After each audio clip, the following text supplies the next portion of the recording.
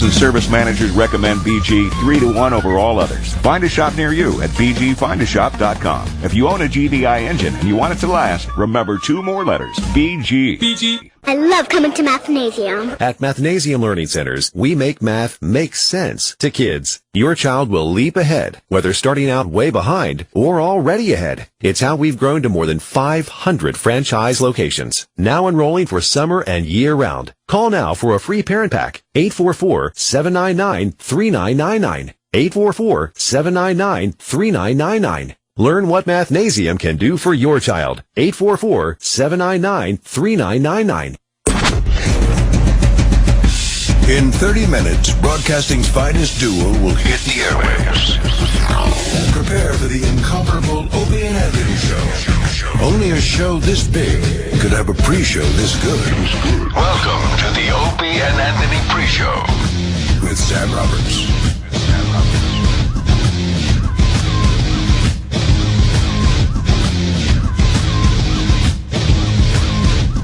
You betcha. Thursday pre-show time. Counting down the minutes before the Opie and Anthony show begins. My name is Sam Roberts. I don't know your name, but you can tell me what it is if you call the show. 866-WOW1WOW. 866-969-1969. And after you tell me your name, we can talk about everything that's going to be going down on today's Opie and Anthony show and break down what happened yesterday in the context of what can we take away from that to predict better what's going to happen today. Of course, a lot's going on in the news. We'll get to that. Comedian Stefano coming in today. You might know him from MTV or MTV2. He's on all those Guy Code shows and everything. Last time he was on O&A was way back. Let's go step back into the Wayback Machine. He was on the O&A show last summer when we were in Montreal, and he killed. I don't think he's been back since. So it's exciting that Stefano will be coming back into the studio today. 866-WOW1WOW. 866-969-1969. Call the Opie and Anthony pre-show and start your morning properly. Of course, the apology clock continues to roll on. We were talking about Justin Bieber a little bit yesterday because news of another racist Justin Bieber video broke yesterday that apparently when he was a kid, he used to sit around and say the N-word on camera all the time. It was just one of his hobbies. So he did it again, and the video has today finally come out. TMZ has posted it. Justin Bieber is posting Bible verses on his Instagram to apologize. But the reason that I bring that up is because we'll talk about it today. But I don't know if it's going to outdo Jonah Hill's Tonight Show apology. Jonah Hill got in trouble, not for using an N-word, but for using an F-word against a paparazzo who was following him around. He then went on the Tonight Show and listen to the review of the apology. Sal, let's go straight to track 5. If someone says something that hurts you or angers you, use me as an example of what not to do. God, Jonah. This is so embarrassing. This is like a sketch of the over-the-top apologies that have been going on. Right. I hate to be, cliche, you always bring up an SNL bit, but this seems like one of those bits like, let's do something. Everyone's apologizing. Right. Let's do this over-the-top, unnecessary apology bit. Because it's all bullshit. It's all bullshit. We got to keep saying that. He doesn't believe this. You think he sincerely means this? Do you think that calling someone a faggot as they're harassing you with a camera conjured up this much regret and sorrow inside him that he needs to go on The Tonight Show and blather on like this? Holy fuck, we're adults! Couldn't it just be I was angry and I said something kind of stupid and I shouldn't have said it knowing that I was being filmed and people who might be hurt? Hey, sorry about that. Use me. Use me. I want to be your fag Jesus. So if you ever say faggot, I will take your sins away. I will be the martyr. Wowie kazowie. We're adults. Adults don't fucking act like this. Or speak with words like the F word or the N word. What happened? Use me. Use me as an example of what not to do. And don't respond with hatred or anger, because you're just adding more ugliness to the world. And again, I'm so sorry. I appreciate you actually being sincere in saying that. Yeah, I know I'm usually funny and stuff, but this wasn't funny. It was stupid. I deserve the I'm going to get for it, you know? Yeah. Well, no, that's good that you came out and you came out. Oh, came out. No, came out and no, I didn't mean that. He's the host of the Tonight Show for a reason. I'm sorry, no, you came out here and told us all, and a lot of people watch the show, and a lot of people are fans of yours, so that's, it's good for you. You have to be honest sometimes. You have to. Well, thank you. My love and apologies to everyone. Oh, that's an edit. That was a weird edit right there. Yeah. I think Jonah pulled his dick out and said, who wants it? Who wants it, baby? And then he sat back down. Oh, boy. By the way. Yeah. That goes down as the most groveling fucking apology I've ever heard. There you have it, most groveling fucking apology. It's going to be tough to beat that one, especially now that the title has been laid down. Of course, we're trying to get 10 days without somebody making a public apology. I'm not sure that we've been able to go one. I'd be surprised if more media outlets don't start picking up on this. I mean, it's getting insane. Every single day, somebody else needs to make a public apology, but I think we may have reached the top of the mountain with Jonah Hill. We'll see. We'll see how it works out, but we'll get into the Justin Bieber thing later on today's show. They made a good point when Jonah Hill was explaining what he did and why it was wrong and the use of words. Let's play track 3, Sal. I didn't mean it in a homophobic way. And I'm I think uncomfortable. I think that... Oh, are you choking? Is he tearing up? That doesn't matter. How you mean things doesn't matter. Words have weight. Hold on, can you pause that? How you mean things doesn't matter? Jonah, that's all that matters. It's all that matters. That's all that... The Giants killed the Jets. Well, call the police. The Jets have been killed. Of course it matters. Yes. Context is everything. Intent is everything. Everything. What he's saying is that under no circumstance should that word be used, and it should be taken as literal homophobic hate speech in every circumstance. So I guess that we should go through every film he's ever done. Yeah. And pull anything he's ever said that was threatening, because the words are all that matters. Not the content. It doesn't matter that you were acting. It doesn't matter that you were being filmed. All that matters, that's nonsense. It's nonsense. It's nonsense. Come on, dude. Oh, it gets way better. Him going, sorry, like he's tearing up. He started laughing. Oh, God. At the end, he just yells it again. Yeah. And then he fucking pop locks and moonwalks out of frame. I mean, Jim's 100% right in what he says there. Context is everything. You can't remove context from a statement and just say, well, the meaning of the word is this, so it's that.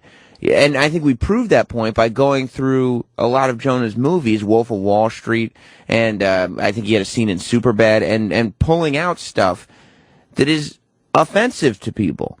But because it's in the context of a movie, because it's in the context of a comedy, it's okay. That right there, and that we're not arguing against that, but what we're saying is that yes, the context is what makes it okay. I think Jonah Hill is aware of that too. I don't know what he was trying to get at, where he says, can you imagine living in a society where we remove context? We'd all be in a lot of trouble. A lot. What, sarcasm doesn't exist anymore either? Good Lord. If you're on hold, stay on hold. I'll get to you in just a sec. I see you. If you're not on hold, 866-WOW-1-WOW is the phone number. 866-969-1969. Because we also, and Opie and Anthony, what they'll do is, they'll take news stories, topical references, something going on in the world, and they'll use that to educate themselves. That's why it's not just a one-level show. The purpose of airing the Jonah Hill apology was not just to point out how groveling Jonah Hill was, but it was to take a second to learn a couple things. And in this clip, they're learning everything there is to know about what the Q in LGBTQ stands for and what genderqueer is.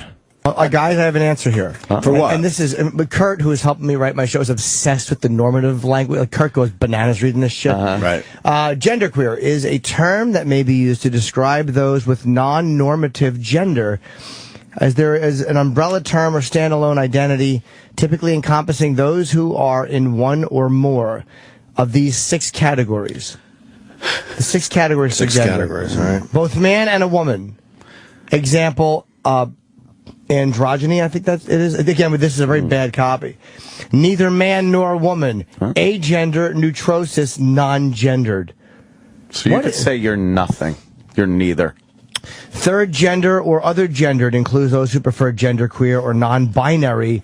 It's almost like they're taking too hard. People are trying too hard to have an important sounding label put on themselves. Right. Which is why I think people don't like tranny, because it doesn't sound important. No. It's so silly. Sounds goofy. Having an overlap or blur of gender and orientation and sex. And they call them girl fags and guy dykes. Oh, I see. That's just bisexual. Around. If you're bisexual, you're bisexual. But just say it. You don't need a more important sounding word. What happened to tomboy? Those who queer gender in presentation or otherwise, or who may or may not see themselves as non-binary or having a gender that is queer. Oh, boy. This category may also include those who are consciously political or radical in their understanding of being gender. Just shit. But who cares what your politics are? If you're talking about your gender, your politics are irrelevant. Yeah. Isn't it? Just trying to sound more important. Absolute? I don't know.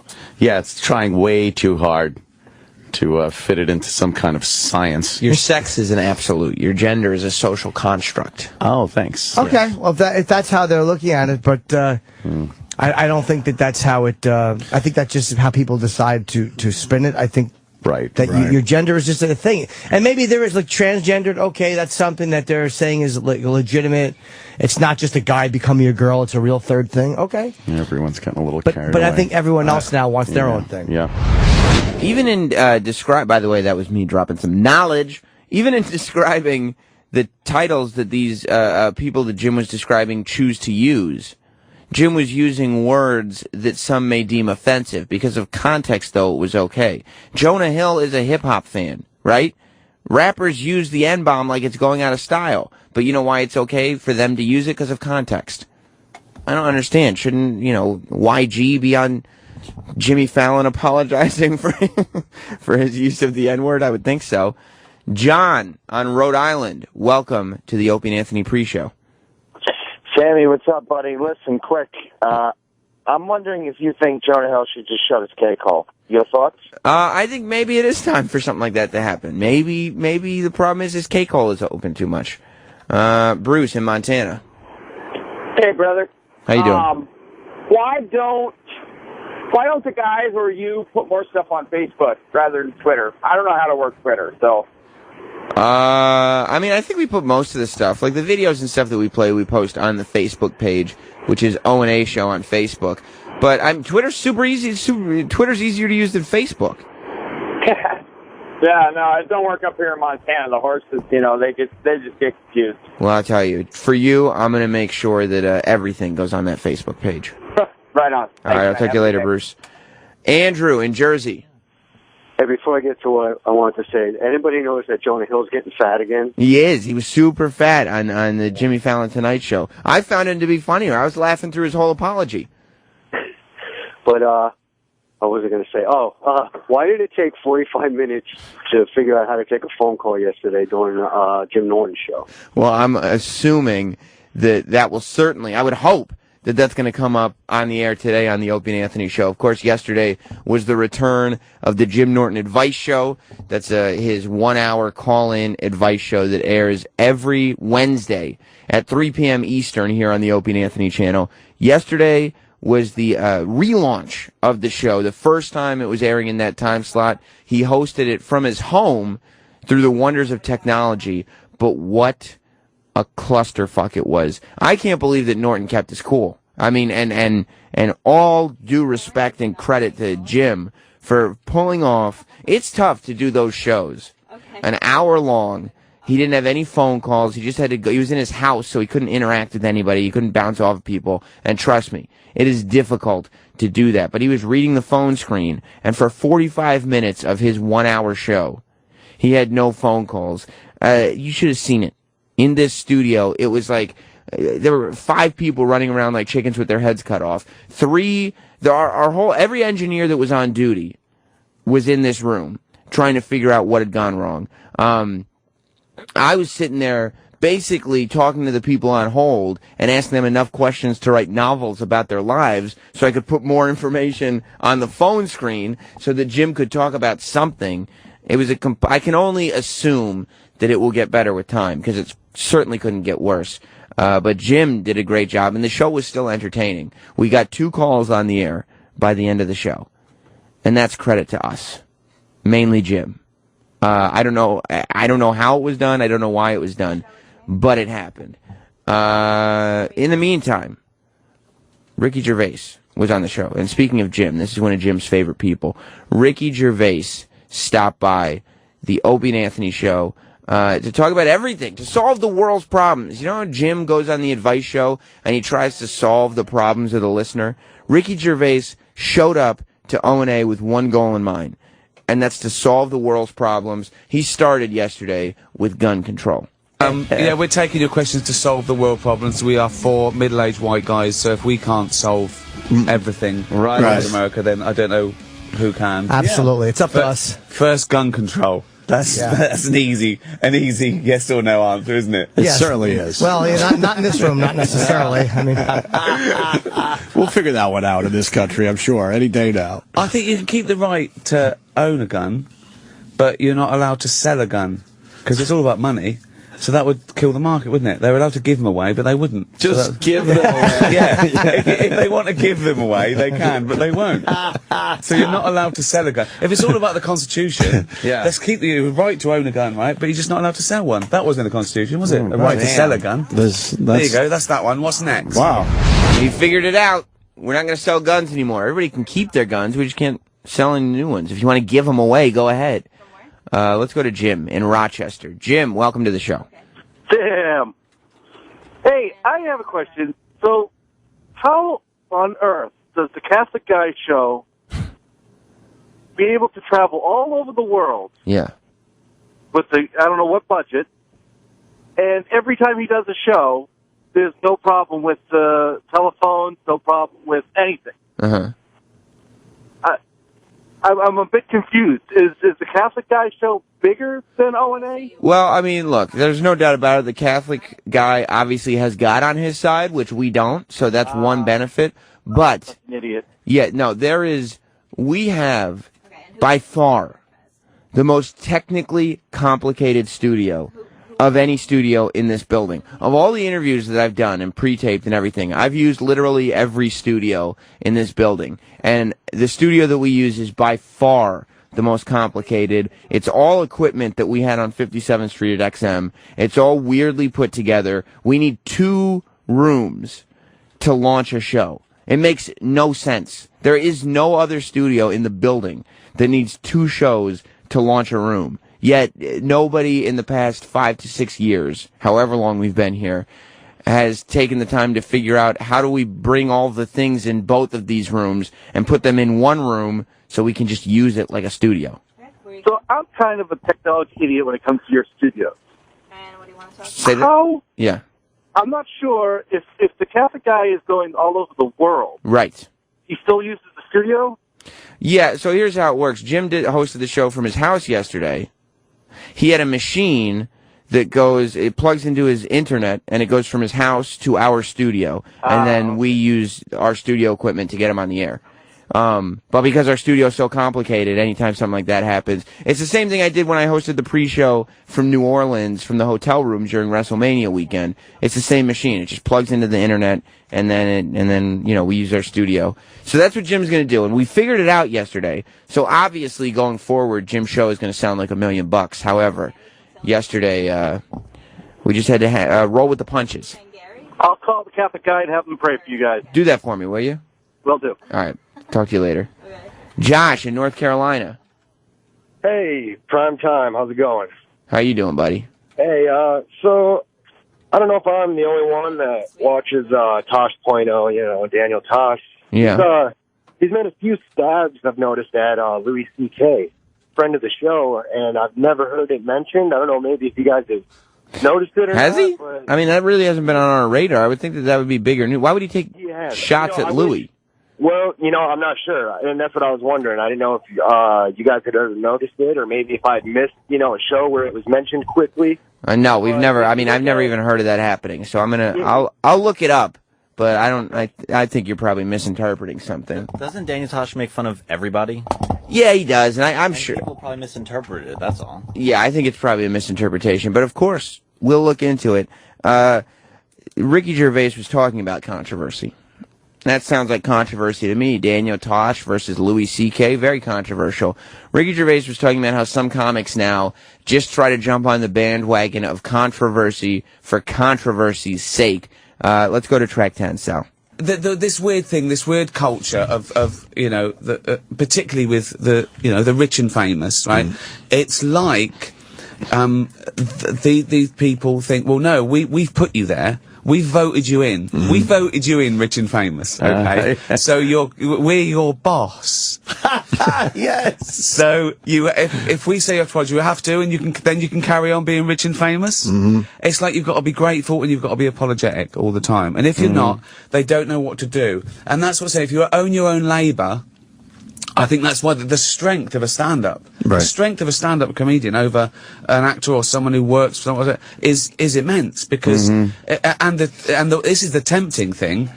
The less you apologise as a stand-up and the more controversy you cause, the tickets go up. Yeah. So Of course. it's almost tempting to be controversial for its own sake, which to me is just as bad. I don't find that. Right, because that's also fake. Boring. Yeah. It's boring. Yeah. When you can see the people are this new thing in journalism called clickbaiting, where they write an awful article. Right, it's clearly an inflammatory nonsense article, like someone to write women aren't funny, and they do a big article because they know they're going to get clickbait, so it's just based on nothing. But what's the thing I can say today to get some column inches? Or the women, or just the headline is shocking. Women aren't funny, and then in the article it'll be about women, and it'll be like, and then so and so says women aren't funny, and they'll quote it, and they've made the headline so enraging just to get you to click on it, so they get the count. Well, it's like that thing now as well when they say, "Who was caught with the nanny?"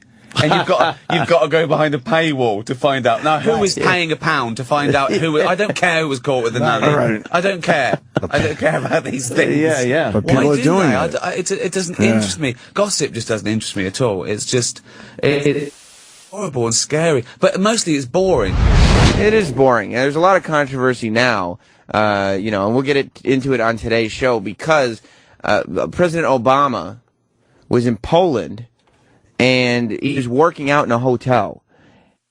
Of him working on the internet, who doesn't live.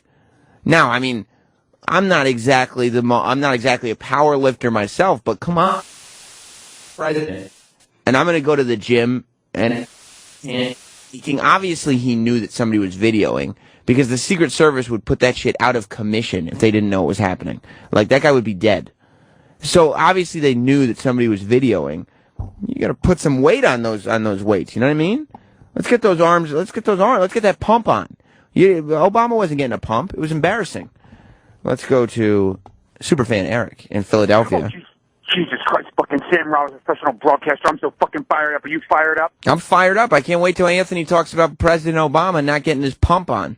Oh, fuck President Obama right in the ass. I'm talking about the real Kings, the Los Angeles Kings, and then taking it and sticking the puck right up Henrik Lundqvist's ass in overtime and winning the game 1 of the Stanley Cup Finals and going up, and only 3 games to go. God damn it, Sam, they got to win 3 games. I can't stand the Rangers. Jesus Christ, I hope they don't fucking win. So what do you think of the fact that if you follow Anthony Cumia on Twitter, Anthony has pledged his allegiance to the Rangers. He's bleeding Rangers blue. Oh, Jesus Christ. Hey, you know what? I can't argue that fact because Anthony is a blue blood. So what can I say? He's going to be bleeding blue. But goddamn it, what kind of shirt is Roland out on today? Does he have a fucking Miami Heat shirt on today and giving high fives in the subway because the Heat are in the finals? What's he up to today? Well, Roland, I'm looking at him right now, and he is not wearing his Rangers shirt today. He may have known that happened because he's back to Han Solo again. Oh, Han Solo. Yeah, Han Solo in the bathroom with his fucking hand solo. Well, let me ask you, Superfan Eric, what are you going to be doing with your time today? Well, first of all, I'm all fired up because the Kings won. And goddamn it, that puts me in a good mood, even though it's pouring buckets right now. I'm going to be making hoagies. And I'm so fired up, I don't think I need a fucking boost today. I think I'm going to make oven roasted fucking hoagies today because I'm all fired up. I'm going to touch them and they're going to be fucking fired up. Love it. I'm fired up. Oh my God, listen, it's raining, but goddamn it, it's the sun shining on my ass today because the goddamn Kings won. Well, thank you so much, Eric. You got it. I'll talk to you later. See, he doesn't need a boost because he's got the Kings to fuel him.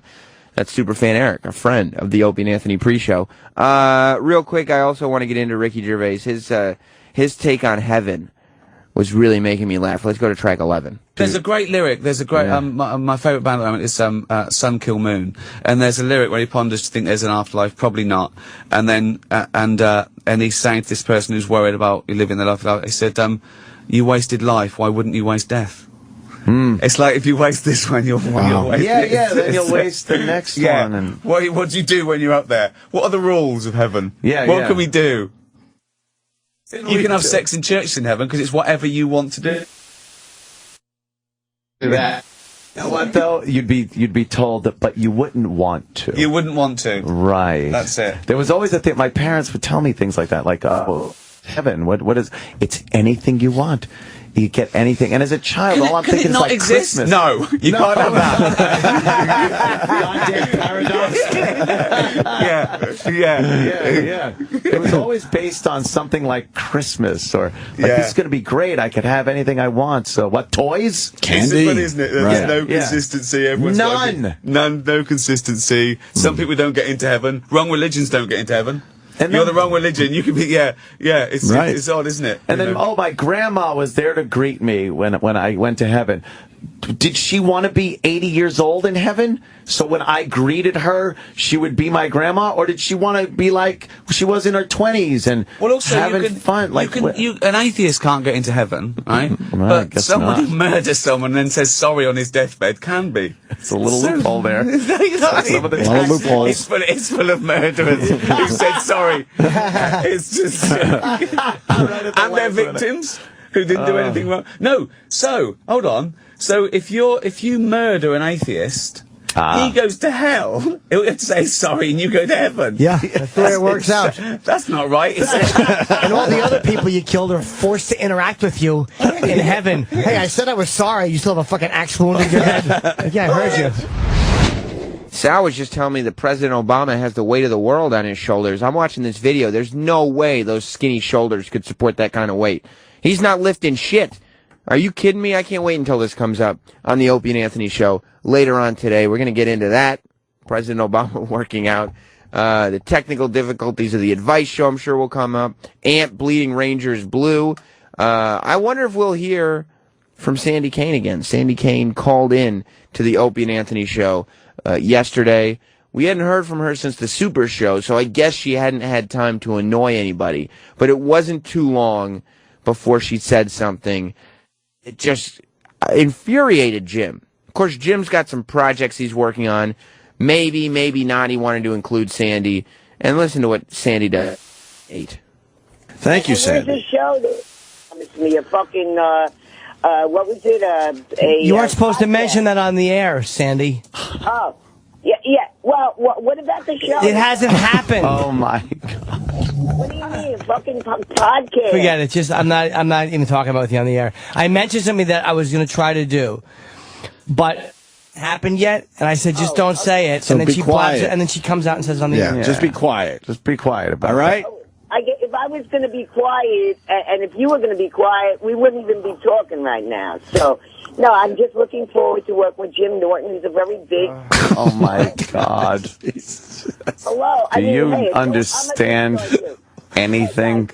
He doesn't want you talking about it. Sammy, for someone who's been around... Jimmy loves surprising his people, so just be quiet. Please be quiet. Please be quiet. What show is it? Please be quiet. Just be quiet. Yeah, but listen, I have my own show on Manhattan Neighborhood Network. Terrific. There you go. That's what we mean. Just be quiet. So, yeah, always something to twist. Always trying to figure out something like, well, if I was being quiet and you were being quiet, nobody would be talking. Shut up. You ruined it. Oh, boy. Sandy Kane, always a treat to hear from on the Opie and Anthony Show. Well, today, comedian Chris Stefano is going to be in studio in just a little while.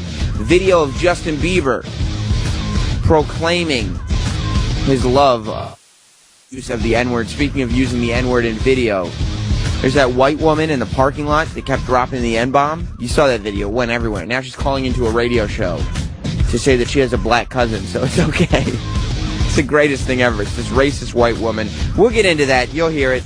The audio will be the Opie and Anthony Show, and it's Bleeding Rangers Blue. I can see it from here.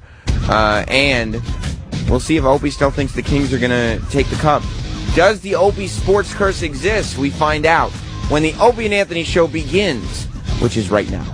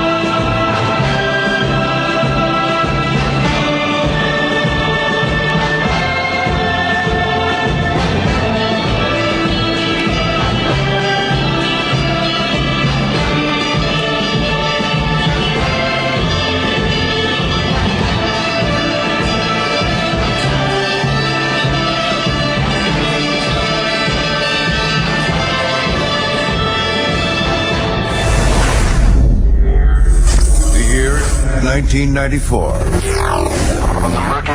From the murky banks of terrestrial radio, a new hope begins to rise. Opie and Anthony are radio shock jocks known for setting up outrageous stunts. People sure are listening. Two Long Island natives who together would one day change the world as broadcasting's greatest duo.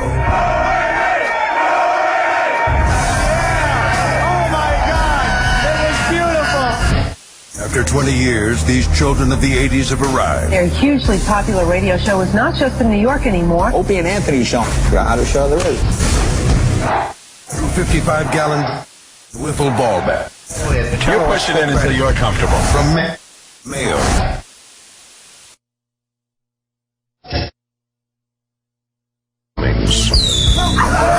And wieners and pigs.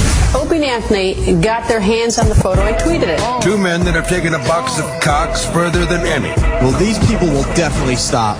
Guaranteed. Lift up the... They've met friends along the way. Jim Norton. I have a raging hard-on right now. Can I please put my dick in your donuts? And through fines, scandals, suspensions, cancellations, and terminations, it's the one show that remains unscathed. Striking fear into the hearts of management everywhere comes a radio show that after 20 years remains above all else real. This is the Opie and Anthony Show. But enough of this palaver. Let's get the show on the road. Oh, my God, after all that. No. What? I'm only in one ear, Mars. Me too. Me too. You too. One ear. Oh, my God. How does Mars, this happen? Mars, I'm only in one ear. Mars, help us. Mars. Mars is pushing buttons. Buttons like fucking... After all that. Like Lovell in Apollo 13. We've had a mic issue all week. Anthony's mic was really bad all day yesterday. We were trying to just work through it. It's not. So then Mars rewired the whole studio to give Anthony a new microphone today, and now I can only hear you guys in one ear. I can only hear you in my left ear. We have gimbal lock, Mars. Is Gimbal lock. Is it going out that way to the people? Who stirred the tanks? Oh, my God. Check those gauges. This piece of shit's gonna get you home. He really did overdo it, didn't he? Gary Sinise is there. Yeah. I can't leave from the mission because my fat white Susan stepped on my feet. They got that flashlight up there. Don't give it to me. No. Oh my God! Look, and now here come the. It sounds fine to me. Of course, it sounds fine. Good. It sounds fine to you. It doesn't to us, and we have to do the show. Well, you know what? Here's a funny fact that's going to send the crowd into a tizzy. I only wear one headphone on my ear, and I keep my right ear exposed, so I never noticed this. Sam, is that cute or what? It is. Yeah, that is true. Voss wears them, but looks really mentally retarded the way he wears It's them. like a football helmet. Yeah. It's on the door right behind you. I want to see it. Oh, the picture. Yeah, he looks terrible. Oh, right. With one earpiece all the way on the top of his head. Yeah. Why would he do that? Can I guess? Yeah. Because he's an idiot. Blithering. And a jerk. The blithering type. Mars in a panic just hit 5 or 6 buttons and looked at me and said, is it still one? No avail. Jimmy, fuck it. He fucked you There over. you go. There it is. Yeah, that's a little odd. How did this get overlooked during the test phase? Oh, that's never good. I'll be right back. Leaving the room. Sam, is he going for a walkabout? Yeah, Mars is getting stressed. He's on walkabout. He's doing his walkabout.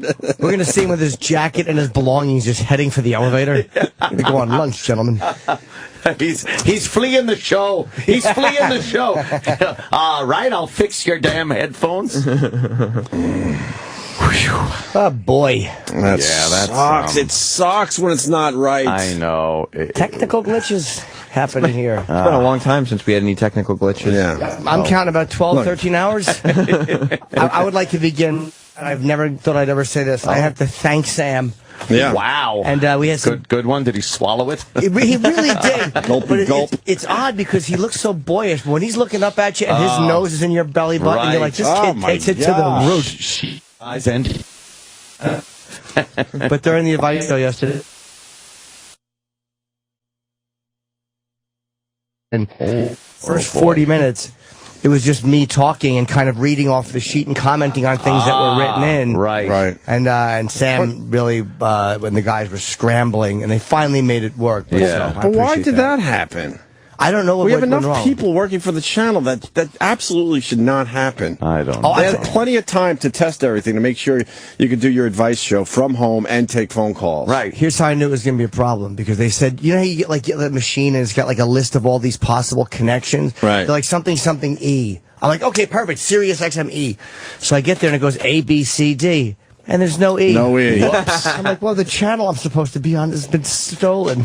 You needed E. I needed E. And it didn't exist. So we made it work. But Sam really... You need to make some phone calls, Mars. You need to call some people. Why would it be in one headphone, Mars? We need the wolf. I mean, we all just accepted the fact they weren't going to give us a brand new studio while we were gone, but I certainly don't want to accept the fact that it's just getting... Holy shit.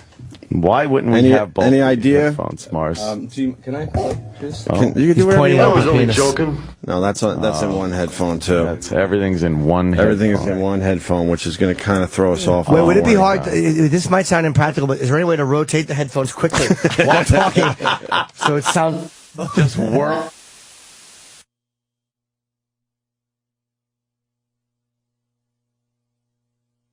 Marston.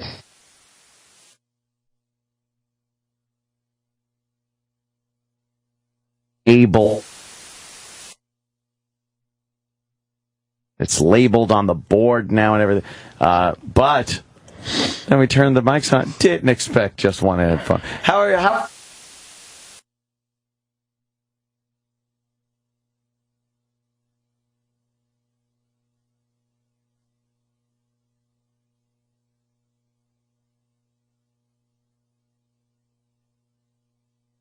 Audio to the other. Oh.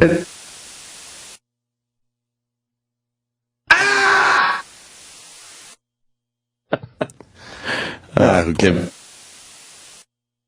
Yeah. Who gives a fuck, right? A little bit.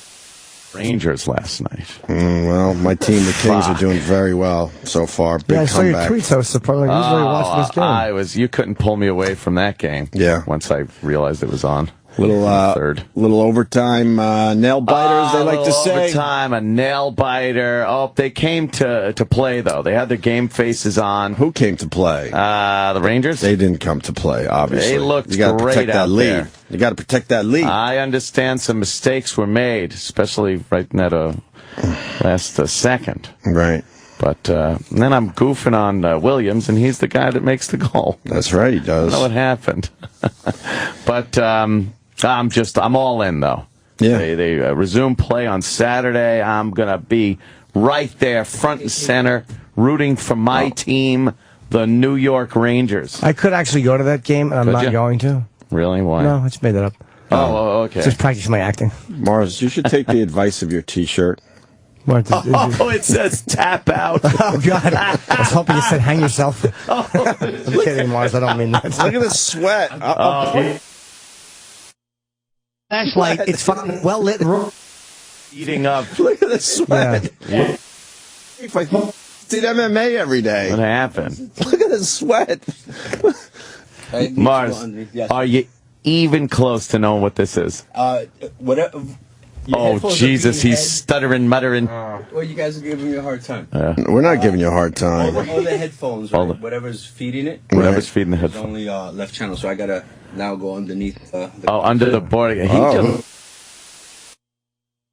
You devil. You are. I think Opie is today. And he's got his sweatpants on, Mars. So I sure do. Easy access. Yeah, and he took a big shit this morning, so your finger will go right in. Oh, God. Sorry. Is that really?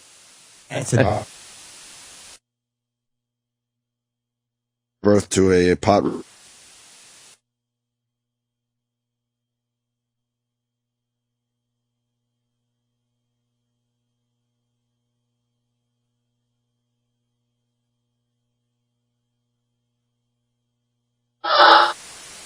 One of those where you just don't know when it was going to end. Oh, God. Usually you know. Okay, this is the last. Yeah. This is the last log. It's the last of it. This is the last log coming through. It was just one of those like, man, to this. Yeah. Hey, we're do our show properly. Right. What do you mean? That is doing our show properly. Right on track. Duty talking. I think we actually waited longer than normal. The one headphone. Who do you blame? Anybody? You blame yourself?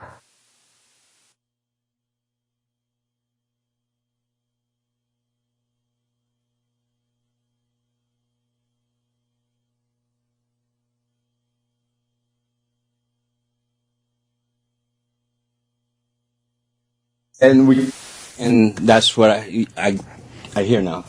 Oh boy, is he flustered? Oh my God, he doesn't know what to do. Look. Now he's like,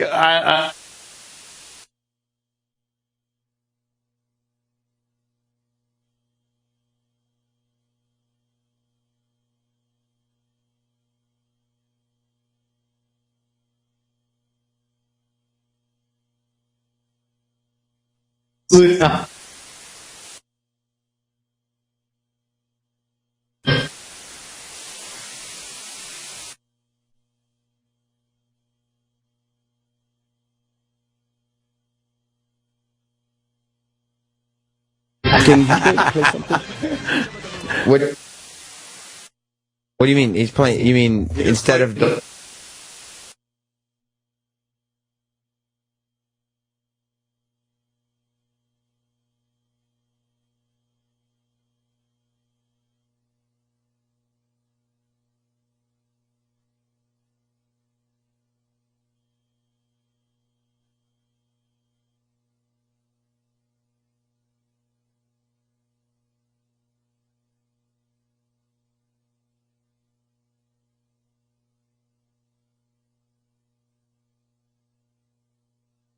Not on the air. I don't hear. All right, we're just gonna keep playing music then. You guys are gone.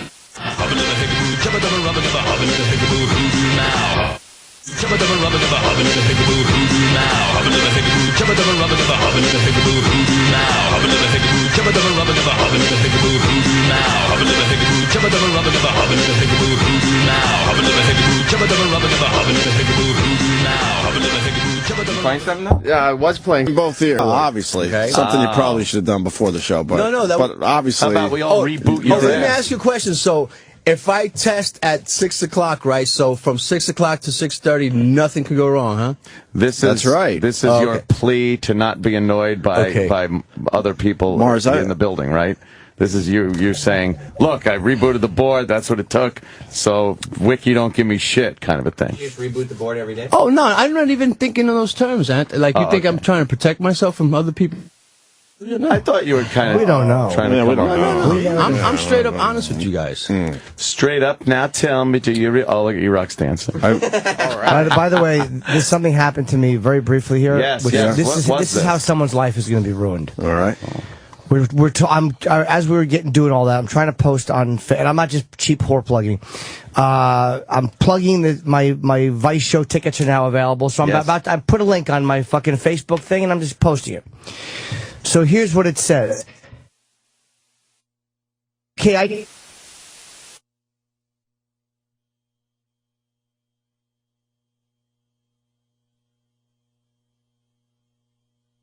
old man reference. Siri got hit, and it didn't. Of course, thank God, Siri is fucking horrendous. But everything that I was just saying was now fucking Siri'd onto my Facebook message. It didn't go out because I didn't. Right. Matt,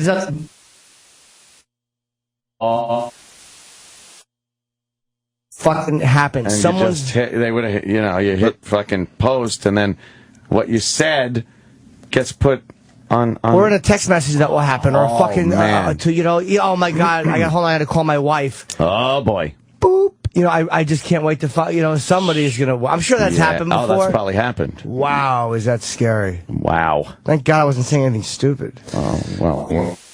Aside from my normal. It was very...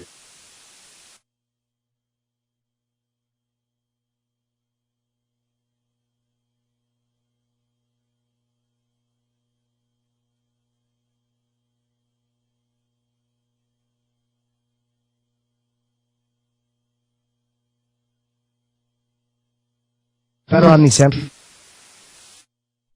Oh, yeah.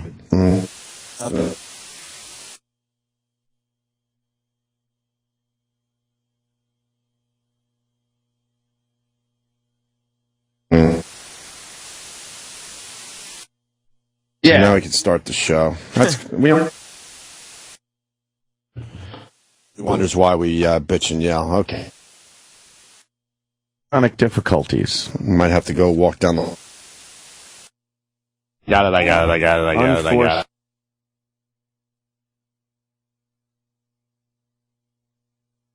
Give me some more coffee, god damn it.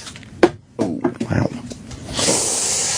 Off to the left on that one. You alright, Mars? He was flustered. You looked up. You look crazy.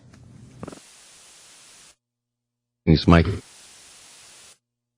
Today for 20 minutes. I learned before the show you were staring at me for 30 straight minutes yesterday. That is correct. And now you're going to stare at Anthony for 30 minutes today? Nice. Why? Correct. Why are you staring at I want to people? see when your mouths come off the mic. Wow. See, like, I want to see this. You want to see... Never again. I want to see that. God. Well, he's a weirdo. Yeah. Mars is a weirdo. Where'd you get that from, that I'm a weirdo? You're strange, I dude. think you finally broke down. I think you've been trying to like be like this normal dude for And help me years. out. You think I'm weird, man? You're a little strange, Mars. Look at you. No, Mars. You're fine. Look at you. You're panicked. You're sweating. You're a sweaty mess. Wait a minute. What do you think I should do? I have a problem when the show first starts after I just finished testing everything, and it was a good one. Every morning we come in here and you're watching MMA videos. You work out like an MMA guy, and a little running around, and it looks like you were out in the rain. No. 2 weeks of chaos in the studio. That was the 2 weeks we were supposed to get a brand new studio. So I guess, once again, we're wrong and the company's right. They're right. We don't need an upgrade in this studio. Okay. I disagree. I'm not bashing the company. I'm not bashing whatever they're doing. This board is getting very old and is acting up. You see it. You see it every day. You see I've shit been doing changing. radio It's since, cranky. I've been doing radio since I was 18, and college radio, they have the shittiest equipment known to man. Since 18, yeah. Yeah. I started in college, and I've never had issues. Oh, 90s. Huh? Back in the 90s. Yeah. I didn't say how many years. I said since I was 18. Uh-huh. You do the math. Oh, I did. 90s. Yeah. I don't think so. I'm pushing 25 years in the biz. Damn. 25 years in the biz. And it's I never went through studio issues like we have here. Never. Yeah. It's crazy. Even with that dude Eric up in Boston with the drills remember during him? our show. Yeah. But we never had to shut down the show. We never shut down the show. Do you remember shutting down the show at NEW at any point? Or at AAF or I at don't BAB? really remember NEW very well. You don't anymore? There's a lot of drinking going on. As far as I don't think we ever had any issues.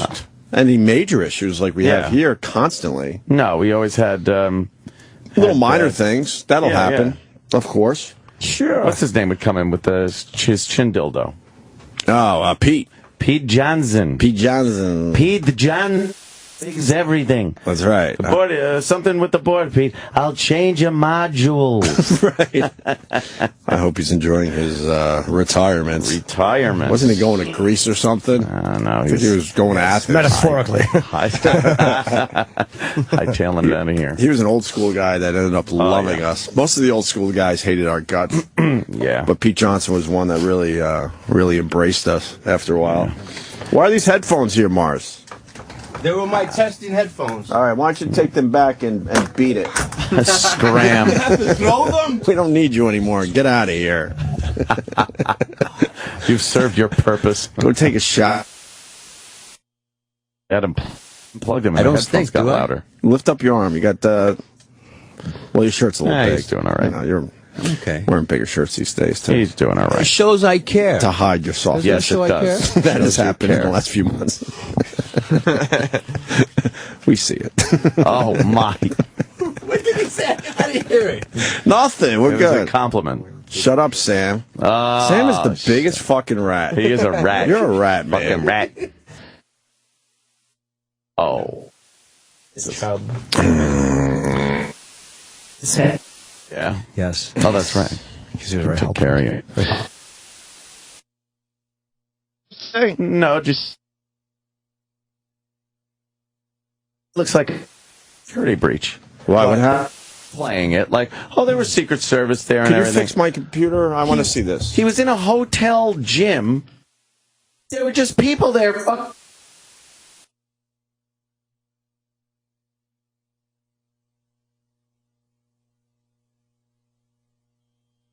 Like a nerd. He looks like an idiot with princess wings. Why does everyone look at this guy like he's some athlete? He's a nerd that can't play sports. No. That's it. Imagine being in the hotel gym and seeing him. Yeah, it would be weird. Let's get physical. He worked out in a Polish gym, which make your own joke there. Exactly, it's a bakery. It's very good. We need brightness on that computer. Oh boy, not with Sam there. The brightness is a little low, I think. Yes. Come on, you dim bulb. Is he wearing workout clothes? I think so. I don't know what he's wearing. But then the press will talk about how he's like an athlete. He's good at basketball and golf, and he's a very athletic president. Not really. They probably figure that's safer to keep him there than to transport him to an outside gym. I guess so, but you'd think they could go down and go, hey, we're closing the gym down so the President of the United States can work out. You know, deal with it. I don't think it's that big a deal anymore to be the president. They probably have a guy with a machine gun in there with him. I'm sure they do, literally. Yeah. But I think there was a time it was like, whoa, the president. I don't see it that way anymore. I just don't. You know, there's a lot of weights around there, a lot of damage. But where are they, though? Are they through No, I think it's a mirror because the writing's backwards, and it's not that weird on that poster. So I think it's in a mirror, and somebody was videoing him. Good pickup, E-Rock. Wonderful. Yeah, I like that song. It's great. I put on this is what I listen to when I work out. We're enhancing the show today. One of your greatest riffs of all time was to this song. Oh boy. That nasty. It was reprehensible. It was. And literally a masterpiece. Agreed, it was terrible. Are we going to play this or what? Yeah, let's play this video of the president.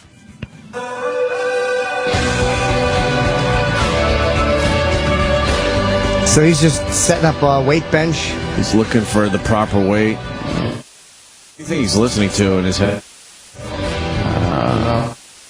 Pressure he must have. He picks up the 7 or 8 pound weights. People can be like, oh, you girl. Yeah, he like... Oh, by the way, that guy with him could be fucking Secret Service. Must be.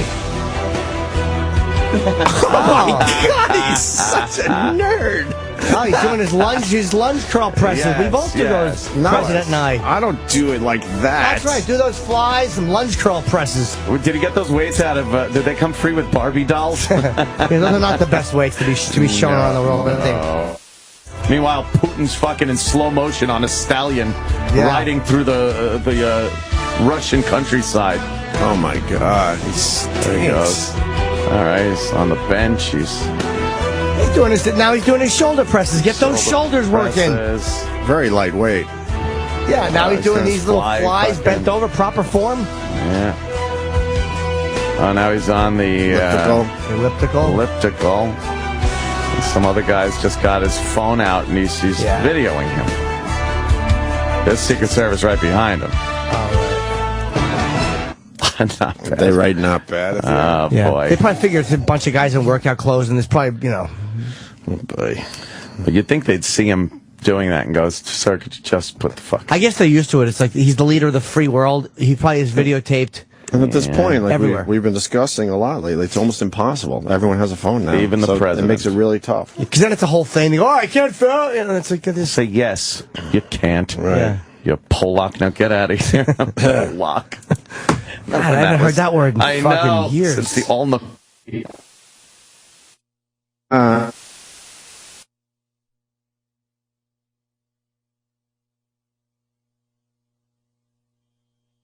drops the N-bomb on a black dude, does it a lot, then she calls a radio show to tell them she has a black cousin. Oh, there you go. That's nice. Yeah.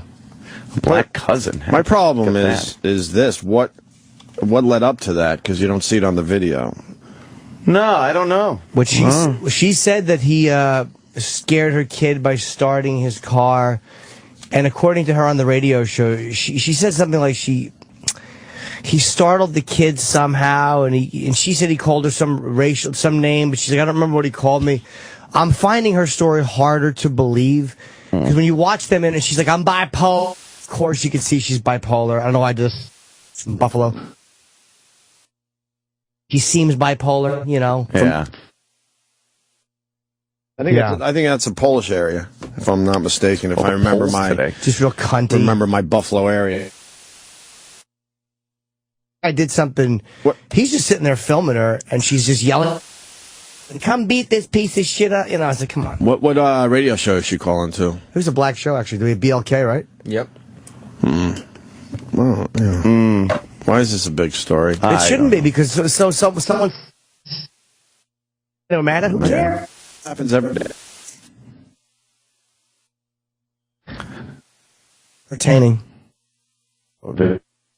I'm calling a woman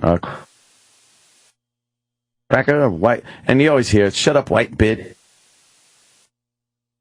The only difference is she didn't then punch him in the face, which happens usually when it's the other way around. Yeah, there's usually some type of violent assault.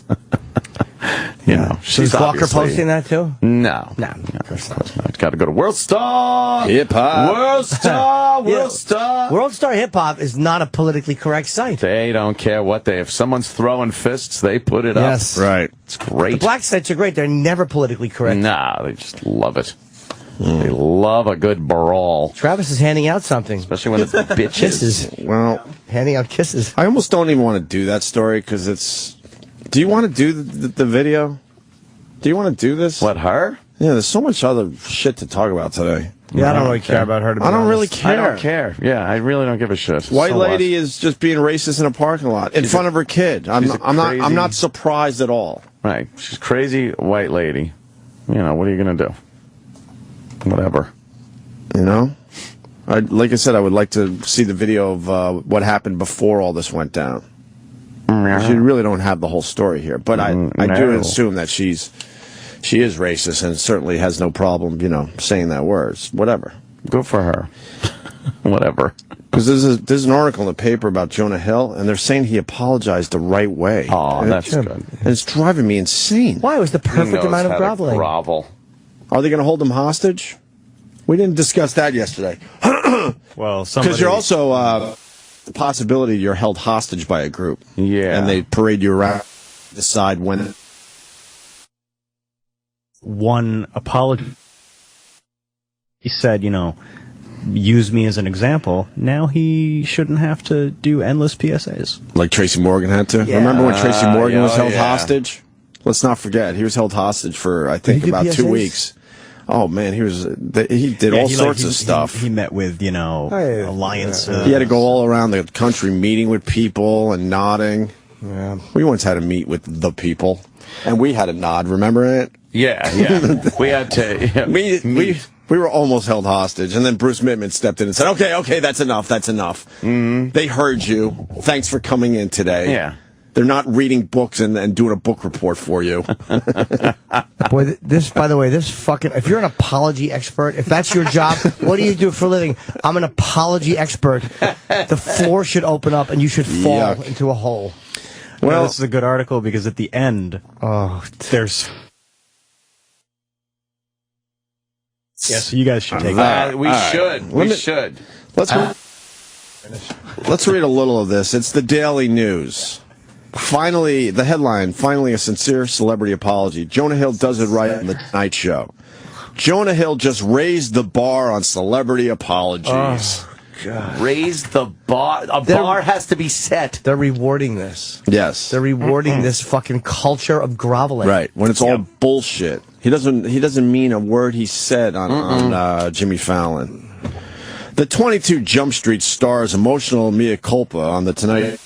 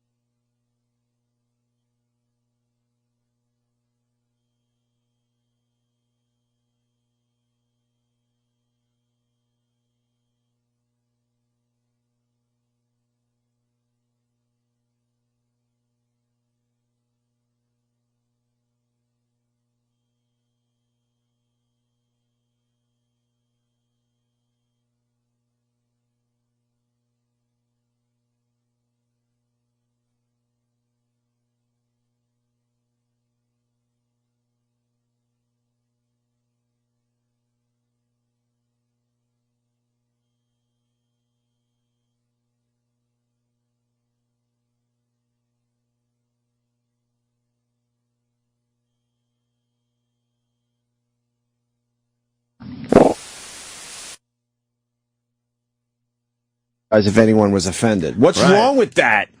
Yeah, because in this day and age, you don't know who the fuck is offended. Why do you have to grovel? If you're...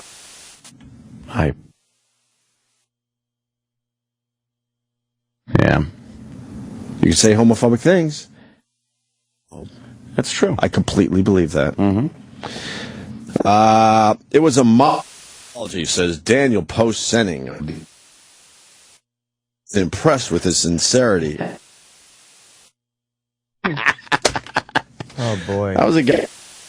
That's in Hollywood. Yeah. Fuck. He didn't mean any of that. Daniel easily moved. No kidding. If that moved you, you're a shithead. So let's break it down. Break it down. The first thing Hill did right was face the public head on instead of hiding behind a computer screen. All right, I'll accept that. All right, cool. It happened right before he had to head out for his fucking movie. He had no choice, you asshole. Right. You should put that in your article. He didn't go on the Tonight Show or he was going to do massive press for Jump Street. So for sensitive or content, get it.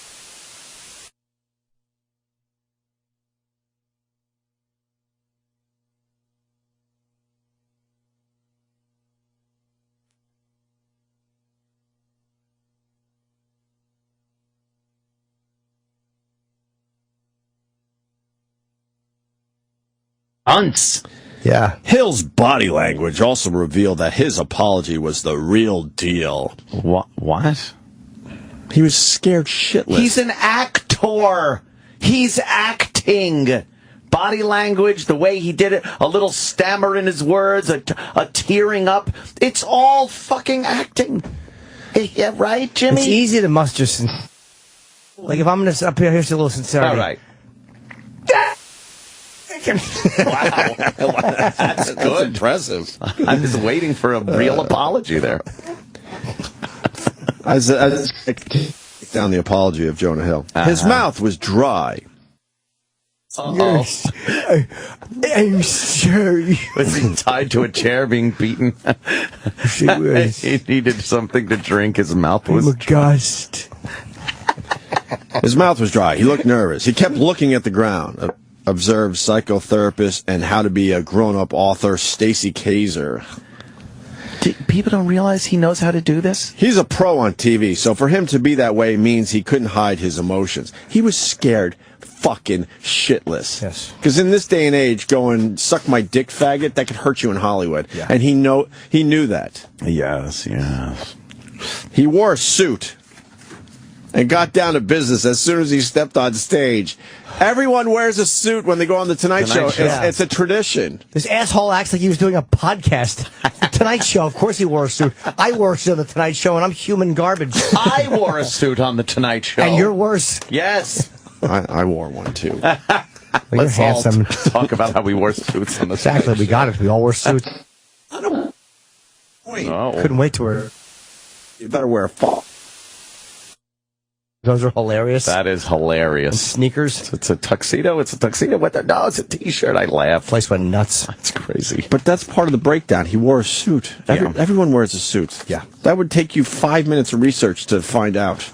Can you imagine if this was just the opposite? He didn't do very well. He was doing a mock minstrel dance, and he was wearing a dildo on the top of his head, like a rhino. And this apology is like every other apology we've seen. I don't understand why they're, pointing this one out. Because they love Jonah Hill. He came dressed in a serious way, and he said to the audience that I'm going to be serious, says Kaiser. Because they started laughing.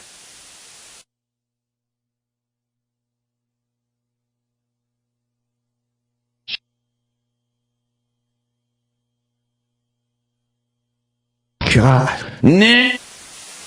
Groveling nonsense. Yeah. And then the pat on the back for the groveling. Great. Whatever. But,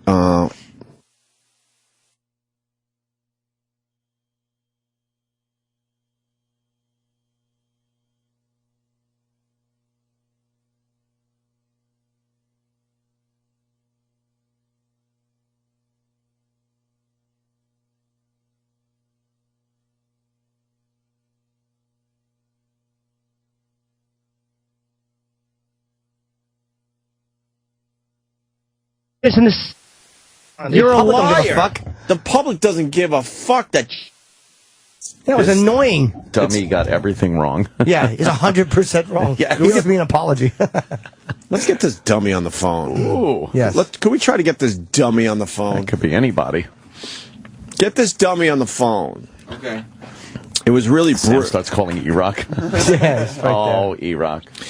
It was really brave to speak out and say, if you're a young kid, use me as an example of what not to do, says celebrity image consultant Amanda Sanders. Rock and Wanda Sykes. That was. Use me. He doesn't mean that. Use me as your martyr. He doesn't mean that. Of course not. I'm sure his next goofy movie he'll say faggot. And then say it's okay because it's in a movie. Something equally as offensive about some other group. Right. Now he's not obligated to do endless public service announcements. He nailed. Yeah.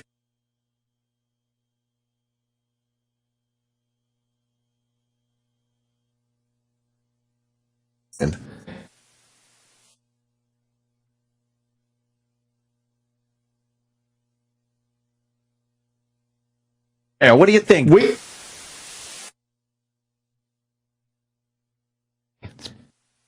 Similar to it had Jade 95 tonight.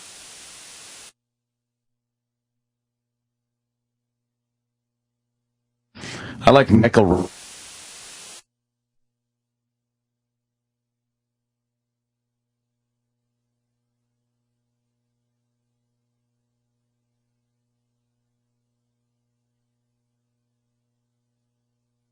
Season 7's going on. Now that Hill has said the right words, the world will be watching to see whether he lives by them. The world will not be watching. The world has better shit to do. Oh, my God. The world doesn't give a fuck. Didn't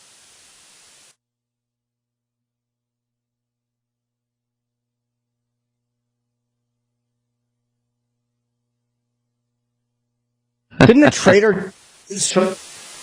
There's a traitor, and we traded top.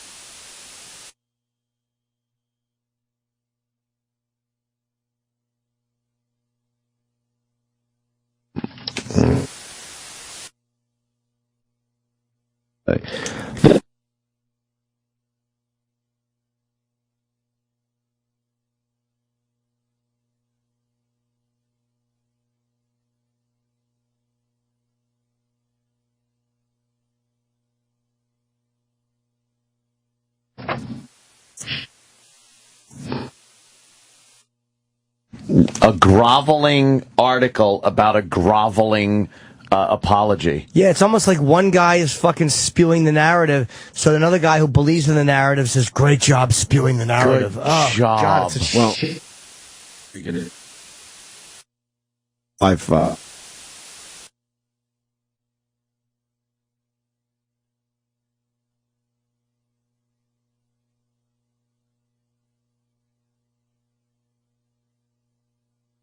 tips. What up?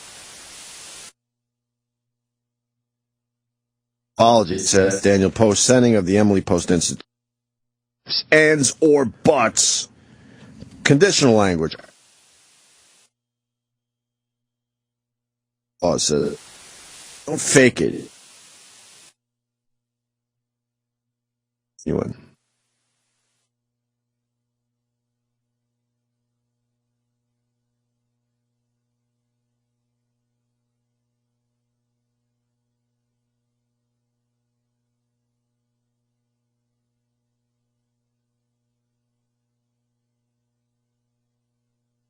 I wanted to apologize. I said, pig. So I texted via tweet. I said, honey, I'm his ass. And I apologize for doing it again tomorrow. Actually, a text is a good thing to do in that circumstance because you don't want shit breath going into her face as you're apologizing for ass eating. All right, what I'll do. Okay, and don't make too big a deal. Okay.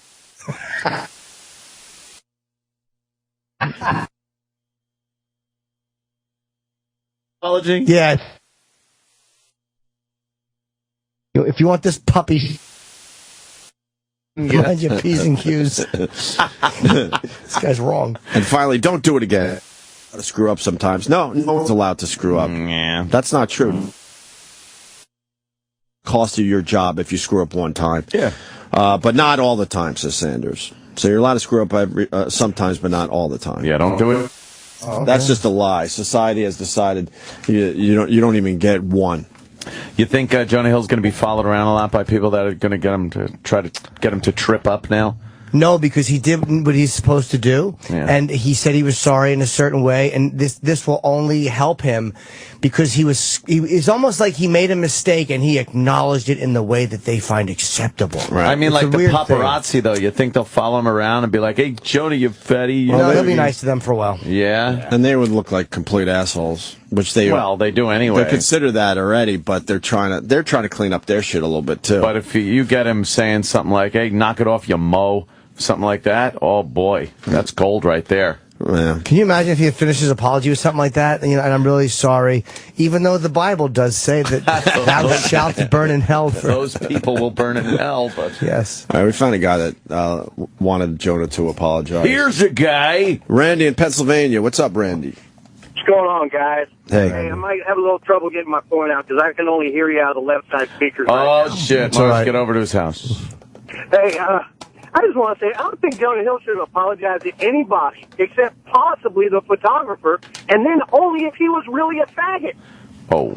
Well, only if he was really sorry. I know what you're saying, but only if he was really sorry. Like if you fuck up and you're sorry. All right. I thought. Guys, what if...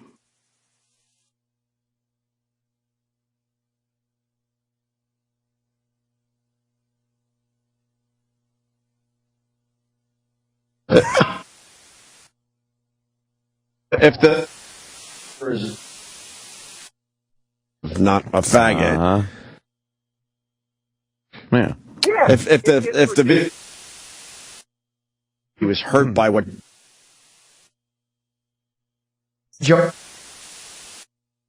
this guy apologized, and I thought we finally found somebody. Oh, but and I no. misread the phone here. Whoops. We still can't find a person that gives a fuck that Jonah Hill apologized. See, Jonah was hurt by what Jonah said. He was dumb because he knew he was being filmed. Like, as a seasoned Hollywood veteran like that. He was a faggot.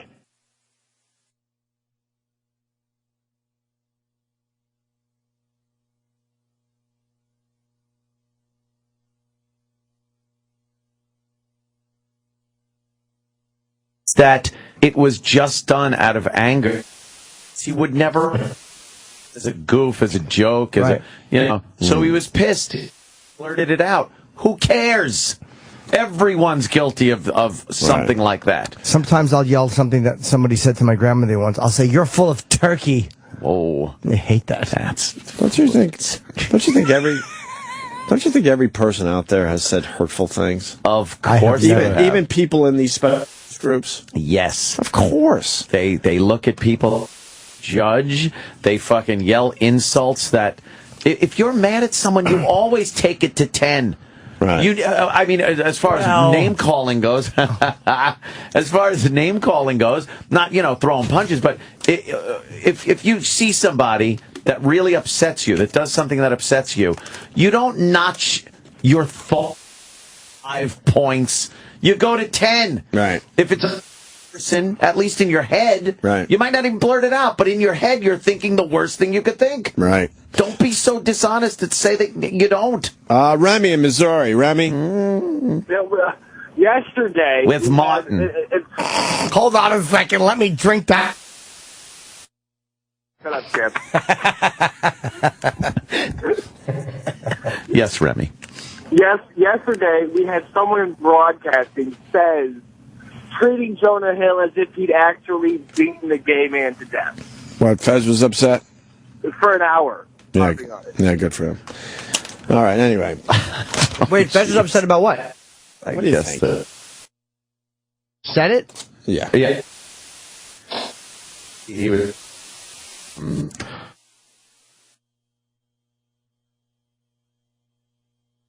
I talked to Fez about why he's so upset. No, that's not our problem. We don't have to worry about that. Poor Ronnie. Jesus Christ. This leads to today's apology, by the way. Oh. And we got a little something, finally. Ooh. As we try to go 10 days on the Opie and Anthony show. Good luck. Without an apology. Enough of the insincere.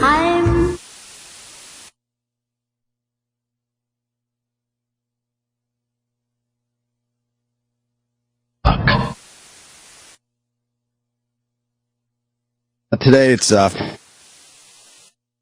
this one's great. Oh my God. And I think Justin Bieber also apologized, right? Justin Bieber had to apologize, but I haven't heard the Justin Bieber one. All right, we could do both. And the video's out there too that they teased yesterday. Yeah. The actual video's now. I saw it. Yeah. He's just chuckling away as he's throwing out the old N-bomb. Because he's just a stupid little kid. Dumb kid. The word's funny when you're a kid. Yeah. It's hilarious. I think most of us told stupid racist jokes when we were a kid. If you didn't. They used to have joke books dedicated to us. Right. They've buried those books, right? The Polish, they're not needed anymore. The Polish joke books, but they had books out that they hit every nationality. What was the offensive book called of jokes? It was like Truly Tasteless. Truly Tasteless By Blanche Knott. And wow, very good. I had every volume. Yeah, and there were chapters that were like, oh, here's. They didn't back off.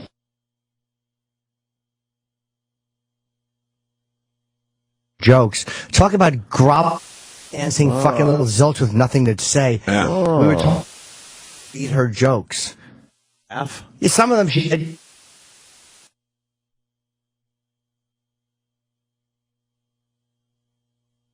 Fuck nervous. Insecure.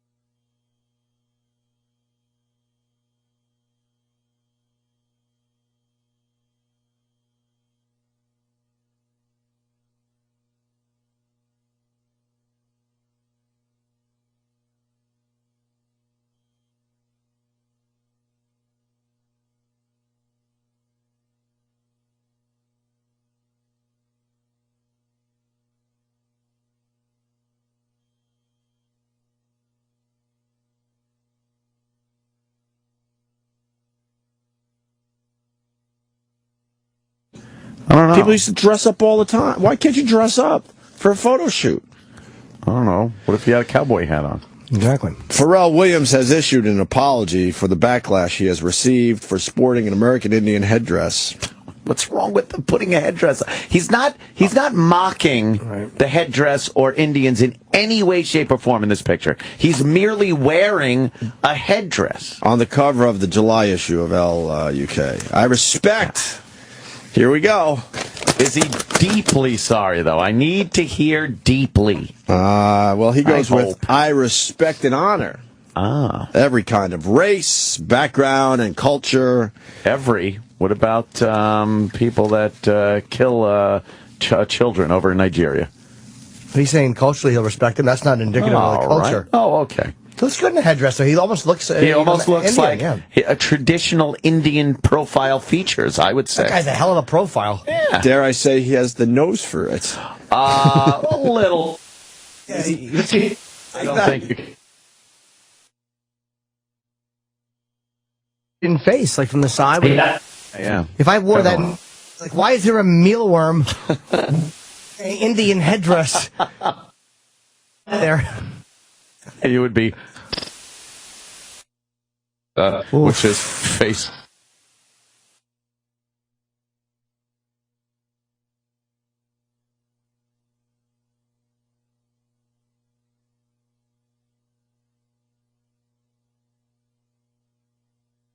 I wear a chin strap. So, yeah. That was enjoyable. And here we go. I am genuinely sorry. A rep for the Star issued in a statement. Twitter users expressed just how not pleased they were by using the hashtag not happy along with their opinions on Williams' controversial choice. Why is it a controversial choice? Well, who cares? I didn't like it. Who are the people that care, and why would you want to hang out with them? I care. What's the beef? That he can't wear an Indian headdress. Why? And why was he wearing that? It kind of looks cool. He's known for his hats. Yeah, I don't know. So he's wearing a hat that's a headdress. Yeah. Pharrell, why? Hashtag not happy. With Elle magazine for the appropriation of this headdress. One angered user wrote, "Erg! Why does the fashion industry insist on turning sacred cultural items into fashion props?" That's a sacred cultural item? The singer did not make note of ancestry in a 2010 interview with the Oprah magazine. Is he wearing it because he's pretty much telling the people that he... Is he? Because he definitely looks like he could be, like we said a little while ago. If he's part Indian and he's apologizing, he's just a twat. Oh, God. Silly goose. Oh, my God. Silly goose. Why is this? Boy, they're gonna... Yeah. That's gonna be a major problem in the coming... Perfect, because now I can wear like a 1940s Jew. When they say, I'll just say I'm going. True, yes. Yeah, his apology kind of shit. Going back to Jonah Hill, Jim on Long Island, don't have time to take your call, but that's a good point. How come the didn't have to apologize for bullying Jonah? Of course not. If we're living in this fucked up world, then let's go after the videographer that's his job. For bullying. Bullying. Because that's one of those trigger words, right? Oh, it certainly is. I love to shout bully at people. You're a bully. You're bullying me. Isn't that another childish thing to have bullying. to say it? You're a bully. Bully? Once you left elementary school, that went down the fucking shitter. You should never have to say it again. Like, I'll say a lot of times, bully can be used in an adult sense. Like, a lot of times if I'm making love to a girl, and I immediately, and she's unset, like, that I got nothing out of that. I'll throw my...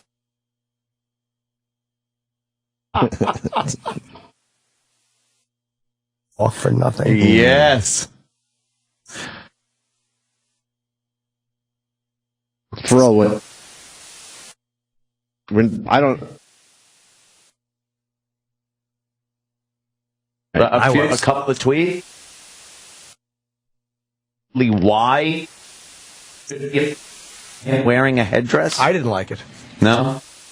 Did Kevin Meany really punch some broad in the tit? No, he was released for that. He was arrested and elbow. They said elbow threw his elbow into her tit. A nice ET. Yeah. Elbow tittin'. My boys from Harborfield's high school would be proud. We used to do ETs in crowded bars. He was cleared. He was cleared. So what the fuck happened? Did somebody lie and get him arrested? Because people said it was. Well, I was looking for the Justin Bieber story, but we certainly could do this quickly here. Can we get him on the phone? Funny man Kevin Meany was arrested at Kennedy Airport.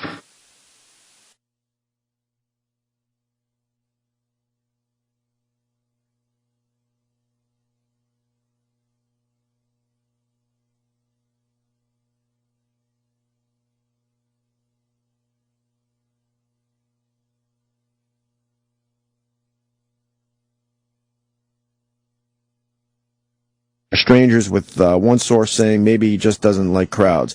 The misdemeanor assault charge, it just didn't seem right. Mr. Meany. Yeah, Mr. Meany's Maybe that's what I was misdemeanor. thinking. Mr. Meany's misdemeanor. Right, misdemeanor. Assault charge filed against Meany was dropped Wednesday by the Queens District Attorney after officials determined the two had just bumped into each other. Wait a minute, how can he be arrested for that? I know. Because she complained. Crazy. And his fucking flight, he missed his flight? I'm sure of it. Kenny? Very hard to make a flight when you're I have arrested. a coincidental story of relating to this if you're interested. You do. You have the same sexual preference as Kevin Meany? You can draw your own tits. conclusions. We could draw our own conclusions. Okay. Let's hear it, Kenny. Yes, Kenny. Back in the day when Kevin. What happened? security at a comedy club. And this guy heckled of his show. There was one step down off of the stage, and Kevin claims that he accidentally slipped on the step and punched the guy that heckled him. That makes Kevin my hero. That is good. Yeah. So Kevin gets a little irritable. Once too for grabbing a sheet. National Guardman, he grabbed his M16. Wasn't he arrested for not for filming? They said you can't being film accused, here. Yeah, of taking video of a But you security can film there. checkpoint. Mm-hmm. You can. You're allowed to film. Yeah, this was in 2002, That's so true. people were really a little shaky about airports. Oh, boy, were they. And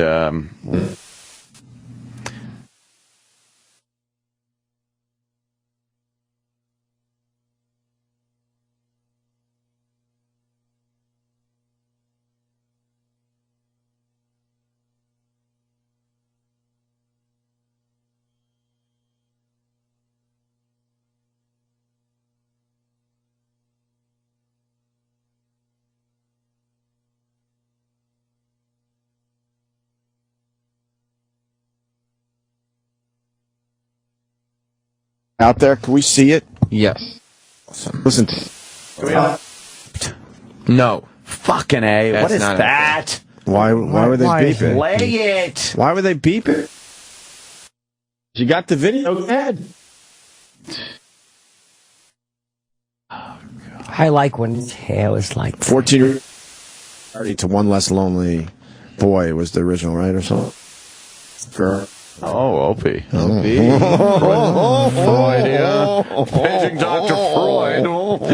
Yeah. You always had that androgyny about your bottom. When I used to powder you when you were small, I couldn't tell if you was a boy or a girl till you turned over. Wow. A little powder on your bottom. Hey, E-Rock, go next door and put some steaks over your head. Got some friends. They're cooking out there. Oh, they're outside cooking. In the rain? Smash something. Yeah, in the rain, they're cooking. Come on, smash something over your head. Look at that bowl of butter. Go ahead, do that. Oh, my God. I don't see. No, that doesn't I'll look, eat that doesn't look like a danger steak, though. No. Yeah, we're going to be cooking up some danger steaks. Danger. What was it? Danger dogs? Danger dogs. Yeah. You know what you should do? You should go out there in the rain and just take off your shirt and river dance. Oh, that'd be nice. Yeah. They're grilling outside on a nice Weber barbecue. But in the rain is perfect, E-Rock, because no one else is around. Yeah. And you, I don't know, like a moonwalk with your shirt. What do you got today? What do you think? No. What do you think? Go downstairs and take your shirt off. Yeah, no. They'll leave you. Why don't you just start singing "Someone Left Their Cake Out in the Rain" and look They're around and close. try to get the whole gang going? Look how close they are to the. Oh my God! There's no barrier up today because it's raining. Come on, really? what do you got? What if you just ran down and started screaming "Cake Boy Returns"? Well, how about Yeah, Cake Boy returns, Cake Boy, and then mush a cupcake into your ear. That's what you should do. You should go to Magnolia across the street and buy your own cupcakes. Buy your own cake. and then show up to Fox News again, smashing your own cupcakes on your face. That is rule. How about just yelling your love of steak? Steak, true. I love steak. Give me You do some of love that steak. Yeah. Yeah. What do you got, E-Rock? What do you got in you today? What do you think? Once. Yeah. Or you could do that what was the commercial? The dog, the steak, the steakums, bacon. Maybe we could like rework that with steak in it or something. Or you could just run down and shout, "Bring back Danger Dogs." Danger dogs. Those are dangerous. They really were. Well, now they're on to the headlines. Yeah. All right, let's watch TMZ. 14-year-old Justin Bieber sings parody. One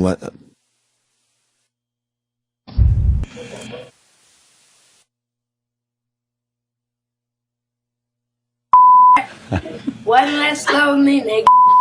There's gonna be one less nigga. If I kill you.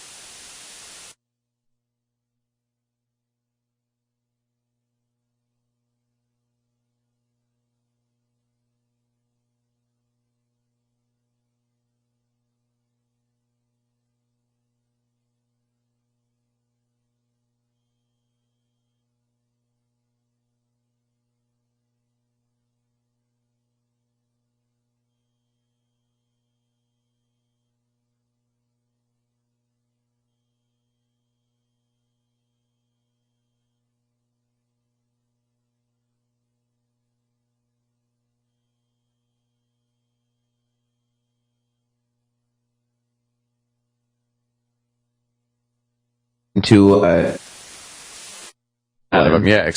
money out of him. Yeah, extort him, and so he put it out himself to avoid the extortion. Maybe they did it from the other, some fucking piece of friend of a friend. People are such vulture cunts. You like that song better than the original? You do? Yeah. You're a fan, huh?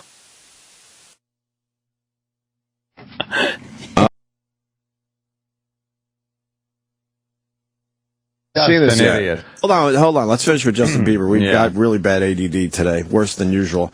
So, did he apologize, Sam? He sent Instagram with Bible scripture. Oh, talking about repenting for his sins. That's not how you do it. We just read how you do a proper apology, and he's done anyway. Clause.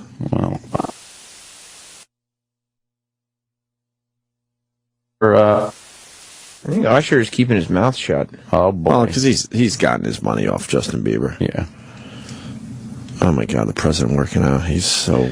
That's a big video clip of the day right there. But he's a dork. Look at him. He's pumping irons. Is he? Come on. Is he really? Lift it. Yeah. I don't feel like. Well, I think everybody's like, yeah, we knew Justin Bieber was a fucking asshole. Yeah, like nobody's surprised that he's a little dick. Oh, one less lonely song. I know. This is a better version. He really emphasized the words of that song. He was digging it. He said it 11 times. Well, here's the latest, though. Oh, okay. More racist Justin Bieber footage could drop. This is from today. Drop. Sources say there could be 15 to 20 minutes. Wow. 15 to 20 minutes of him just rambling on? Of footage yet to be made public, in which Justin Bieber makes racial slurs. Bieber 20 has battled the scandal over leaked clips filmed when he was a teen making racist jokes and liberally dropping the N-word. But a source tells us that further footage explicitly shows this was more than just one regrettable joke. The source added, Bieber is shown making cracks about black people liking watermelon and asking a friend whether his parents are as black as rapper Akon. Oh, shit. Bieber and his teams... Is Akon really black? Akon's very He's a pretty dark guy. Yeah. Bieber and his team say various people have tried to extort him over the last few years, demanding money for both this video and the one he made when he was 15. Justin says he will not be shaken down anymore. He says he wants people to see the video, and he wants to accept responsibility. He's just done with it. These greedy fucking vultures. He said any more? People for a while, not to... Probably. He probably knows it's kind of over, so he's got to at least get some negative publicity. Yeah, something. Yeah. Or he's just tired of this being held over his He's head. done, right? He's going to, just go away now. Yeah, I think so. He is. No throngs of girls rushing to see him. He'll always get puss, though. Yeah, I mean, the same way, like, Vanilla Ice will always get pussy. Oh, yeah. But, he's not like... He's not going to sell out stadiums anymore. He was bigger than Vanilla Ice, though, man. Oh, way bigger. Yeah. Is One Direction still as big, or are they kind of falling? They're still very big. I wouldn't say they're as big. Who's bigger than them now? I don't know if anybody's actually bigger than them yet. But No they're real definitely... big boy band out there? Well, there's that one that Opie liked on the award show. Opie. With the Misfits T-shirt on. Yeah, they were good. Everything was calculated. Yeah. God, that drove me nuts. But how is Taylor Swift, she's like an artist who will probably be around, legitimately for years. Because she has real talent. She writes her own songs, right? And even when the pop thing dies out, she'll love the country people. Oh, yeah, they love her. She can Middle slide over America to the country. loves that. Do you like that song, You're Mean? I told you I was on there watching live performances of that one night. Yeah. Oh my God, what's wrong? I don't know what Why happened. do you have to be so mean? I was just in a fucking YouTube loop. Oh. I like that song. I started seeing that in an award show. I was watching Jimmy... Oh, there it is. Yeah. Theme song of this program. I know this one. It's terrible. That was good. You're John. Probably me. In her voice. Wow. She's delightfully young singer. Yeah. I don't already see there. Do you have a picture with her? No, I've never met her. I couldn't sit around and wait for Taylor Swift. It felt too creepy. I was watching Jimmy Kimmel last night, and there was some Australian white chick rapper girl. What's her name? Iggy Azalea? Yeah. And her ass is giant. Where'd you see this video? And she was wearing a fucking dress that had cutouts in it that was shaped like thinner hips. Oh no, her ass is awful. It's giant. Her thighs are giant. Awful. It's awful. Oh, explicit. Oh, what does that mean? Oh, a little explicit. Well, let's track through this. Skirt, sugar cane, back lane. Free job took years to save. But I got a ticket on that plane. People got a lot to say, but don't know shit about how I was made. Or how many floors that I had to scrub just to make it past where I am from. No money, no family. 16 in the middle of Miami. No money, no Is this the Road Warrior? Why don't they show her ass more? There we go. That's what I'm trying to get to. I've been up all night, trying to get there rich. I've been work. I bet she'll be the biggest artist of this time. Big chick right here. That's a good song. She looks so slimmer in this video than she did last night on Kimmel. This is an old song too. This has been out for a while. But this is the one that her ass is on. Yeah, dude, her fucking hips were so much wider last night. Oh, God, I've seen him. Yeah. You can hate it or love it. Hustling and struggle is the only thing I'm trusting. Doing this whole black thing. My passion was ironic and my dreams weren't coming. Guess I gone crazy. First yuck! Is this what Chanel West Coast wants to be? Yeah. Oh, she's failing miserably. She's 13-year-old Jim Norton. Oh, no. Yuckaroo. Only not as fuckable. Working on my shit. See how I live. I've been working. Hope it was work this morning. Thank you, Sure was. Trying out your new fucking footy potty, whatever that thing is called. Oh no, my brother-in-law gave me one for Christmas. Oh, Merry Christmas. I've been on the what is it called? Squatty potty. The Squatty potty thing for a while. They're new sponsors too, right? Yeah. I welcome the squatty potty people. Genius. I told you put your feet up on your shit, the logs come flying. They fight to get out of there. I actually heard from my asshole, excuse me, pardon me. It's like a flume ride. It's amazing. 2 logs at a time, side by side, like the Dallas airport.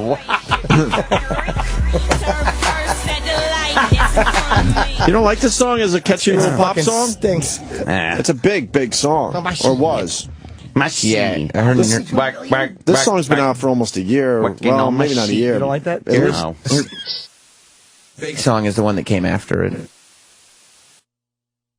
Right now. Oh, I didn't know that.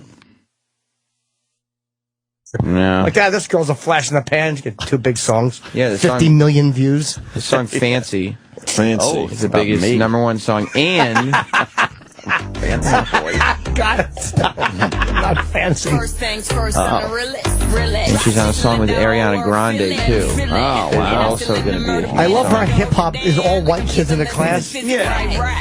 Who's she ripping off? This is a thing from Clueless. No, but a little Nicki Minaj. Yeah, it's Nicki Minaj. I've heard this sound before. Who's she ripping off? Oh yeah. She sounds like Nicki Minaj. Is it Nicki?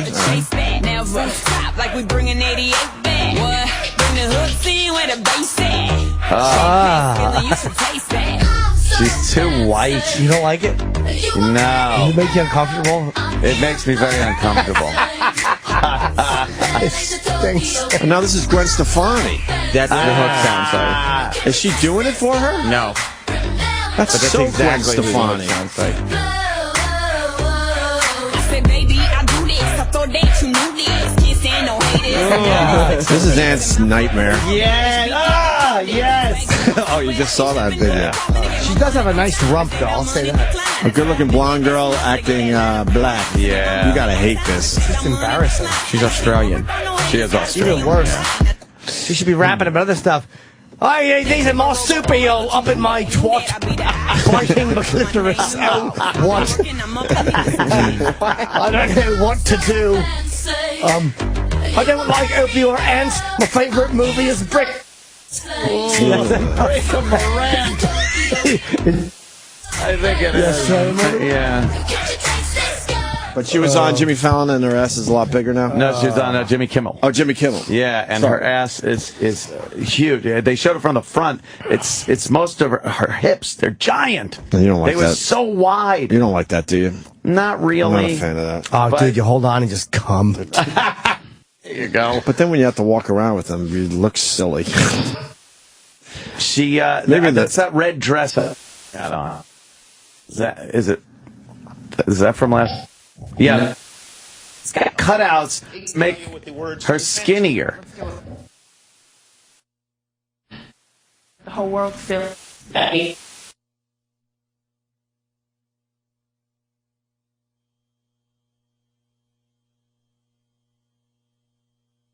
Women,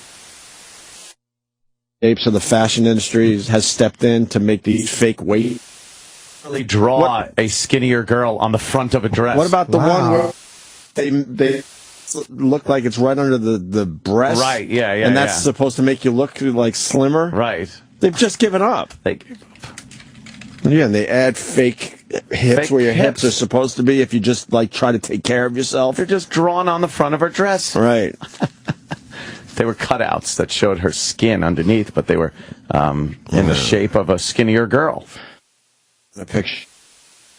She should. Her nipples. Oh, was it the thing? I haven't seen the uncensored picture yet. If we're doing this whole fucking pop culture / fashion thing. Because they're all going after Instagram because of Scout Willis. Oh, really? So they want... Scout Willis got banned for showing nips or whatever? It started with Rihanna. It did start with Rihanna? She got banned for showing Rihanna? Rihanna? How do you ban Rihanna from Instagram? Like, what a dumb move by Instagram. What was the picture that she posted that Instagram said, henna? It was her photo on a French magazine. Oh, the French magazine shoot that we looked at? Okay. So she's actually kicked off Instagram? So now everyone's protesting by just posting pictures of their nipples. France Look at loves that. this. Look at that, Ann. Come on. No? Yeah. No. That roaring 20s hat. She doesn't do anything for me. Oh, I'd love to fuck it. I'd love to eat her ass while we're looking at that picture from The Shining at the end. She's going to chalky white. See? This is chalky. Did people just lose their minds when she showed up like that to a gig? It's completely see-through. Mm-hmm. She might as well not have clothes on. It's that see-through. Yeah. Her tits look like they're robbing a bank. You know, you put the ski stocking. Right. Yeah. We understand. Yeah. Are we posting all this on our well, we can't do this on Facebook. Facebook will fucking do it on Twitter, not Facebook. O&A show. All right. Owen on Twitter will tweet some of the shit we just talked about. So, all right. I saw the should we take a break? We've been at it for an hour and a half. Game of Thrones, the guy that we had in. Oh my God! That was the guy we had in. His name is what was his name? Pablo. Yeah. Pascal. Yeah. Pascal. Yeah. Good call. Yeah. He was good. He was the one that we interviewed with Lady Di. Yeah. Yes, that guy was great. But oh my God, what a great character on the show, too. And he loves hanging out with us and Lady Di. So he was a very cool guy. I hope he comes back. Good. You're caught up with him? Oh, yeah. Wow. Wow. Let me tell you something about Game of Thrones. They don't fuck around. No, they don't. They don't play. They Holy shit. don't fuck. Typical HBO. That's why. I know you caught up on Board Empire. Yeah, all caught up. So you know I kind of like they will do brutality. Oh yeah, so much better than any other network. And it's not an implied loss of a character that they give you like, oh, this I assume that person's. We're talking about Boardwalk. Yeah, Boardwalk, or most of the shows from HBO, even The Sopranos when that was on. You'd watch these shows and it's like, oh, okay, graphically horrific ending. Yeah, what's going to happen here? I don't know. Oh, look, pregnant woman stabbed in the stomach with a sword, and then the lady's throat is cut. All right, that's the end of that wedding. Yeah, but wow. Hey guys, I could add to the discussion. Oh, sure. I don't watch long TV shows because I have a 19-month-old. Oh, okay. Well, you could probably watch it at night. One episode of Game of Thrones would probably take me 3 to 3.5 hours. Oh. Well, you'd also have to shoo him out of the room.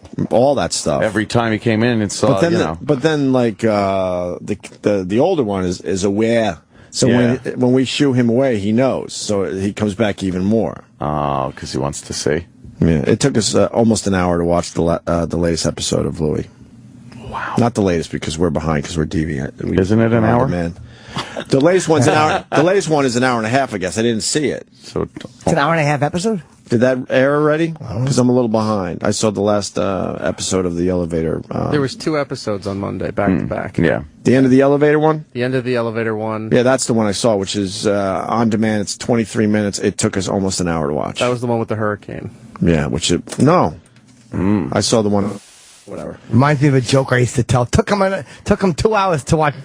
It's place to go crazy. Stay tuned for their pro.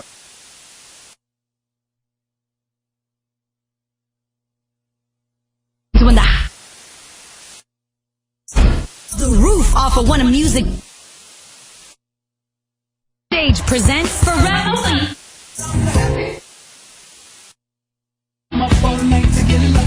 Hear it again, Monday, 2 p.m. Eastern, 11 a.m. Pacific.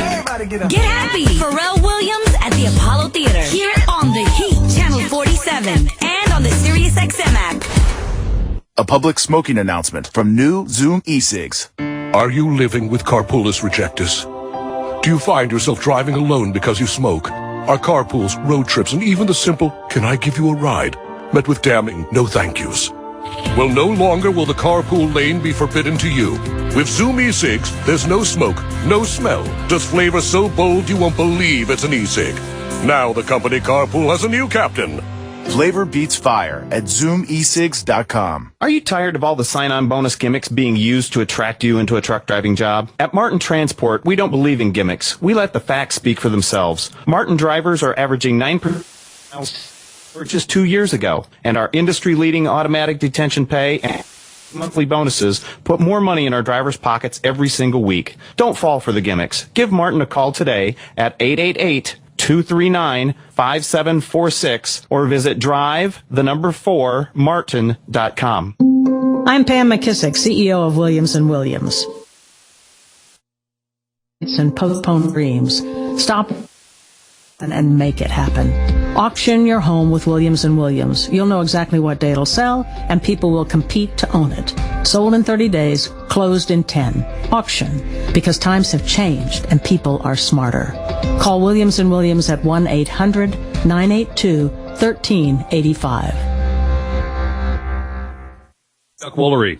You know, I don't know about you, but I don't like taking pills for arthritis pain, and I really don't like those patches either. But I have found something that works. Australian Dream. It's an arthritis pain relief cream. It's a great product. It doesn't smell or burn. It isn't greasy, and it works. And Australian Dream has an empty jar guarantee, so you can use the whole jar, and if you're not happy, you get your money back. But I doubt that you'll send it back. You know, the stuff really works. Get Australian Dream at Walgreens, CVS, or Walmart. You'll be glad you did. I want my company's network to be safer and more reliable. Do you want to deal with multiple vendors? No. Are per-user fees and added feature costs okay? No. How about solutions that are hard to install and use? No. Offshore or automated phone tree support okay? No. Then yes, we can help. Barracuda Networks offers the largest family of powerful, affordable security, networking, and storage solutions designed to protect business users, apps, and data. All from a single source that's easy to do business with. Protect your business. Visit barracuda.com/products to try any free for 30 days. Oh,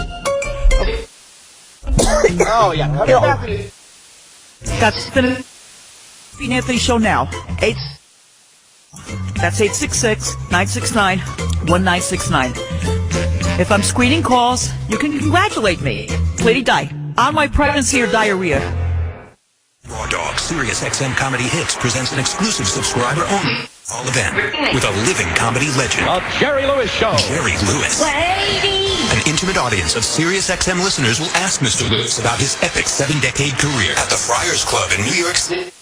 Stupid Herbert, that's right, that's me. The Jerry Lewis Town Hall event, celebrating the 50th anniversary release of his classic movie, The Nutty Professor. Tomorrow, 5 p.m. East, on Raw Dog, Sirius XM Comedy Hits 99, or listen on the Sirius XM app. What do your home and yard look like right now? Did winter leave behind grungy walls, dingy decks, grimy planters, and yucky algae-stained lawn furniture?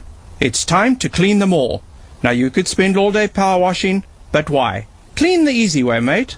Hi, I'm James Collier. My wife's family invented 30 Seconds Outdoor Cleaner in Oregon over 35 years ago. Homeowners nationwide use it because it cleans great. It's safe around pets, lawns, and plants when used as directed. Mix 50-50 with water. Spray it on. It begins to work in just 30 seconds. After a few minutes, hose it off. Dirt, grime, and stains from algae, mold, and mildew are gone. Everything is bright and clean. The original and still the best. 30 Seconds Outdoor Cleaner. You'll find it at leading home, garden, or hardware stores near where you live. Google 30seconds.net to learn more. 30 Seconds. It's clean when you want it clean. Hi. We're not sorry we missed you. Your call really isn't that important to us. But if you leave your name, number, and a brief message, a computer will record your voice, and a tiny red light on our phone will flash. Until we cover it with a piece of tape. Bye now. What are you really saying to the customer who can't reach a real person?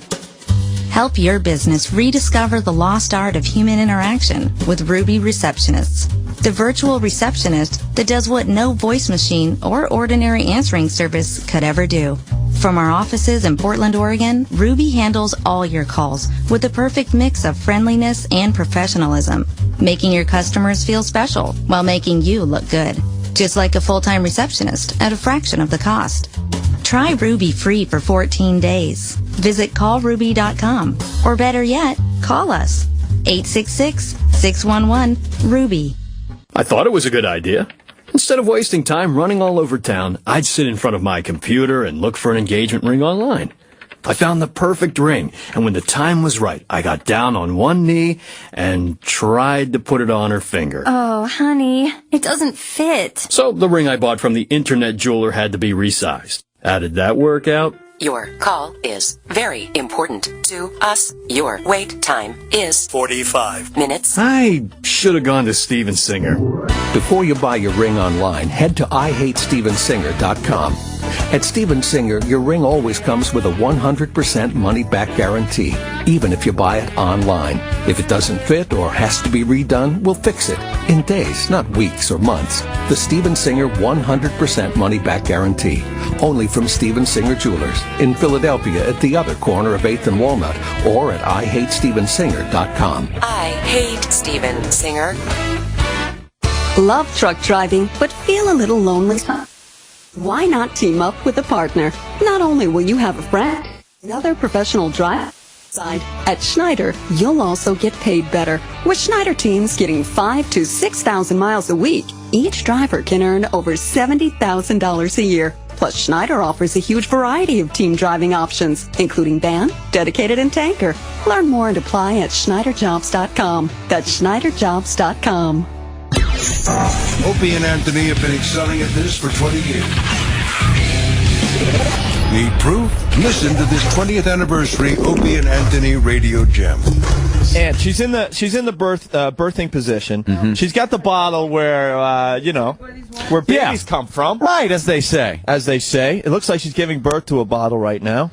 The heat shield is in place. Oh my God, that's perfect. Perfect. Bottle down. Bottle down. Perfect. Don't move. Let's see how this is. Don't move. You got to pull that out a little further so you can light the fuse, Anthony. Oh, that's perfect. All right, hold on. That's perfect. All right, hold on. I got to get behind her and make sure she's got it aimed right. How are we aiming at El Duque?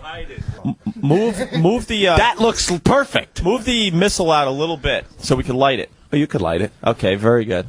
All right, Psycho Mark is downrange. He is hiding behind El Duque, the big, giant, life-size cardboard cutout of El Duque. We're firing a bottle rocket at a black guy. Isn't that a... Hey, stop it. Opie, if you would please give me the lighter. Okay. Yes, clear the range. Clear the range. What a great moment in radio this is. And fire in the hole. Let's go. Fire in the hole. Ready? Don't move. And we're lit. We're lit. We're lit. Oh my God. And shoot.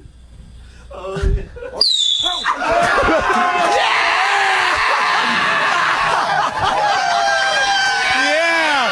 Oh my God. It was beautiful. It was beautiful. She fired. Last night I think I shit the bed. Got so drunk I gave a dude head. Life is just a merciful blur when you pop a piss wasser. Piss wasser, don't drink it slow. 3 a.m. low. Sleep in the bathroom on the floor. What really matters anymore? All the crap you do all day. Who fucking cares? Anyway, piss wasser, this is beer. Drive drunk off of beer. Piss wasser, drink all day. It helps your troubles go away, yeah, yeah. Piss wasser, cheap German lager for export only. After 20 years, you would want a break too. But the guys are back now. Enjoy. It's the Opie and Anthony Show on Sirius XM.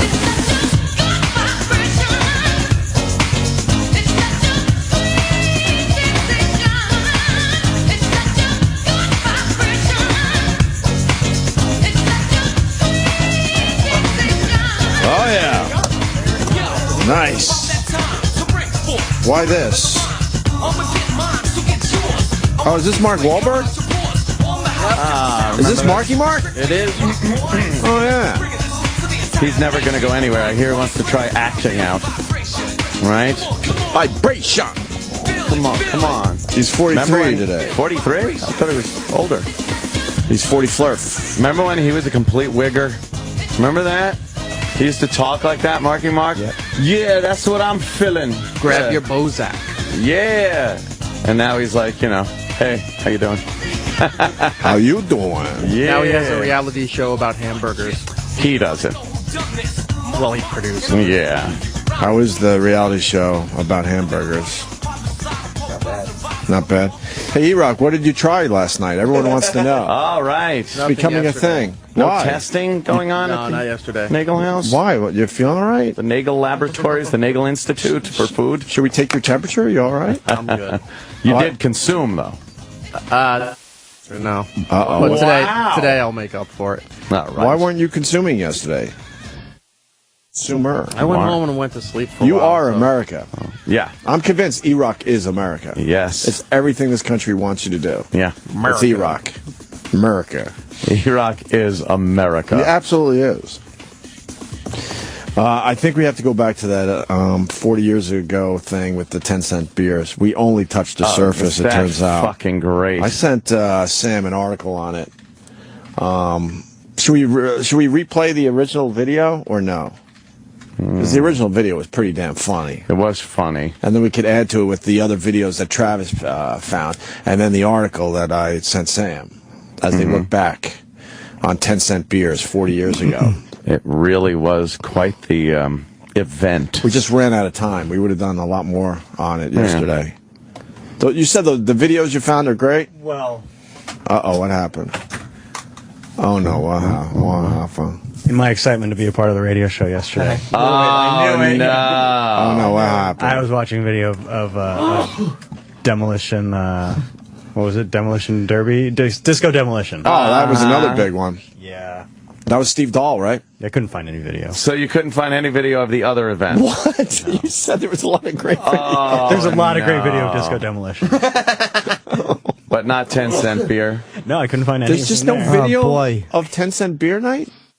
This is why Travis used to take no chances. Travis. So all we have is the article I sent you? Yeah, and then we could watch that video again. Oh, my God. Are you kidding? What else do you have that doesn't help? Why don't they have video of that game? 40 years ago, so it was in 74. Oh, they do. There's footage of other baseball games from 1974. They have stills, that's it. Yeah. And a bunch of guys from Cleveland talking about drinking beer 40 years ago. Yeah. Oh, Travis. We were all looking forward to it, too. Well, Travis. There's some good videos of this. Billy Martin said that he thought that Jim Burroughs had been knocked down, and so he gets a bat and says, "Boys, let's go get him." And then the Rangers are defending themselves against this mob coming in. 10-cent beer. 10-cent beer. I'd love one of those cups. Why don't we move on to Wait, Travis sent this great video of the Lincoln assassination. Why don't we just go to that video? There's no video of that. Oh, that's right.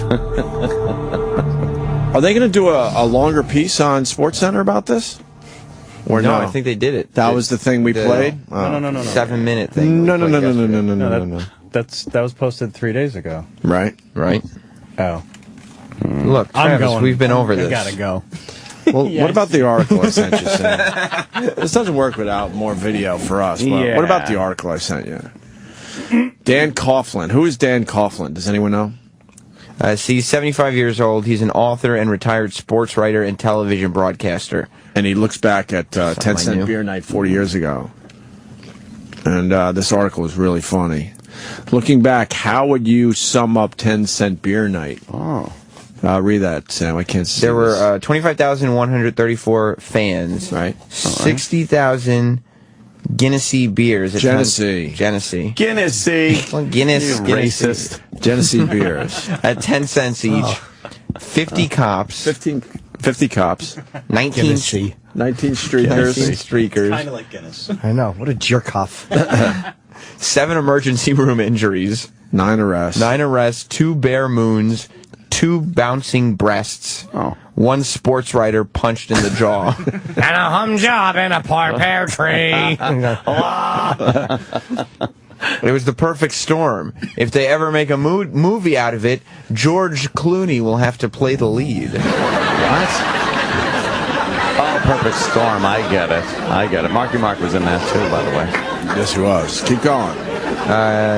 They asked him about this not being the Indians' first event of this kind. He said in 1971 they had nickel beer night. Oh, my God. Wow, this is crazy. A sun-spangled Sunday afternoon.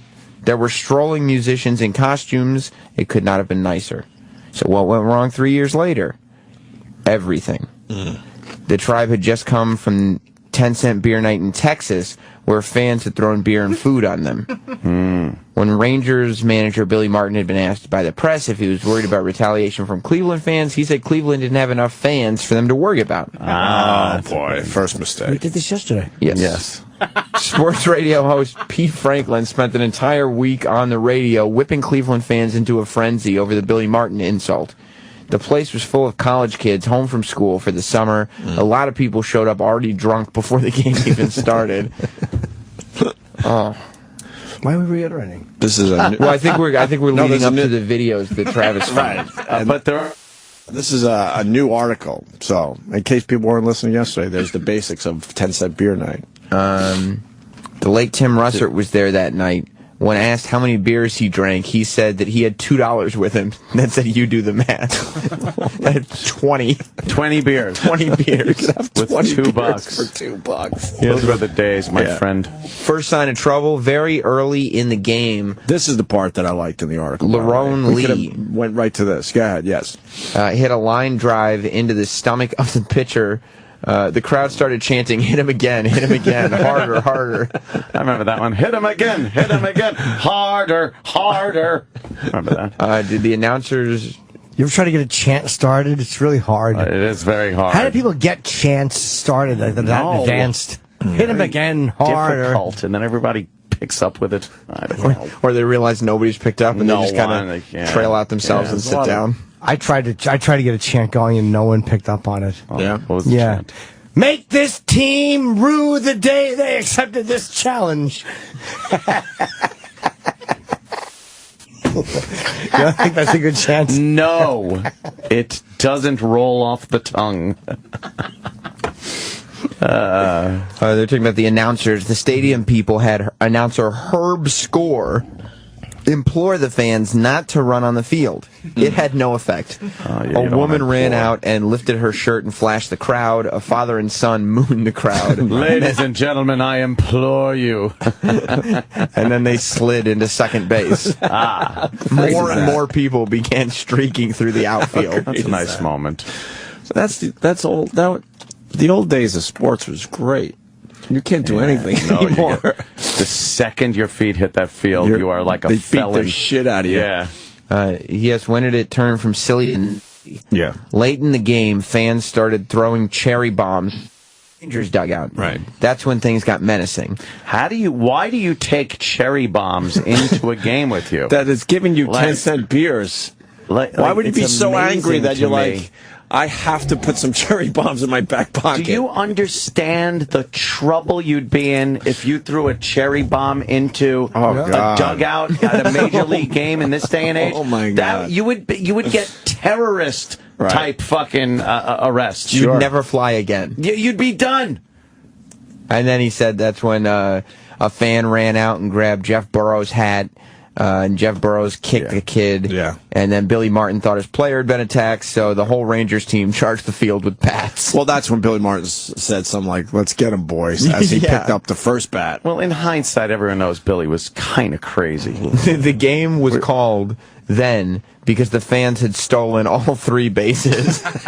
Yeah. They didn't have replacement bases? I guess they just had the 3, so the fans took them, and then they didn't play anymore. So they don't plan on the bases being stolen mid-game. They might have one extra one. But no one ever said, look, in case these are stolen during the 8th inning.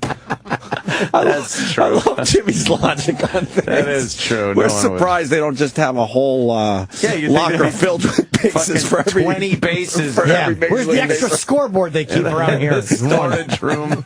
Jimmy's logic rules. Yeah. They didn't expect drunk fans to steal 3 bases. Or they could just play like you did when you were kids and be like, okay, that pole's going to be first base. Right. Right that's over there true. in second. The Rock. My hat. Yeah, my hat. You moved the hat. I didn't move the hat. I know why there's no video. Why? Because the local station that was broadcasting the game switched off the live broadcast as soon as it turned ugly. What are they, crazy? What? So there's nothing available. Maybe they were drunk. No, they must have still had cameras rolling, though. Someone has the footage. I think you're right. They would, even back then, you would definitely, continue rolling cameras no matter what. Never been... Anything else there, Sam? Relatively new. Oh, Jesus. He asked if anyone from the Indians office got fired. Right. And they said the guys responsible for the Indians promotional team were called into Indians management office the next morning. Right. They thought they were going to be fired, but managing partner Ted Bonda told them he had booked them both flights to Milwaukee where they were having their 10-cent beer night. He said, go find out how they do it. Oh, no, Ted Bonda. Yeah. Yeah, he was a great crime solver. Oh, wait, no. Bonda. Teddy Bonda. Wow, that was so bad. Yeah, that was bad. How great is this? And now, like you said, you can't throw cherry bombs in the dugout, and you can't. If you attempted this, they wouldn't send you somewhere else to figure out how to do it right. No. You'd be fired immediately. Everyone would have been fired.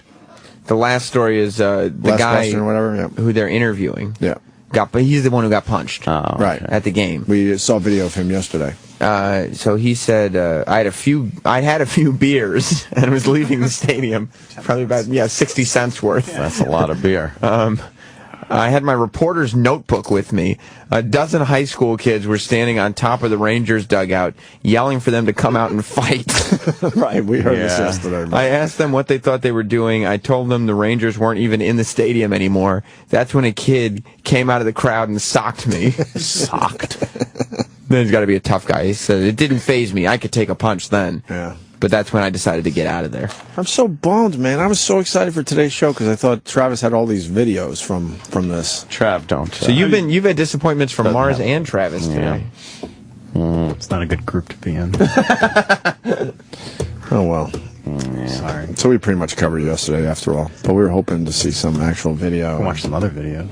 And some more. You watched the disco thing that Travis likes. Yeah, I mean, that's always fun to watch. We saw that. We watched it before, We went though. through that. We interviewed Steve Dahl about that. Yeah, that was we his did. thing. That was one of his debacles.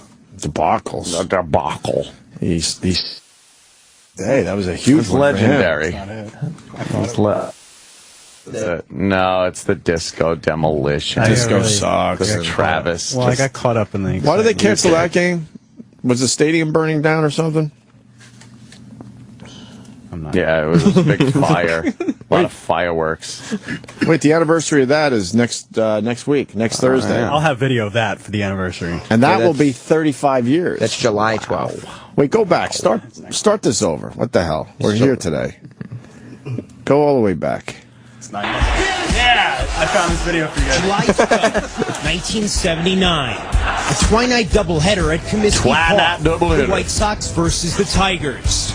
Between games, 24-year-old Steve Dahl, popular disc jockey for Chicago rock station Loop 98, would take Showing the a field board at from the head 35 of his years ago. so-called anti-disco army to blow up thousands of disco He's got records. an army helmet on. Every day I would play a disco record and drag the needle across it, and scratch it and then blow it up. But I tapped into something. It's like Tim Sabian. An undercurrent of hatred for disco. Can you pause this? This is why we've lived long enough to get so frustrated by what we see out there now. Yeah. You would never see a DJ on the field taking over a game. It was in the middle of the doubleheader. You just would not see that anymore. Yeah. Now they might let sausages. you. Yeah, they might let you. They don't even do that. That's minor league game shit. It's hard to believe they wouldn't allow us to start a 4-alarm bonfire in the middle of a baseball field now. Obviously, this turned out so well. But this shit was sort of normal. They just did crazy ass stuff, and every once in a while, one would blow up in your face, like this one. But it made Steve Dahl a legend in the business, certainly.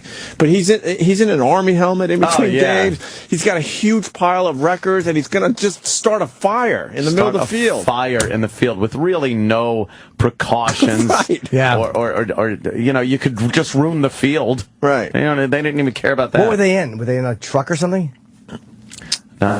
Sprawl down on the ground. Yeah, he just made a pile, I believe. We'll play a little more of this, but and then when your team won the series, whatever, it was completely acceptable to run on the field and just destroy it, tear it up, and they couldn't figure out for many years how to stop that. When did they officially stop that? I don't know when they officially stopped it. They realized cops on horses are great deterrent to. But I mean, one of the most famous Wade baseball Boggs. photos is Wade Boggs Hank on that- Aaron. Hank Aaron. Oh, Yeah. when the kids ran out. Yeah, after he broke the record. But when did it stop? Someone answer that today, because there's the video of Wade Boggs on. I think he's on the horse backwards. Hop's horse. After they won the series, with everyone just all over the fucking field. Yeah. What are you doing? That's my video. All right, go back to the disco. Yeah, let's go back to this. Disco Demolition. Disco sucks! What? Unusual promotions were nothing new at Comiskey in the late 1970s. White Sox owner Bill Veeck, one of the few owners enshrined in Cooperstown, was baseball's P.T. Barnum.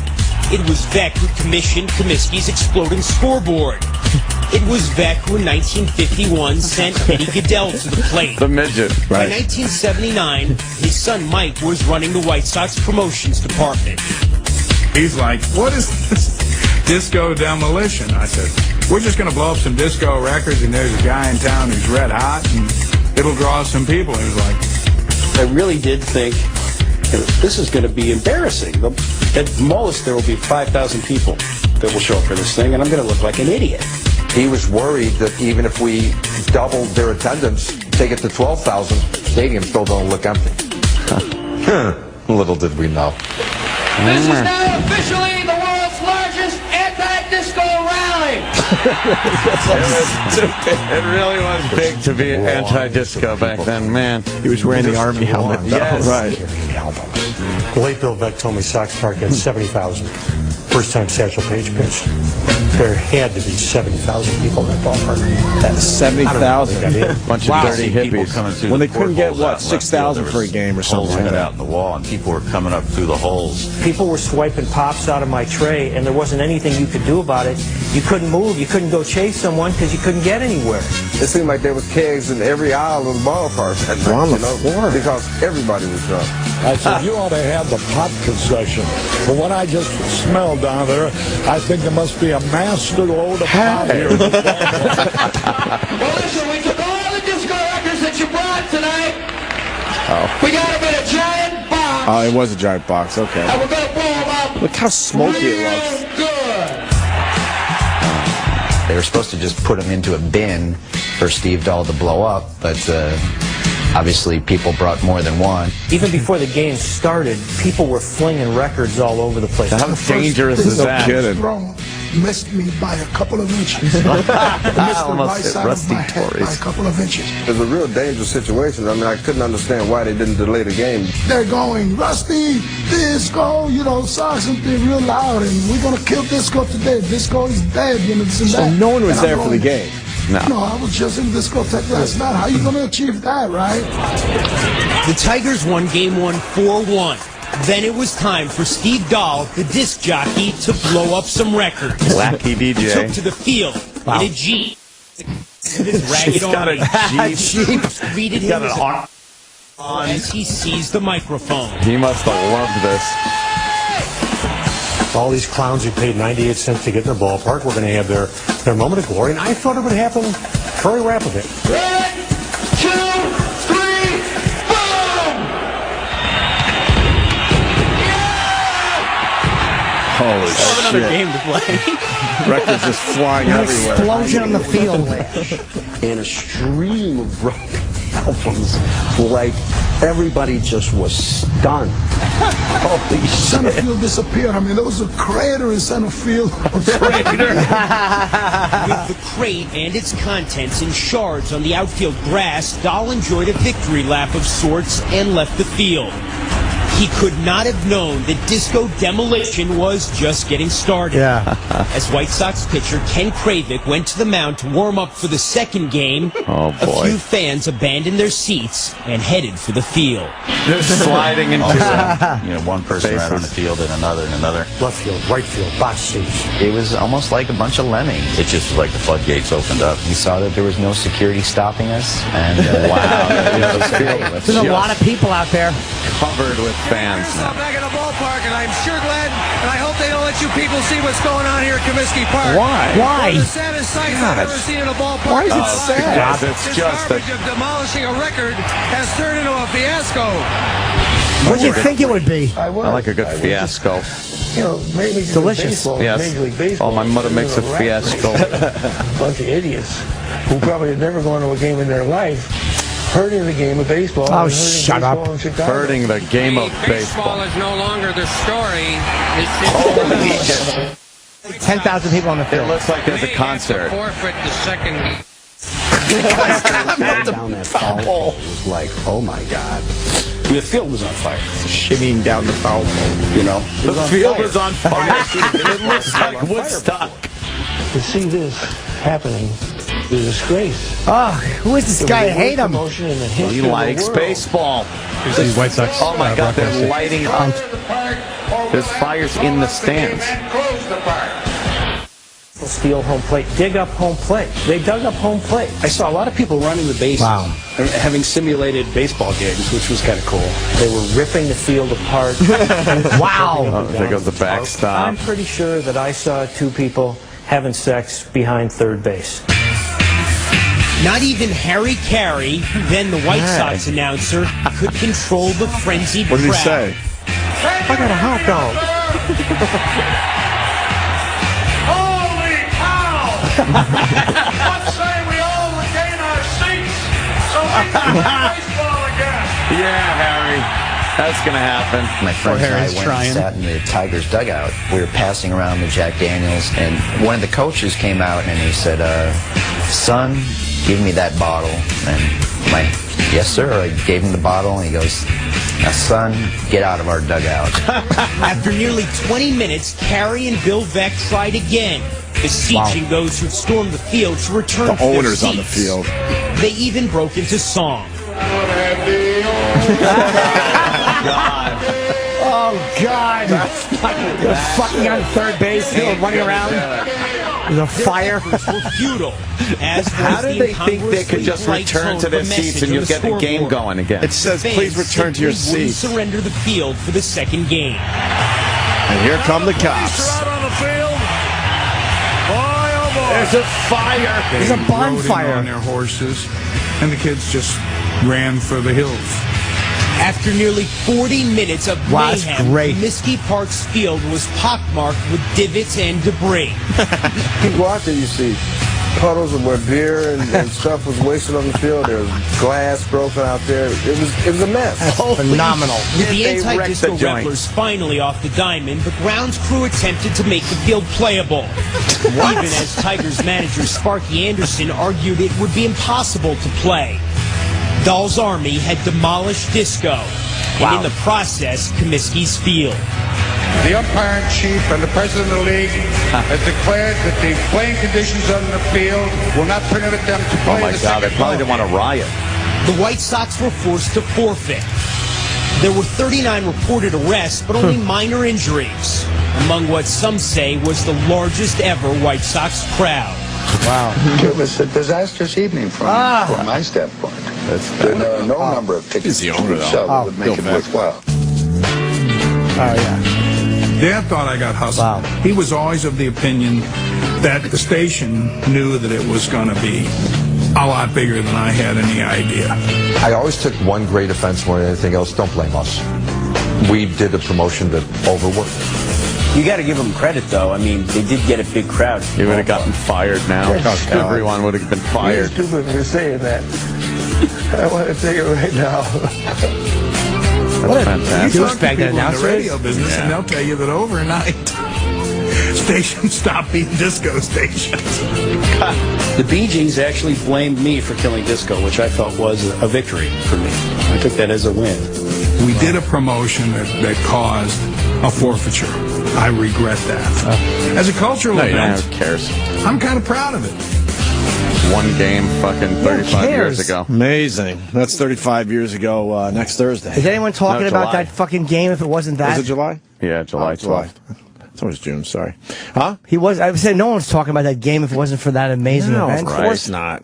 Yeah, if they would have played the doubleheader, who cares? Wow, that was a long time. Steve Dahl broadcasted a long time. He's still doing a podcast. I mean, he's been around for fucking... Yeah, Howard ripped him off. Did he? Known fact, yeah. When did he start, Steve Dahl? What year? 'Cause that was 79. He was already known. Howard took a lot from Steve Dahl. That's a known fact if you look into radio's history. That helmet's great. Yeah. The fucking army helmet. And goes out there. Yeah. He must have been, they must have been like, just this is fantastic. But it looked like he only was at the station like maybe 2 years after that. Yeah. I think. Because it said Steve Dahl something like 70, what did it say, 79 to 81.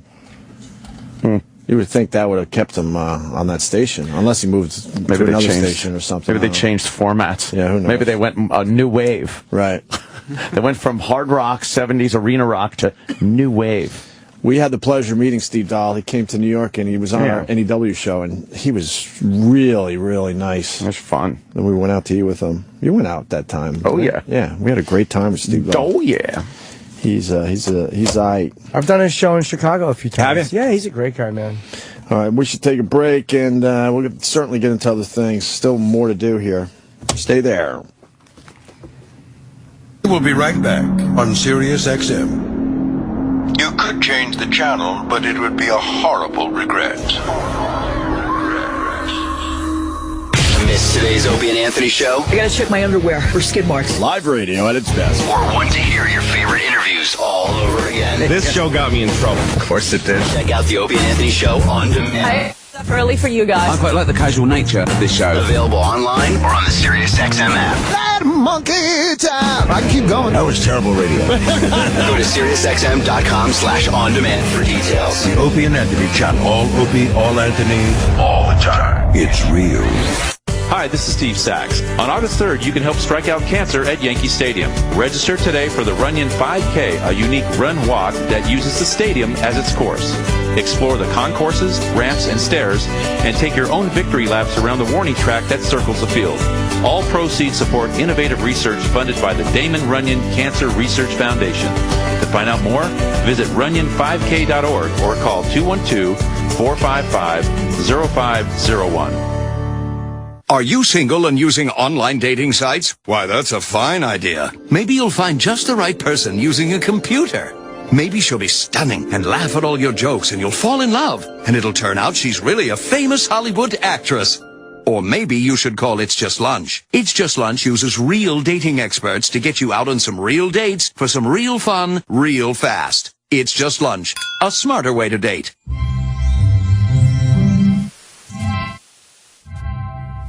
Thinking about starting a new your Tide Dry Cleaner solution. Tide Dry Cleaners is seeking new franchisees nationwide. And for a limited time, the Tide Dry Cleaners Development Incentive Program may reduce your franchise fee by $30,000 per unit. Tide Dry Cleaners provides a comprehensive training and support program. Contact us now to learn more about the franchise that's changing dry cleaning for good. Please visit TideDryCleaners.com. That's TideDryCleaners.com. If you're overwhelmed by debt and thinking about going to a credit counseling company for help, think again. Because the majority of those companies actually work for the credit card companies. And they make the credit card companies a lot of money. From people just like you. But there's another way out of debt, and it's not bankruptcy. A way to reduce your debts and save you thousands of dollars. Even better, you can find out how for free by calling 1-800-508-1037. At Freedom Debt Relief, we're not a credit counseling organization. We're not a debt consolidation company. We offer a unique alternative to save you the most money possible to resolve your debt in the shortest amount of time. If you're thinking about a credit counselor, ask yourself this. Are they working for you or the credit card companies? Reduce your debts and save thousands of dollars by learning the secrets to settle. For free information, call 1-800-508-1037. That's 1-800-508-1037. 1-800-508-1037. My wife and I literally call it the magic watch, because it turns into money. Technically, it's Borrow.com that sends the money. But last year alone, this watch that my grandfather gave me paid for our family vacation, then a car repair bill, and then the deposit on some equipment for my business. We borrowed a lot of cash on this magic watch. Borrow.com is the newer, smarter, easier way to borrow cash. You go to Borrow.com and share what item you want to borrow money on, like jewelry, a car, rare coins, or antiques. Borrow appraises it and tells you how much cash they'll send you. No hassle, no credit check. And your cash can be in your hands in as quick as 24 hours. And when you your loan, you get it right back, good as new, ready to borrow against again. Just go play around borrow.com and see how easy it is. That's BORRO.com or call 888-995-1828. 888-995-1828. 888-995-1828. Hey, SiriusXM listeners, here's your chance to go on the trip of a lifetime. Cheapo Air is giving away 50 tickets, good for flights in the continental United States. For your chance to win, all you have to do is download the Cheapo Air app, enter the absolute getaway, and that's it. Before you know it, you could be hobnobbing in Houston, chilling in Chicago, or hanging in your favorite U.S. city. No purchase necessary. Contest ends July 31st, 2014. See cheapoair.com for rules.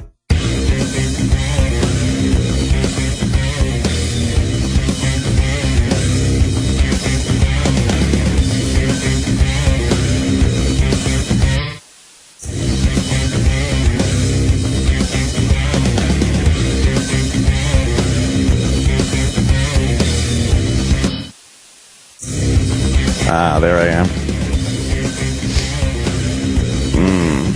Oh, it says do not use. Oh. See, I usually turn my own mic on like a big boy. I'm a big boy. And the button's not connected to this mic anymore. Yeah. Hey, good communication's key to business. Certainly is, especially when you need to work together with people that aren't in the same office. So, do what millions of small business professionals do when it's time to connect with remote clients and colleagues. What do? They use Citrix GoToMeeting. Proven solution for meeting and collaborating online. GoToMeeting lets you share the same screen, so it's easier for everyone to stay on the same page wherever they are. And with the built-in HD video conferencing, you just need a webcam and you're seeing each other face-to-face. Present, demo, and meet simply all on your Mac PC, tablet, or smartphone. When meeting matters, millions choose GoToMeeting. So now it's your turn to start hosting your own online meeting today with GoToMeeting. Right. And you that's meeting.com, promo code ready to work with anyone, anywhere, anytime. GoToMeeting. Meeting is believing. It's been 36 years since the last Triple Crown winner in horse racing. Saturday, SiriusXM presents wire-to-wire coverage of California Chrome's run for immortality. The Triple Crown awaits California Chrome. Dave Johnson hosts a special edition of Down the Stretch at 10 a.m. Eastern. We're live at Belmont Park all afternoon, leading up to HRRN's call the 46th Belmont Stakes. Can California Chrome claim the Triple Crown? Find out Saturday on Sirius 93 XM 208 and online channel 961. Summer is here, and nothing looks better than tanned skin and white teeth. Hi, I'm Jonathan Greenhut, the CEO of Power Swabs. And if you want to have whiter teeth in 5 minutes, then try clinically proven Power Swabs. Power Swabs whitens teeth on average 2 shades in 5 minutes and 6 shades in 7 days. Better yet, it removes stains on natural teeth as well as caps, crowns, and veneers. Power Swabs is so effective that thousands of professional dentists have used it nationwide, and now you can try it without paying a visit to the dentist. Call to whiten your teeth in 5 minutes, risk-free. Plus, get free shipping and handling by calling now. 1-800-270-5137. That's 1-800-270-5137. I guarantee your friends, family, and coworkers will love your new summer white smile. Get your risk-free order at 1-800-270-5137. That's 1-800-270-5137. Owner-operators, are you on the road to success? Are you getting your fair share of the loads you haul? Landstar gives you the opportunity to share in a percentage of the revenue for every load hauled, plus 100% of the billed fuel surcharges. This way, when rates increase, your revenue does too. 100% owner-operator means there's no competition with company trucks or decide to increase your pay per mile. Of course, you'll also choose your own loads and take advantage of significant savings on fuel and tire purchases while being backed by the financial strength of an industry leader. So if the search for financial freedom is driving you, then take the road to success over to Landstar. Call us today at 877-9.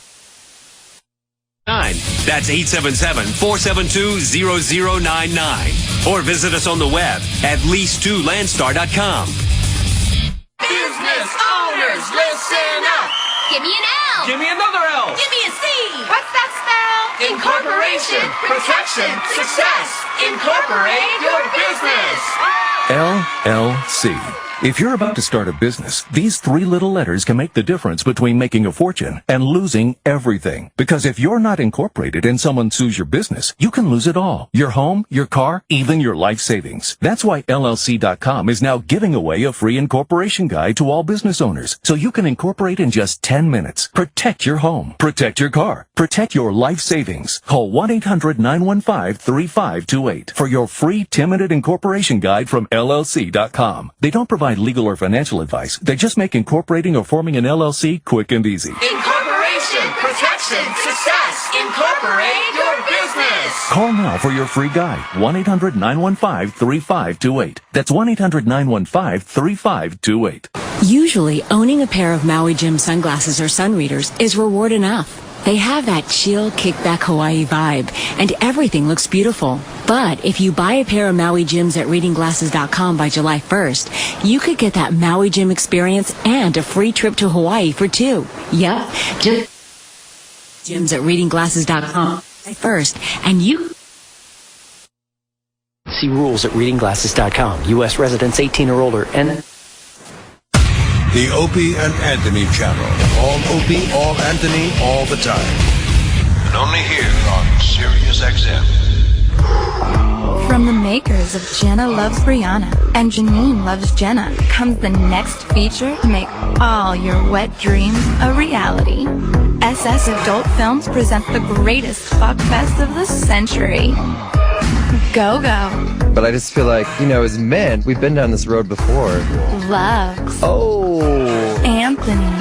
I've gotten better hand jobs from my sister. Radio star Anthony Cumia's first gay experience is caught on tape for your jacking pleasure. It's gonna get bad in here. Inhibitions are forgotten as Anthony finally does all the things we're so naughty. This is like what happened in prison. Go-Go Loves Anthony fills you up with Well, normally I like a couple fingers at my ass. fun Can you turn your head and cough? and freaky gay sex cum. Holy shit! Oh my God! With commentary from cock connoisseur Jim Norton. Let's get some asshole sniffing going. Let's pep this place up into a mood of fun and festivity for Valentine's Day. And featuring a special appearance from Andrew Dice Clay. You'll have ass fucking in here, but I can't light a fucking cigarette. He'd never thought he'd do it, but watch Anthony diving in for his second helping of man meat. I'm like a fucking baby seal on an ice float that just took a mallet over the head. I thought you were in it to win it. Not gay, not anymore, Kumia. You got a dick, it feels good. Go-Go Loves Anthony. Available now at the gayest stores ever. I think the gayness is plausible. The Opie and Anthony Show is back. The Opie and Anthony Show is back. Than ever. On Sirius XM. I was talking to Anthony about the disco sucks thing during the break, and I'm just fascinated by the stuff that used to go on. Yeah, what was... There was some weird innocence about it. There really was, because in the end, we just watched this video. The 10-cent beer night, we didn't watch the video, but we watched the video of it yesterday, and they describe complete mayhem. Yeah. And then at the end of it, they're like 19 people arrested, 3 minor injuries. Like, nothing really bad happened in the end. No. And then the Disco Sucks thing with Steve All that we just did before break. Same thing. After all that crazy video we witnessed with people running on the field, sliding down the foul poles. No injuries. There were no real injuries or any real problems in the end.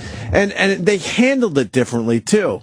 Like, I bet you the league stepped in and said, look, sorry, but you're going to have to forfeit the game. We apologize for that. And, we would suggest that maybe you figure out how to do 10-cent beer night better. Yeah. You know what I mean? And like you said during the break, there would be firings all over the place. Policy changes, right? Yeah. And if this happened today, people would absolutely be killed. But there was some weird innocence about it back then. In the end, people knew how far to actually take it, even though it was crazy, obviously. But it just turned out to be just a fun day for everybody. Now obviously, you can't do that. But when it did happen, is what I'm saying. It was just. Yeah. Now it's handled as a crime. Right. There would be huge arrests, fines from the league, fines from the city, I'm sure. Policy changes, like you said. They would tell everybody, if that happened today, they would tell every baseball team, you can't do 10-cent beer nights anymore. Right. Can't do this, can't do that, can't have promotions on the field. No flammable objects. Yeah, and my point isn't we need to bring this back, obviously. No, it's just fascinating to me that times were just different. Right, how it evolves or devolves. When all hell did break loose, and then you break it down a couple days later when you could really see exactly what happened, you go, oh, wow, man, there was only, 3 minor injuries and, 4 arrests? Oh, okay, Yeah. And that just would not be the case today. There's a lot of that shit at sporting events back then. I was telling people just going nuts. I've told the story a couple times on the show, but when I was living in Western New York, I went to the Bills game when they won the AFC championship, and everyone ran on the field. That's why I'm trying to figure out when that all officially ended, because that's what that had to be around late 80s, early 90s, I guess. I don't know exactly, and they were still doing it, and everyone jumped on. Not everyone, but a lot of people jumped onto the goalposts and started shaking them, and they got them down. Yeah. I don't even know how you do that. They'd rip down the goalposts at a lot of games. Right. And then games. I remember it like it was yesterday. It was like ants carrying a leaf. Yeah. They carried the goalpost, and these people working as one, by the way. You have to work as one, even though you don't even know the other people holding on to this thing. They all figured out in their heads, I guess, at the same time. I don't think they had a leader. What we need to do is take this goalpost to the top of the stadium and throw it over the side so we could get it out of here. Because it doesn't fit through any of the doors. And all sacrificing the fact they would never, but they knew they just needed stadium. And then later on, we finally get back to our car and stuff, and there were guys walking down. It wasn't a highway, but it was one of the roads out of the stadium. And the goalpost, I saw a piece of it had to be at least 15 to 20 feet, and you still had 5 or 6 guys holding on to this, just walking down this road. Where were they taking it? That's what I was thinking at the time. Like, how is this gonna play out? But obviously, we were moving along with the rest of the traffic. All the sports bars around the stadium have a piece of that post. So they cut it all. Yeah, and they just passed it around, and they ended up in a lot of the sports bars.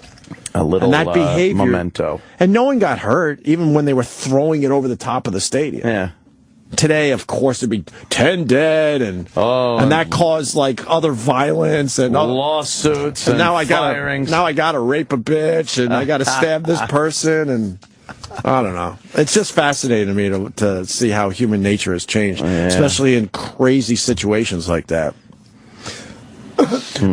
Colin Quinn, Colin, we were heading toward a break there. I apologize. How are you, brother?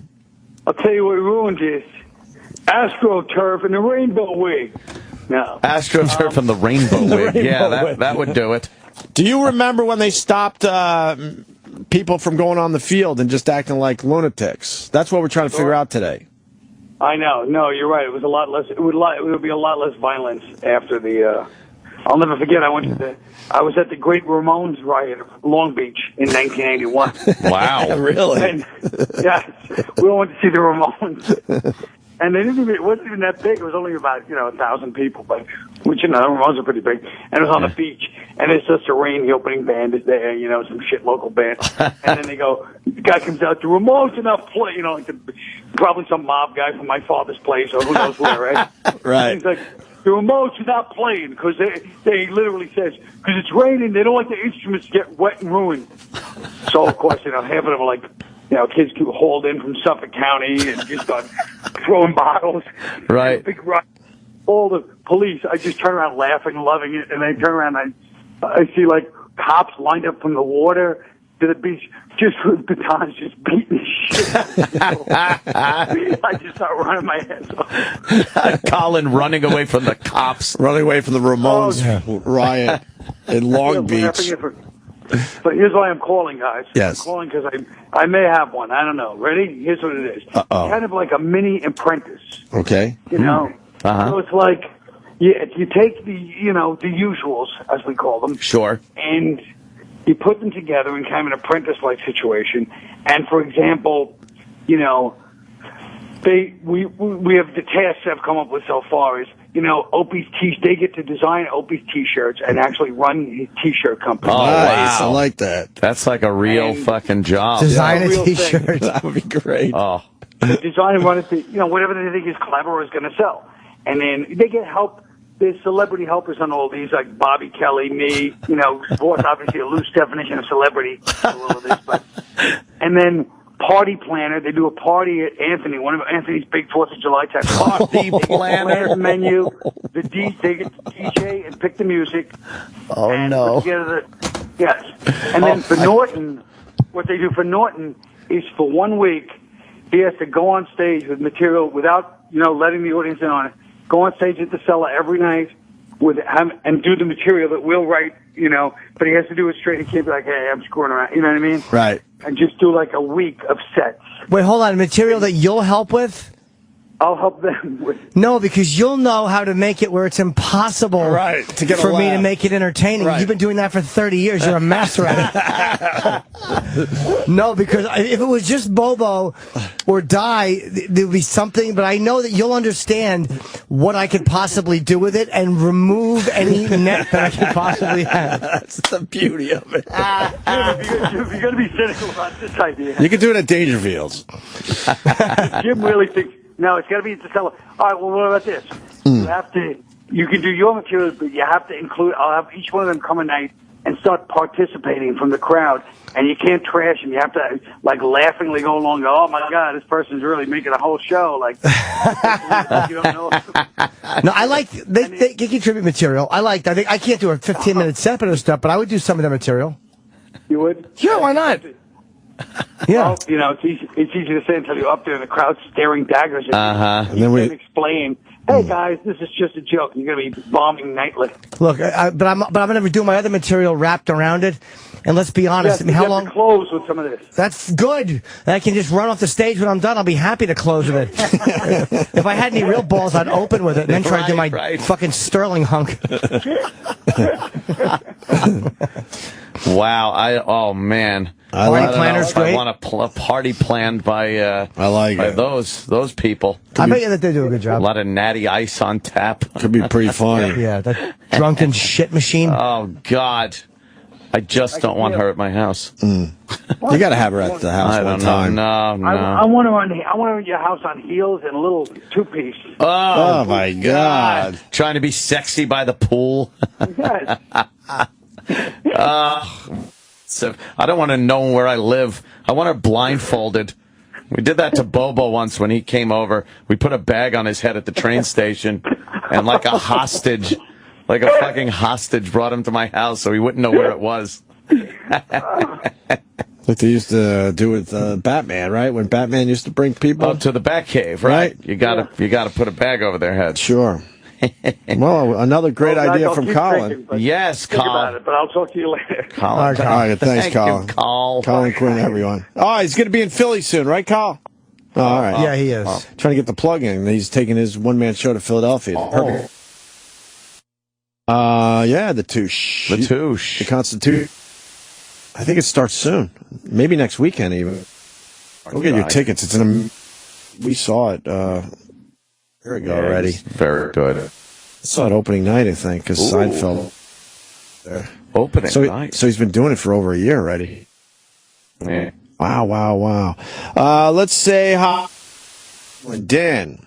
Hey, what's going on, guys? What's going on? Hey, you guys were talking about the 10-cent beer night. Yeah. That's not the only fucking shit show at a Cleveland sporting event. I don't remember what year, but I want to say within the past 10 years, and I know if I get the date wrong, someone's going to call in, that last caller's full of shit. But because of Cleveland, you can't sell bottled beer at football games. So I want to say within, like I said, within the past 10 years, at the end of a Browns game, they started throwing the fucking beer bottles on the field against Jacksonville. Oh. Very dangerous. That started that thing with those weird plastic bottles that look like glass. Yeah, we're fucking animals in Cleveland, man. Worst fucking sports fans ever. They used to hand out bottles at baseball games. But that goes That's another thing. It's like, how you can't hand out bottles.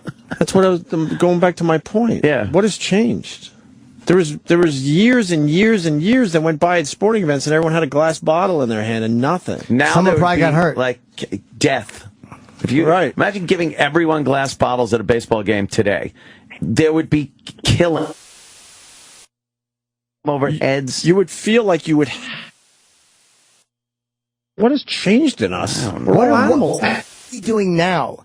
That in 20 years we'll be going, can you believe they did that? Because it perpetually just keeps, it's not like now we're at the end. No. It never stops. So what are we doing now at ball games or somewhere else that we're going to go 20 years is going to be considered outrageous? Yeah, because now you can't smoke there. You can't bring bottles. A couple of lawsuits probably happened because of the bottles, people falling on them or they're in front of the field. Probably and lawyers. the team lost $6 million and went, what the fuck are we doing? But it was probably lawyers because I'm sure with all those beer bottles over the years, someone fell on one and did hurt themselves, but didn't feel like they had to sue the club for, $100 million or whatever. Yeah. They just, got stitches, sucked it up, and that was it. And maybe the ballpark gave them free tickets to a game, and everyone was happy with that. Bring the family. You know what I mean? They would just be happy with that. I don't know what's changed, but I love studying that shit. It's fascinating to me. So. There was another beer incident in Cleveland. Let's do this. What's Cleveland? Andy in Ohio. Andy. Yeah, it was, going on that other caller's call. I was at that game. I was a contest winner where I was on the field, and 48 seconds left in the game, they called it because there was hundreds of thousands of beers literally being pelted down on everyone on the field. YouTube has a video of it where the referees are trying to make their way to the tunnel, and they're just getting pummeled. What? There's an actual video of this? Yeah, on YouTube. I'm sure it's something else. Yes, I'm sure. There's two referees dining. It won't turn up. Well, we don't have a guy at the What post. happened at the helm? We don't have a guy at the helm. What? No. Was it a baseball game, football game? What was it? No, it was the Cleveland Browns game. Cleveland Browns. Okay. Yeah, December 16th, 2001. There was a bad call by a ref. Next thing you know, one beer bottle started flying, and then about 1,000 more came out on the field. One of the officers on the field was standing next to me. He said, "You might want to turn around and face the crowd because you don't know what's coming at you." So danger. Do we have it, Eric? Can we get someone on the computer? Yeah, I'm finding someone. When We should have someone here all the time.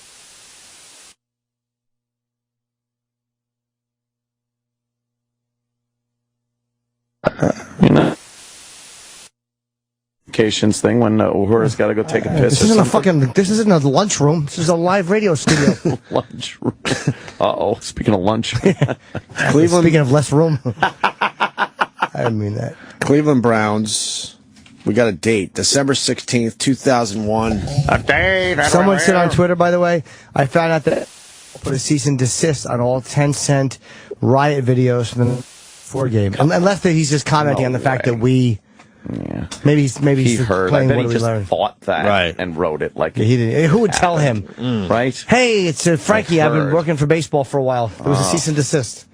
Thanks, guy.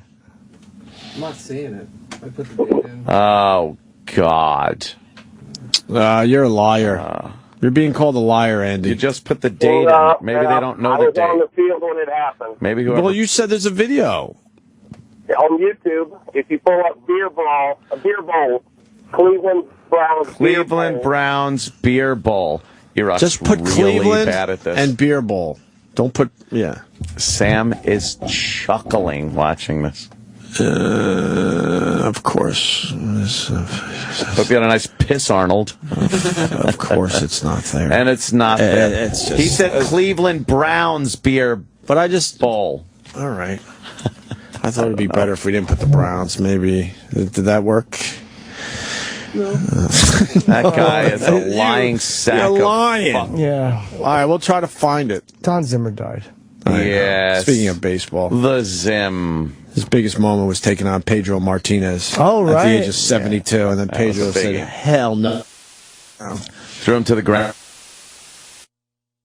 Yeah, you can't do that. You can't do that to Zimmerman. That was when all the Yankees came running out. Well, didn't he charge Pedro? Probably, but he's an old guy. What are you going to do? Remember then he wore the Army helmet? That was after Knobloch, I think, hit him with a foul ball. Oh, that was the problem. That was the Clemens issue. Can you make it bigger, Sam? Not that I don't like to look at a posted video. All right. Oh, yeah. Oh, right in his head. Head hunting. He goes, oh, okay, I know. It's always ready. He's a big boy. Who's that? That was, what player was that screaming? A lot of fuck yous happening. About looking for a reason. Absolutely. What year was this already? I don't remember. Nah, he didn't do. Fuck that. He didn't do anything wrong by throwing Zimmer. Well, Martinez got a lot of shit for this, but obviously he almost used a fucking an Aikido move. Can you show that again? He just redirected his Zimmer. He just redirected his energy. It's great. Yeah, Zimmer was coming at him. He thinks this guy's hitting him. What's he supposed to do? Look at this bench clearing. I love it. Absolutely. Let's see. It's the Zim. Yeah, he's trying to take a swing at him, and he just pushes him out of the way. Right. And people are like, what? Yeah, oh, there it is right there. Look, see, pause it. Right there, you see Pedro's pulling Don's pants down, and he's fucking his bottom. And I think that's what people objected to. Was that the problem? That was a pretty quick, like a keto push. Yeah, judo. he stepped out of the way. What's he supposed to do, get hit? Guided Zim's big, giant melon head. Zimmerman was taking a fucking, swing at him or throwing a hand to his face. That's 11 years ago. 10 or 11 years ago. That was such a great rivalry.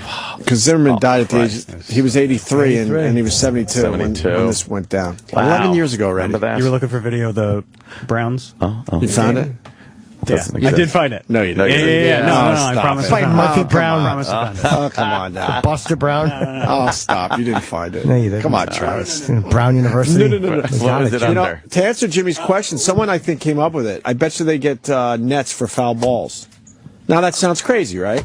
But you're at a baseball game, and someone's going to get hit in such a way. Oh, right. And it's going to be a lawsuit. So net in the entire and then thing. they're going to decide we can't deal with any more lawsuits. So like we're behind the back. Or a kid will get killed, right? Where it's beyond the lawsuit and it's bad PR for baseball. Yeah, and you might think that's ridiculous, but is it? And they'll say it's for the bats. It'll be a bat. Remember Chris Chambliss threw a bat by mistake going into the stands? I was at a game, I think, when that happened. Sometimes you see a bat crack and just like a spear flying into the. Sometimes they lose grip of the bat. Oh, right. Well, that's what happened at hockey games. She got killed, right, by a puck. Yeah, someone got killed by a puck. Did they arrest him? And so then they put up nets behind every goalie. Yes. In every arena. They changed the protocol there. Yep.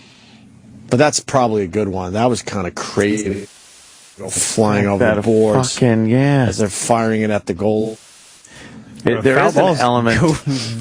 There is fast. that element of danger when you go to a ball game and you go to your seat and you're like, oh, I am in the danger zone here. Especially if you're on one of the foul lines. Yeah. And then you just hear like crack and you hear people next to you go, whoa!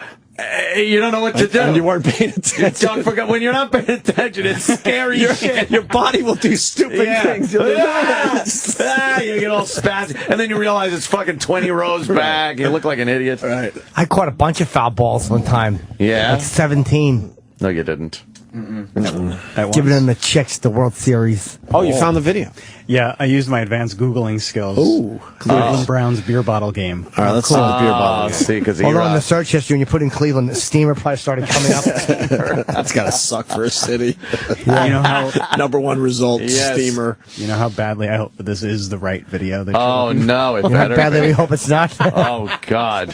Especially with your smug introduction. Oh, exactly. Yes, very smug. If old pajama top doesn't like it, then we'll... Seersucker. Oh, whatever it is. It's an awful shirt.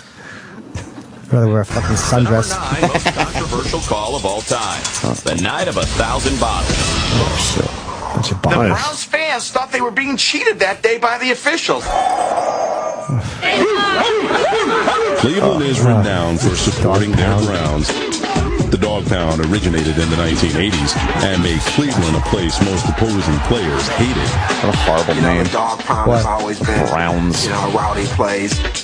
Any opposing player that taunted people in the downtown, you just got to be nuts. You really asking for it.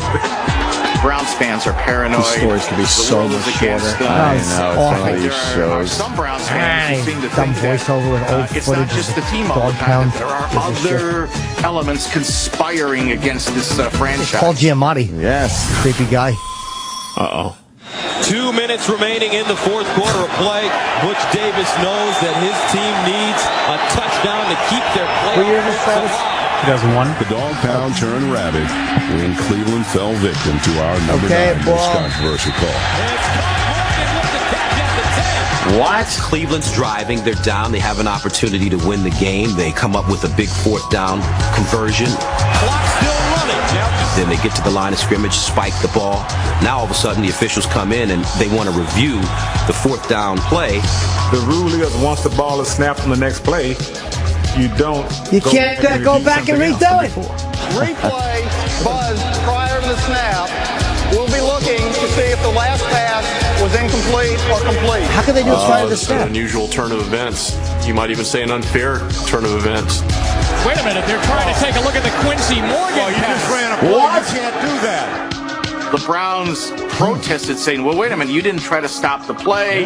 McCauley said, I was buzzed. Before you ran the play, we are going to review the play. Oh, boy. You're right. You tried What? to replay. That guy really looks like Giamatti. This is serious stuff here in Cleveland. This is potentially on the That was a line. good. It was a bunch of bull. Ooh, Apollo Creed's trainer didn't like it. The pass is incomplete.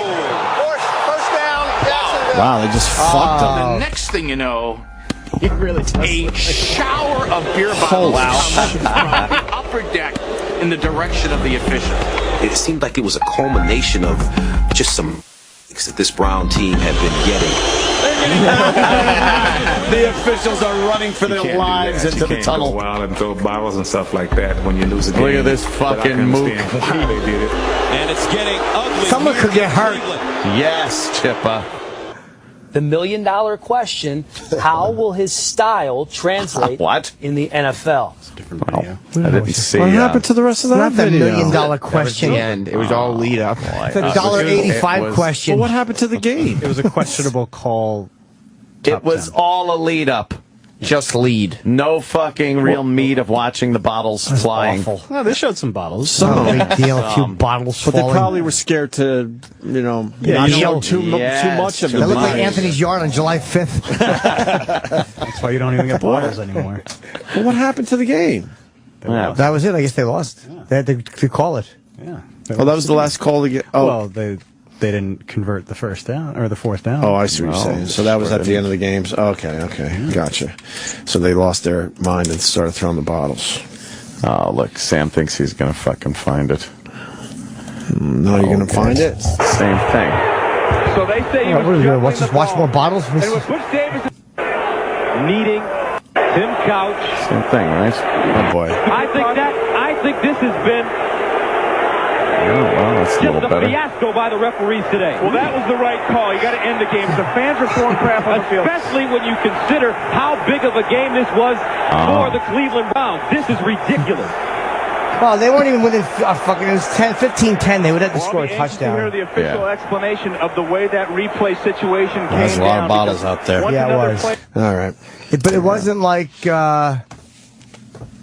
No. there was within 2 points or a field goal would have tied They're it. strolling off the field, too. Yeah, they're just lollygagging. That guy, that asshole, that caller. That's 6 minutes, and then refs are leaving, and you see the bottles bouncing off. Yeah, exactly. What are we behind? You got the Stanley Cup going on, and we did the governor's bed yesterday. Now the mayors are finally betting. Yep.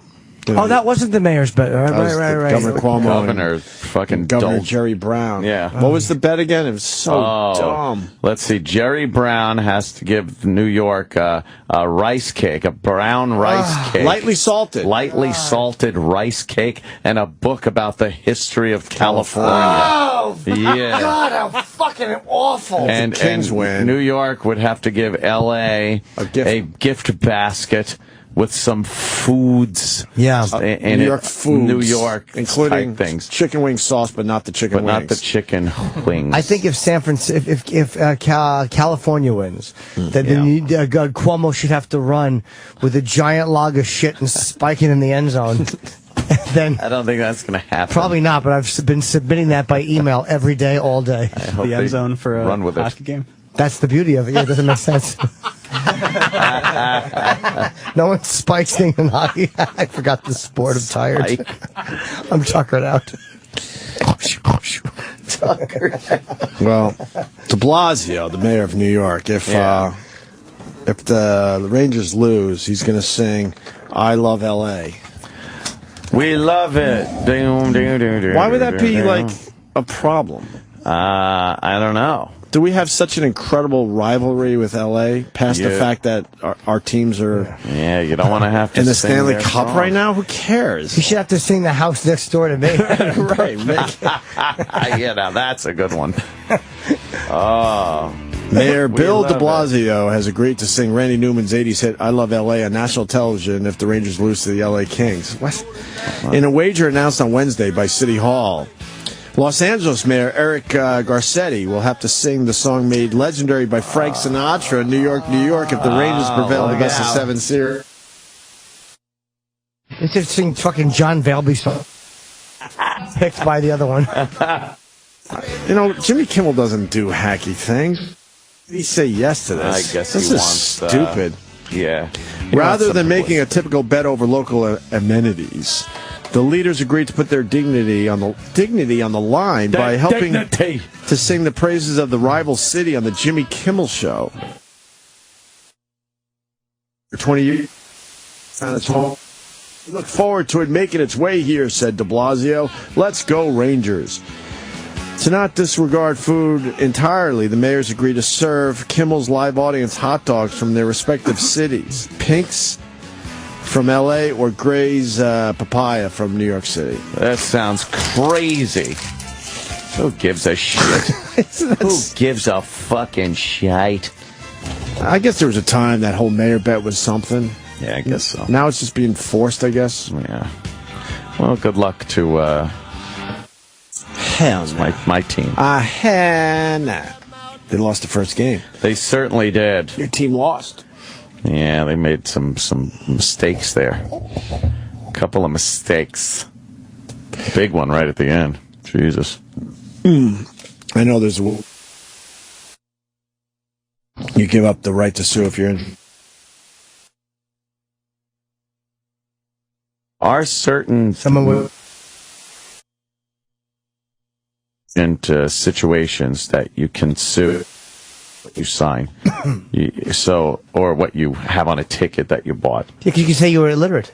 If someone's illiterate, is that all of a sudden, you know? I don't know if that is. Right. But I know, let's say they set up batting practice into the stands. It wouldn't matter what they wrote down. They could say they knew that could definitely cause injury and did nothing about it. So you could still sue. Anyway. Lawyer Anthony says that. Just remember, we were supposed to look at a Wheel of Fortune clip. Celino and Is it Bonds, good? injury attorneys, 1-800-888. And the Fabrice. The Fabrice. Oh, it didn't say some manager freaked out and sprayed a stealing customer? Yeah. Why is this Wheel of Fortune clip good, Sam Roberts? Because it's the worst attempt at solving a puzzle there has ever been. I thought we already had one of those. No, this is worse. He is dumber than the last one. Is this the one they said, what is a delicious snack where lima beans are stuffed with raisins and chocolate? And the guy spelled Klurdsmar with a C and not a K. Klurdsmar. Klurdsmar. I don't even know how to address that question. Everyone else does. They're just avoiding looking at it.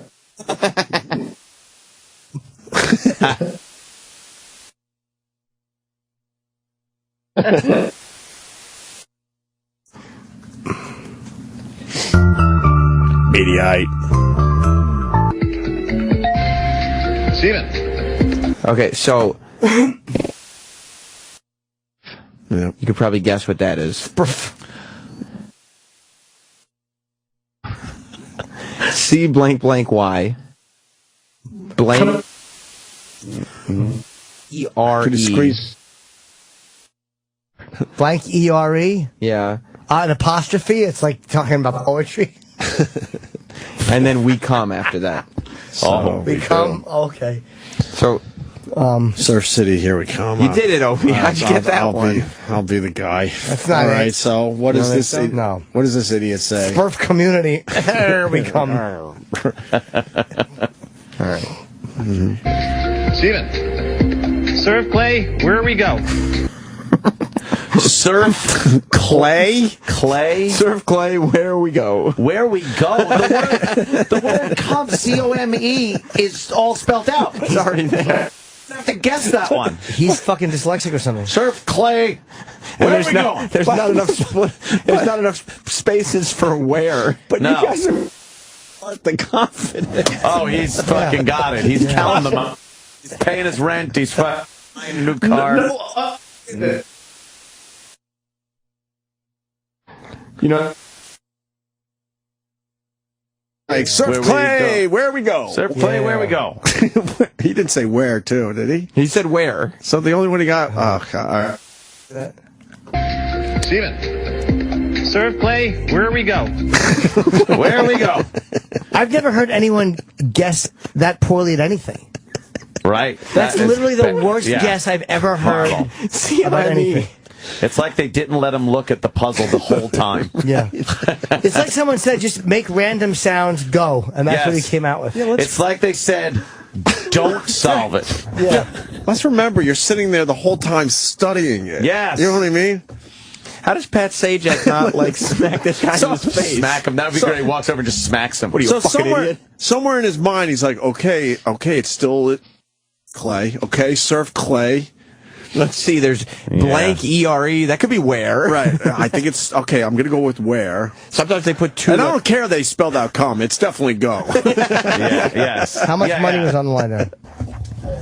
I don't know. It's for the game, obvious. I mean, for this. Well, how much, though? Oh, did he do it on purpose just to be funny?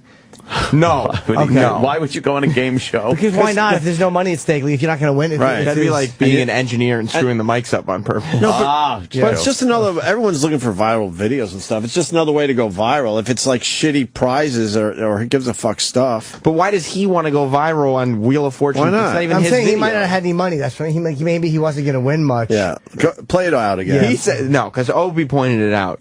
The confidence. I love the confidence. He's all about it. He figured out this puzzle a long time ago. Oh yeah. Like if you were gonna fake it, you'd pretend to be like, Surf Clay. Where we go? This guy probably figured this out with only like one word and just said, nope, I'm going with it. What a He knew nervous from the putz. beginning and refused to alter his course. Right. Let's hear it again. The Surf Clay, where we go? Surf Clay, where we go? You're like, no. So how's it play out? Well, believe it or not, the contestant after Steven is able to crack the code. Oh, wow. Well, just because he gave her some hints. Surf. Okay. So the word that is already spelled out C-O-M-E is not go. All right, good hint. Right. Steven. Surf Clay, where we go? No. Pat has had it. Pat has had it. He's like, no. And the guy who gets... He's the one that gets drunk, right? That Pat story came Sajak? out a year or two ago? I think so. He's so bored with the show that it came out that him and Vanna's on the show. There. They go out and get margaritas, was it? Yeah, I think they get fucking... Between shows. Between shows, they just, as they're resetting the audience and everything else, they go and just fucking drink. I think zooted was the word that they used. Yeah, Fuck yeah. He's had it. Surf Dice Clay, where we go? Look at the guy who Over guessed. here now. Look at Surf Clay. Surf Clay. And watch his head go down as he goes, no. He goes, oh. No. Steven. Surf Clay, where we go? No. He goes like, oh, man. It's like, nerds. his hand at the top of the desk. He's like, I knew I had it. What could it possibly be then? Well, it's a mystery. I flubbed it. How long has Pat Sajak been doing this show? 30 years. 30 years, yeah. It's the most boring fucking job in the world. But it's amazing how there's obviously worse jobs, but I would imagine he wanted to be doing more in entertainment in Hollywood. They tried that talk show, remember? What a famous guy he is, too. Pat Sajak is a famous fucking fighter, ridiculously famous for doing basically nothing. And everyone knows them, and it's a pop culture like phenomenon, I guess. I hate to say it like that, but 30 years ago. Aunt. Like this and Family Feud now only exist so they can make viral videos out of the idiots. Right. Yeah, but Family Pat Sajak has been there the whole time. Family Feud, to me, Richard Dawson. Richard. You weren't a Ray Combs guy? What? You weren't a Ray Combs guy? You know what? I used to make fun of him because he hung himself, but then I met his son, who was a really cool guy, and I think he's a stand-up, so I think Ray was a comic, too. I used to make fun of him because he hung himself. I mean, I'm just a dick. A game show host that hangs himself is, you know, I mean, come on. Like, how do you make fun of someone that hung himself? You know, I used to make fun of him, you know, because he hung himself. Because he hung himself. But you know what I mean, like... Well, then you have to make fun of him. Yeah. But a game show host... I used to make fun of him because he wore red pants a lot. Right, no. Oh, of course you make fun of him. He hung himself. Well, yeah, game show hosts don't normally do that. No, you're right. You know? Then you had a joke or something about that. Yeah, I don't remember what it was. Fun guy. I believe it's on one of your CDs. Is it? It might be. I think so. I don't remember. All right. I about Ray Combs, and then there was Louis Anderson, right? He was good. And how long did he do it for? He did it for many years. I think Louis did all right with that. But then Richard Karn took over from Home Improvement. Oh, no. Yeah, that was great. Was he good? No, he was lackluster. How long Those was were he the there? forgettable years. Good. Maybe 2-3 seasons. I met him. He was an asshole to me, so fuck him. Richard Really? Karn? I was at Richard BAB. Karn. We were at the same event at the Walt Whitman Mall of all places, and he was a dick. Carnet. That's money, right? In French? He still has his Al Borland beard in case nobody recognizes him. Oh, you gotta do that to keep your fame going. Yeah. I don't know about that, Tim. I never saw that show. Surf Clay, Where We Go is a huge hit. You guys should listen to more Bleach Fellas and things. What? I don't know. Oh, Beach Boys. Oh, Beach Fellas and Beach things. Boys. Oh, Beach Fellas. It wasn't a all Beach right, Boys all right. song. I got you. Surf City, funny. what was that, Jan and Dean? I got John you. and Don? Oh, and this guy stole Billy the Bass Man's tagline, by the way. That's right. Yeah. Thank you, Joe Hoff. 23. Where are we going is Billy the Bass Man's slug line. Surf Clay, where are we going?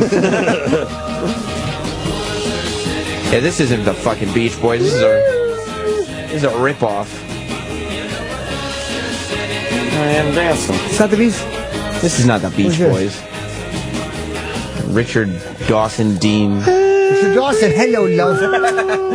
Do you ever hear Richard Dawson? I want to see him kiss somebody. Yeah. Hi, hello, love. Come here, love. What a creep. He's dead, right? Oh yeah. Yeah. I don't think the Beach Boys. I like a couple songs. I'm not a big fan. The They're song at amazing. your wedding was I pretty know that's good. sacrilege. God only knows. Religious, but I don't. I'm not a Beach Maybe Boys the best fan. song They ever fucking written. blow. I don't like them either. Oh, fuck you. Do you like the Beach Boys? Listen to this song. Listen to Some this of song. them. This one I like. This is a great song. Yeah, this It's a great song. They definitely had some good songs that I like, but in general, I didn't dig You're not a it. Sloop John B guy? I watched the woman make a terrible mistake to the song.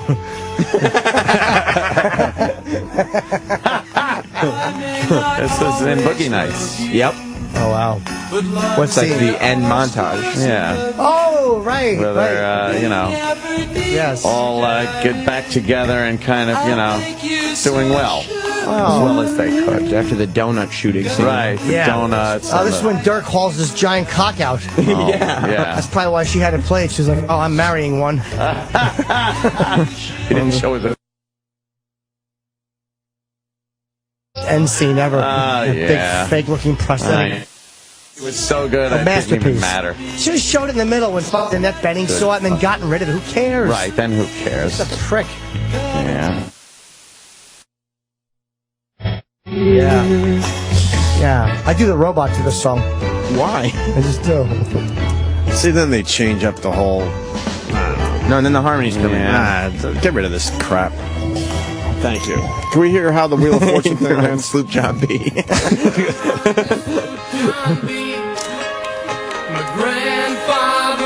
Wait till it picks up. How do you not like this? I don't like Listen to this. that bass line. It's all right. Yeah, it's okay. Whoa, he's tough. It's a catchy little jingle. Well, I feel so broke. Tell them where you want to go. I wanna go home. So hoist up the John B. Listen to that wall of sound. See how the Yeah. Very Phil Spector-ish. Let me go home, let me go. Let me go home. I'm starting to like the Beach Boys. Yeah, this is pretty good, You know actually. how pissed off the Beach Boys used That's to only be? because of what they're saying. Yeah. I want to go. The Beach Boys used to go on tour without Brian because he was a recluse. Yes. And then they would come home from the tour, and he would have all this new music he had written for him, but it was always weird shit like this. Yeah. And they'd be like, this isn't our sound at all. What are you doing? Wow. But he was a genius. Well, he's also Wait, they didn't like this when he first heard it? No. They were like, No, they wanted all those goofy beach songs. yeah, they were like, what are you writing? This isn't Right. what we do. And he was like, this is what we're doing now, fella. He's absolutely a genius. Is he really? Yeah, that word's used. He had a sandbox. He's a put in prick his on house. wheels, though. He's singing like these are like children's songs, but for big people. La, da, da, da.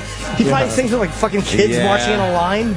I heard that when they did the concert in New York City recently, that the people in the crowd had beach balls, and they were knocking them all around the crowd, and then one of the guys said, "Oh, Brian wants to say a few words to the crowd," and the crowd's like, "Yeah!" And he got on mic and said, "Knock it off with the fucking beach balls!"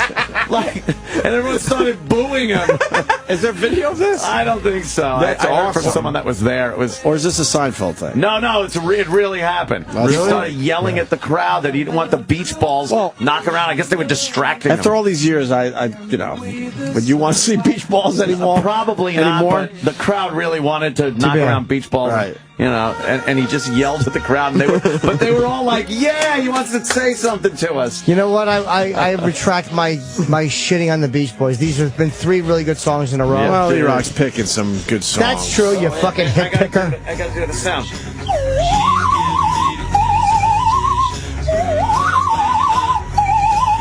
Doesn't get much better than Pet Sounds.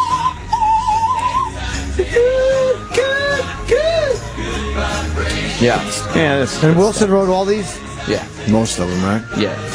What fucked him up? Was it drugs or drinking? He did a lot of... Oh, okay. I mean, a shit ton. But he was a little nutty before that. Yeah, I mean, I think he was just... But you think he's a musical genius? Oh, absolutely. That word is used too much, often. yeah. Too much, but Brian Wilson was a genius. Yeah. Or I knew a guy who would I play don't know the if he still xylophone with is, his but- belly button and asshole. He was also... He used to have like label executives over to his house for meetings. Yeah. But he'd make them meet with him in the pool because he didn't trust that they weren't wiretapping him. That's brilliant. So everybody had to get in the pool. You know what? Wow. That's a smart move. But wait a minute, let's play this out. Did you have to take your shirt off? I guess if you want to be comfortable. And if you didn't have to take your shirt off, did you make everyone go up to their neck? Yeah, neck. And he's circling your hair. How goofy of a meeting would that be? Everyone's up to their neck. Great. In a pool. Getting a little water in your mouth. Yeah. You got to go under to prove that your hair's not wired. Your fucking wig comes off. Like that commercial for Maury. Fucking 8 degrees in here. Force winds. Tell me. Hold on a minute. There's a curse word in one of the Beach Boys songs. Oh, no. This will lead to the plug for this week's podcast. But first, Adam in Washington. Adam. Yes, sir. Hey, go ahead, Adam. Welcome. Yes, and about halfway through the Barbara Ann song, I believe they say rat shit. Rat shit? They say rat shit. Yes. Are you sure they don't say wretched or ratchet? Like, We'll try to find it. But this week's Opie and Anthony podcast, Misheard lyrics from last Friday's show that you guys really seem to like. We threw that on the podcast, so go get that for us, all right? What? Scratch it. it says scratch it, you fucking half-deaf idiot. I think he said ratchet. Maybe he's watching Cuckoo's Nest. I don't think Jimmy wasn't in during our musical break, right? No. I was mercifully at the fucking proctologist. That was because you missed the Highway to Hell. That's where the bad You didn't hear word about is. Highway to Hell? No. You what? All right. Highway to Hell, they say hell in it. Don't say anything. Turn off this stupid Beach Boys. You know what, though? I'm actually going to buy a Beach Boys Greatest Hits. Oh. Sounds of Summer. There's so many good songs on that. I was incorrect. And I will, hold on. I would like to sincerely and from the bottom of my heart apologize to any Beach Boy fans I may have offended. Really? Sam included. Yeah, and E-Rock, apparently. I think I'm with you, too. I'm just an idiot for not liking them. I gotta stop hating everything. Get the Sounds of Summer compilation. That sounded pretty good. It's all Beach Boys? Oh, it's the greatest hits. It's the Are best. the kids still singing the Beach Boys songs as the Beach Boys? What do you mean? I think the Wilson sisters and all that, don't they have some weird combination of fucking people? freezing in here. Wilson Phillips? Yeah, trying to do the Beach Boys. I'm not sure. I think I was reading about that the other day. No, Jimmy, listen to this. And tell us what you hear. Tell us what you hear right here. Okay. Hold on. Guitar. Ah, that's true. Okay. Drums. All right.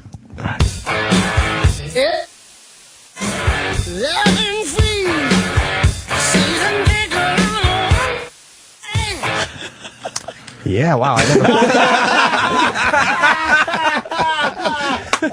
That's why the podcast is amazing this week. Isn't that amazing? No, I don't know if he's really saying that. Oh, well, we kind of researched enough, and it seems like he is. Can we hear that again? Supposedly on the original albums that were distributed, it's in the lyrics, and then they kind of changed them somewhere along the line. But which we found no evidence of. Except she's a nigger? Yeah. Isn't that amazing? We've heard the song thousands of... Never noticed. What are they, what have they claimed they said again? Season ticket on a one-way ride. No fuck There's way. no way that's season ticket. Isn't that amazing? One more time. What do you think it is? What do you think it is? You know what I hope it is? What do you think it is? I say she's a nigger on a one-way ride. Oh, then it is what you think it is. Misheard lyrics that was starring the AC/DC song Highway to Hell, but we found other ones, and it just got really goofy and stupid because then other people were hearing shit that wasn't there, and it was a great hour, a lot of fun. So go get that now. I think there's a link on our Facebook page, O&A Show. Okay,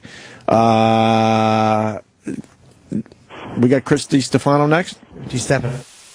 I could continue to fuck up his name. Well, it's common because Mike's name. Fuck up his I do name. too, and I see it because of Mikey Stefano. Let's say hi to Jimmy in Houston. I'm right here. Ow. Hey guys, go to YouTube and look up Crackhead on Wheel of Fortune. There's a guy on there that looks like he just cracked the fuck out and wins like a ton of money. We learned, I mean, we did some Wheel of Fortune clips a couple weeks ago on our show, and we learned there's a lot of really good ones out there. Oh, this is really old, and it's 8 minutes long. I don't know how really? I got a piss, sir. All right. 9 minutes Fortune long. TV watching. We'll watch it another day. Find we'll good watch it in parts. our leisure. We'll get some highlights from the video because so I've heard about this guy before, and supposedly he stumbled through Wheel of Fortune for 2 days, and people were amazed that he was doing as well as he did. Yeah, because he looked like he was all cracked out. Yes. So I have heard of this one, Jimmy. We'll try to play a couple clips from that, maybe I don't know, later or tomorrow or next week. We'll figure it out. But next we got Chris coming in. You just told me how to say his name, and I still don't know how. Stefano. Oh.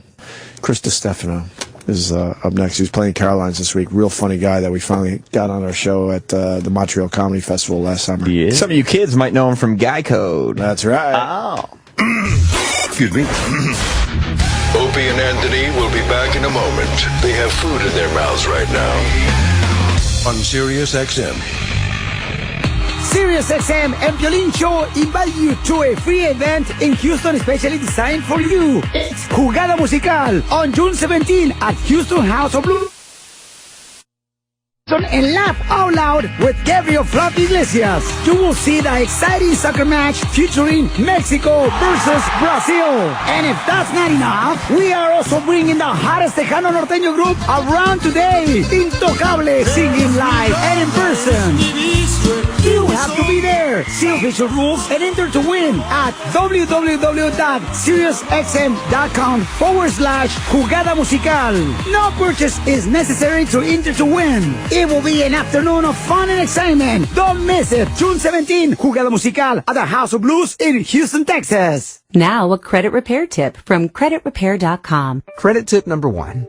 Late payments are among the top causes of a lower credit score. But did you know that even after you pay them off, late payments remain on your credit report as a negative item that continues to hurt your score? Your credit score only improves when are actually removed from your report, but it can be difficult. That's why you need the credit experts at Credit Repair.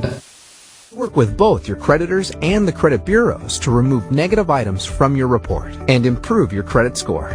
If you're suffering from a low credit score, call creditrepair.com at 100-584-1232 and in minutes get exactly what's hurting your credit score and how to improve it. For over 15 years, we've been helping thousands. So call creditrepair.com at 800-584-1232. 800-584-1232. 800-584-1232. I know, I'm supposed to change my home's air filters, but it's such a hassle. I gotta remember to change the filters, go to the store, remember my sizes, only to find out the first 2 stores are out of my size. By the time I get home, it's a real pain in the neck. That's the way it used to be. Now I go to the cleaner filter, and they do it all for me. They remember all my filter sizes and deliver them right to my door. It is so easy, and right now you can save 20% on your first order and get free shipping. Just dial 1-800-449-4918 and tell them you want to save 20. Then tell them what size filters you need and how often you want them, and they'll deliver them right to your door. Look, you have to change your home's air filters. Cleanerfilters.com helps you do it easier. Call 449-4918. Filters.com and use Save 20 to save 20% and get free shipping. Dial 1-800-449-4918 or go to cleanerfilters.com and save 20. Lost money in the market. Stock Loss recovers money for investors via arbitrage. Money lost with stockbrokers via arbitrage. We'll hold your brokerage house responsible for losses. 800 Loss only gets paid after you money. That's 1-800-STOCK as in stock market loss or 1-800-333-4567. Act now.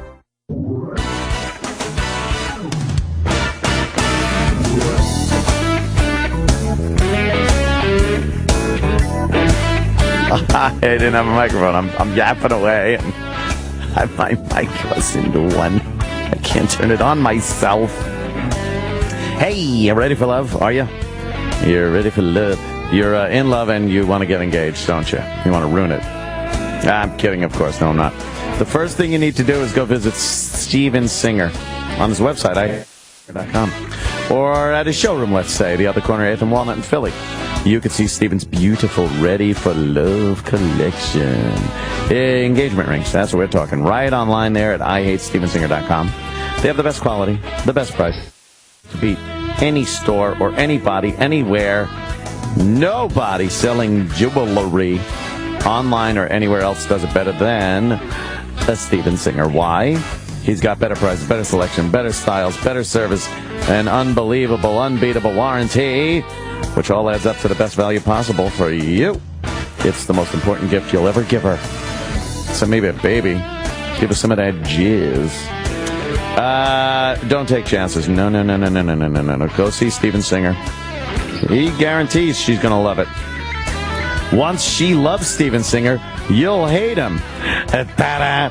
Visit Steven online, IHateStevenSinger.com, or on the phone, it's 888-I-HATE-STEVEN-SINGER, or head on down, corner 8th and Walnut in Philly, and hate him live and in IHateStevenSinger.com.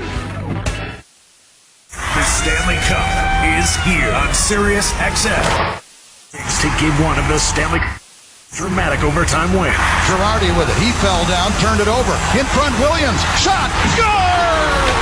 Hear every home and away broadcast of the Stanley Cup Finals on your Sirius and XM radios and the Sirius XM app. Log on to SiriusXM.com/live sports for game times and channel listings. And react to every game on Sirius XM NHL Network Radio. Sirius 207 XM 211. Dating isn't easy. I could have one of my buddies set me up, but that's a horrible idea. I could go online, but that's a horrible idea. Or how about the horrible idea bar right down the street? Any ideas? Call It's Just Lunch. Our matchmakers take the time to get to know you, then match you with women we think you'll be crazy about. We even make all the arrangements on a date or drinks after work. Great idea. It's just lunch. Shorter way to date. Hi, Dan Heaster here. When I came to Boyd Brothers 17 years ago, I thought I would just get a couple years of experience and be on my way. Instead, I found a flatbed company that made my success a priority. With Boyd Brothers, I get treated with respect, make the kind of money I want, and still get home on the weekends to be with my family. Don't just take my word for it. Give Boyd Brothers a try and see for yourself why other flatbedders say Boyd Brothers is the best fleet to drive for. Call 800-543-8923 or visit driveforboyd.com today. Good communication is key to business, especially when you need to work together with people that aren't in the same office. So what do millions of small business professionals do when it's time to connect with remote clients and colleagues? They use Citrix GoToMeeting, the proven solution for meeting and collaborating online. GoToMeeting lets you share the same screen, so it's easier for everyone to stay on the same page wherever they are. And with built-in HD video conferencing, you just need a webcam to see each other face-to-face. And meet simply, all on your Mac, PC, tablet, or smartphone. When meetings matter, millions choose GoToMeeting. Now it's your turn to see why. Start hosting your own face-to-face online meetings today with GoToMeeting. Visit GoToMeeting.com, click the Try It Free for 30 days button, and use the promo code SiriusOrXM. That's GoToMeeting.com with promo code SiriusOrXM. Ready to work with anyone, anywhere? GoToMeeting. Meeting is believing. You ever wondered how you could make a difference in someone's life? What if you could help even thousands of children? You might think it impossible, but it's within your reach. Right now, today, students in the U.S. rank 32nd in world math skills. It's time for our children to catch up. And you can help. Become an owner of one of the world's fastest growing franchises, Mathnasium. Mathnasium is the leading math-only learning center in the U.S. Its only purpose is to make our kids better at math. Imagine helping hundreds, even thousands of students in your community improve in school and raise their self-esteem, all while doing something you truly love. Call us at 855-391-MATH for a complete package of information. That's 855-391-6284 to learn how you can make a difference. Doing something you truly love. 855-391-6284. 855-391-MATH. I need to protect my company's email. Do you want an email security solution that's hard to install? No. You good with paying a fee for every user? No. How about a little extra for outbound email protection? No. Offshore or automated phone tree support okay? No. Then yes, we can help. The Barracuda Spam and Virus Firewall, the world's best-selling business email security gateway, with email encryption and data leak prevention included at no extra cost. Available as a hardware appliance, virtual appliance, or as a cloud service. And always humans to answer your calls. Try the Barracuda Spam and Virus Firewall free. Go to barracuda.com/yes. The Opie and Anthony channel. All Opie, all Anthony, all the time. It's real. Daytime TV with a butt. Oh, yeah. Spend your weekday afternoons laughing and learning. I'm not going to say anything about the vagina. Heavyweight champion of the world, Mike Tyson, leaves the ring behind and hosts his own daytime TV show, giving dating advice. That's how it is. Everybody knows. You stick with your ex even though you break up till you find somebody whose sex is better or just as good. Sharing personal experiences. Don Keenan, give me my per diem. I couldn't eat, motherfucker. I'm going to beat you a grown man. I ain't eat, motherfucker. Fuck you, nigga. And getting a little rowdy with the studio audience. Fuck you! Fucking do it! Yeah! Mike lets the audience in on his more... My diction super carries for your comprehension. I will endeavor to exclaminate more profoundly in this. Yes, ma'am. Buddy is afraid to let loose now and then, too. Booga, booga, booga. Booga, booga. Weekday afternoons this fall. It's Mike. Woo. Hosted by Mike Tyson. What do you say, champ? What do you...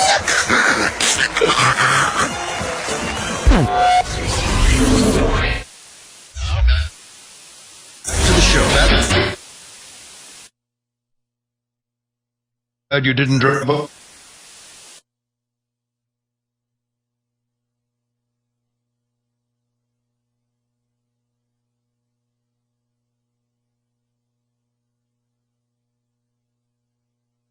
More Beach Boys. Let's get Chris in here. Oh. Yeah. Fuck, sorry, Dennis Falcone. Stomped all over this one. Sorry, that's what he would have done. No kidding. His fucking bad intros. Sorry, Dennis. Oh, Jesus. Come on, Opie. Are you over there now? It's terrible. You're over there now. Yeah, it's all right. I don't like this song.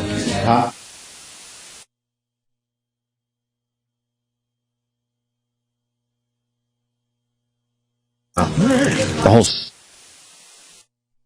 The game. Yeah, dude. What, he was at the same Yankees game as you? Yeah. I saw him. Came Popping by. over. Are you a big Yankees fan? Big baseball fan? Love baseball, yeah. Big Yankee fan. They fucked that game up. Yeah, they fucked last night up, too. Yeah, they fucked last night up. Pretty much the same way. Big baseball fan in June? Yeah, I think, my dad always used to take me to baseball games, so I've always bonded over that with baseball. That game? Actually, we went to opening day and it was snowed out, so George Steinbrenner gave everybody tickets and to any game they wanted to. So my dad picked this Seattle Mariners game, and they Dwight Gooden's pitching a no-hitter, and this is 96. So we were sitting in the upper deck, and he's like, let's go sneak down, behind home plate.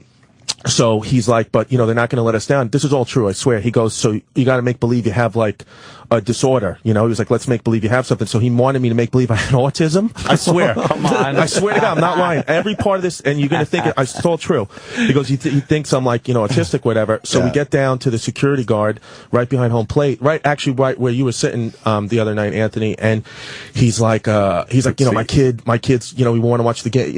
He's going to pitch a no hitter. My kid's sick. He's making. My dad just told me to squint my eyes. That's what he thought autism was. He's like, just squint your eyes. So I squinted my eyes, and that's all I did. And then he sits us down. There was three seats open, and right in front of us was the wrestler, Mr. Perfect. My dad's photograph. Whatever I said, and he taps my shoulder, goes, "Hey, Mr. Perfect, my kid's huge fan. He said, can he get an autograph?" And Mr. Perfect just like turned around and then turned back, and he goes, "Hey, dickhead." Oh, shit. Dickhead, why don't you... I don't want to make a scene. As he's calling Mr. Perfect. But he goes, "I don't want to make a scene. Give the kid an autograph. He's got autism." And then he squint again. And then I got a signed Mr. Perfect ticket stub. Nice. Wow. Yeah. What a dick. He didn't want to give you an autograph? No, I think he was just, I don't know, maybe he was drunk. Where's Mr. Perfect been lately, Is he Sam? dead? Yeah, and over the past couple years, he's been in the ground. Oh, see, shit. I didn't, Not so perfect after all. Yeah.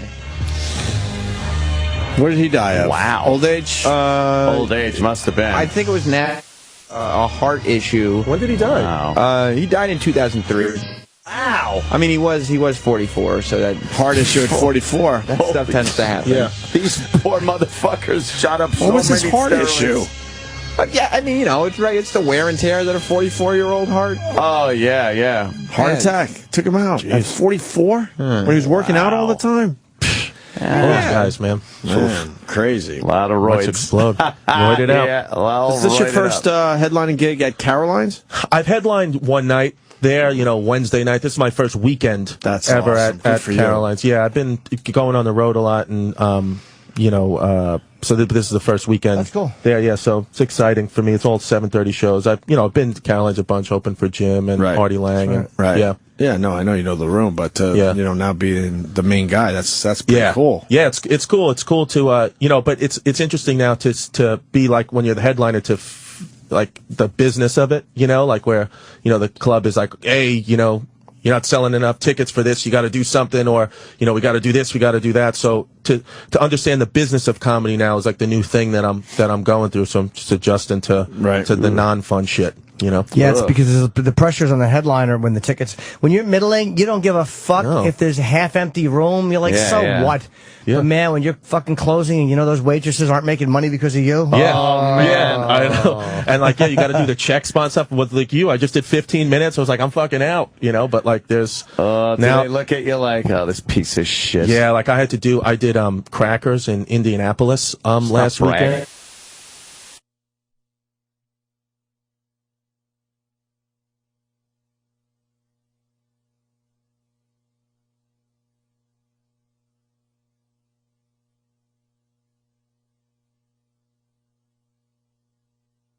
soon.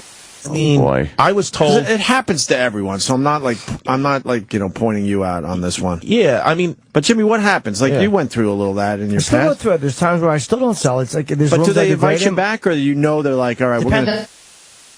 Like they'll always I do a lot in Houston. I've never sold well. Right. I told. Why the fuck?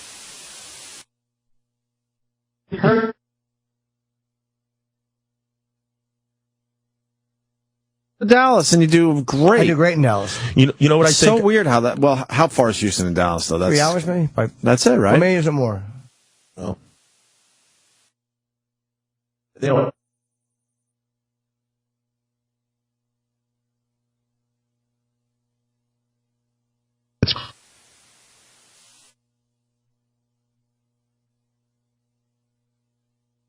That's the shit onto you. Right? Yeah, I'd rather can sell out.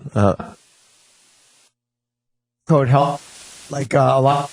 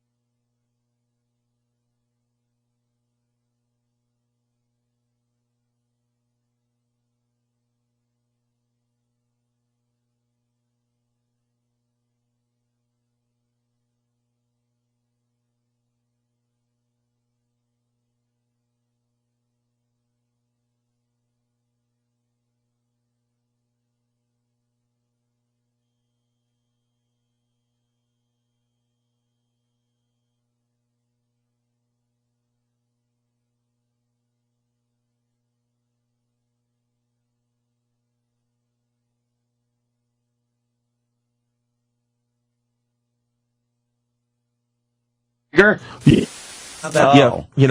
tag, that. It with the 2 T's. That's the rule. Can do? You're saying you can say? I don't like it. Nah, yeah, that's it. No, I don't think you think that's worse than the longer, right? In fact, it's worse, but I mean, it depends on, I guess, whatever it has been Faggot. That's deemed associated with violence. Faggot. Yeah. That's the way it's spelled. You got to say it like that. I just think they both would probably give you a problem unless your context was completely explainable. If your context is explainable, you can say what you want.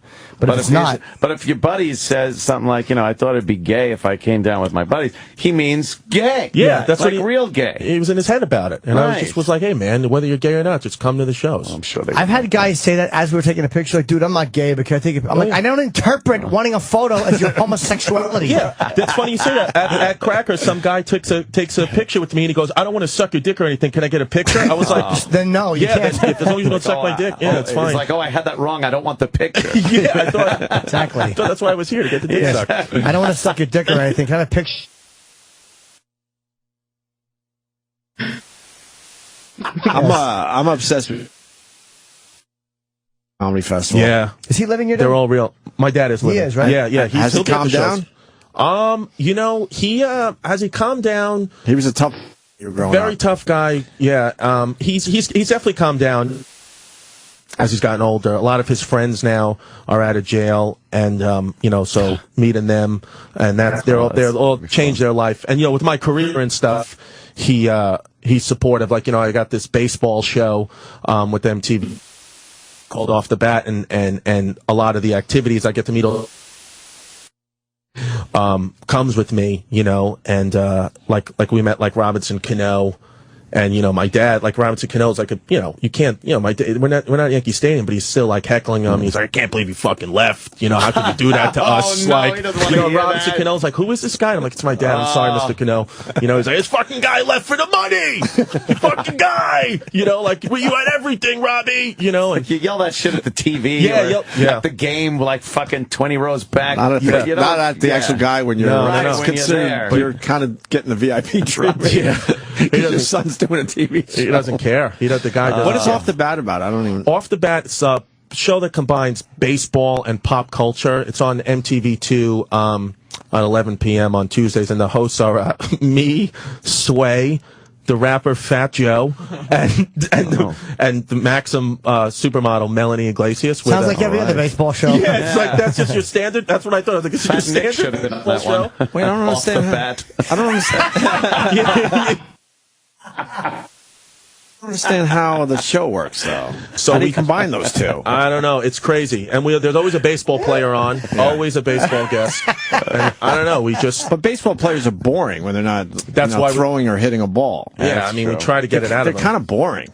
Yeah, Sway is good. Sway's like the glue. He loves Sway. He's a good interviewer, isn't he? What? He's a good interviewer, Sway. Yeah, Sway is the best. Yeah, he's, Wait, take us through like one segment. So you got a baseball player, and then you guys who could obviously, do it right. And then what happens? Do you take on a topic? Yeah, we talk about, or like we watch clips. We do a lot of, the funnest parts of the show for me is, they send me out into the field a lot. Like this guy, Anthony Rizzo, he's the first baseman for the Chicago Cubs. So we just did this thing where we went into this parking lot in Tempe, Arizona, and we just fucking smashed meatballs. I was just tossing them meatballs, and we were just smashing these meatballs all over these guys' brand new Benzes and all that, and these guys came out, they said meatballs all over their cars, and, me and Rizzo's huge, and I just have a little bit of my dad inside me. These guys come out, I was like, so what, dude? What are you gonna do? It's fucking meat on your car. What are you fucking do? What are you gonna do? And then Rizzo's a Major League Baseball player saying it with a fucking aluminum bat. Like, what are you gonna fucking do? Oh, and man. So we do fun stuff like those. Is the most fun part. Fun stuff like threatening people. It's even more fun if you do that on a vegan's car. Yeah. Yeah, it's.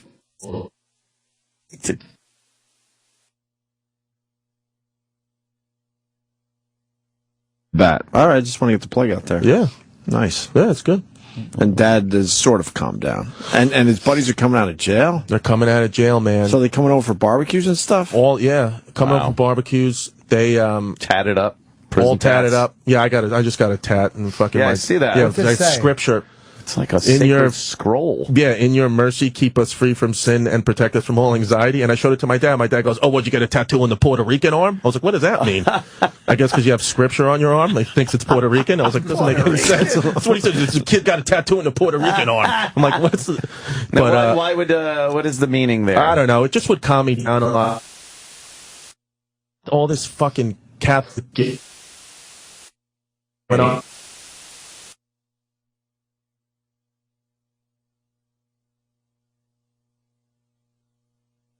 TV.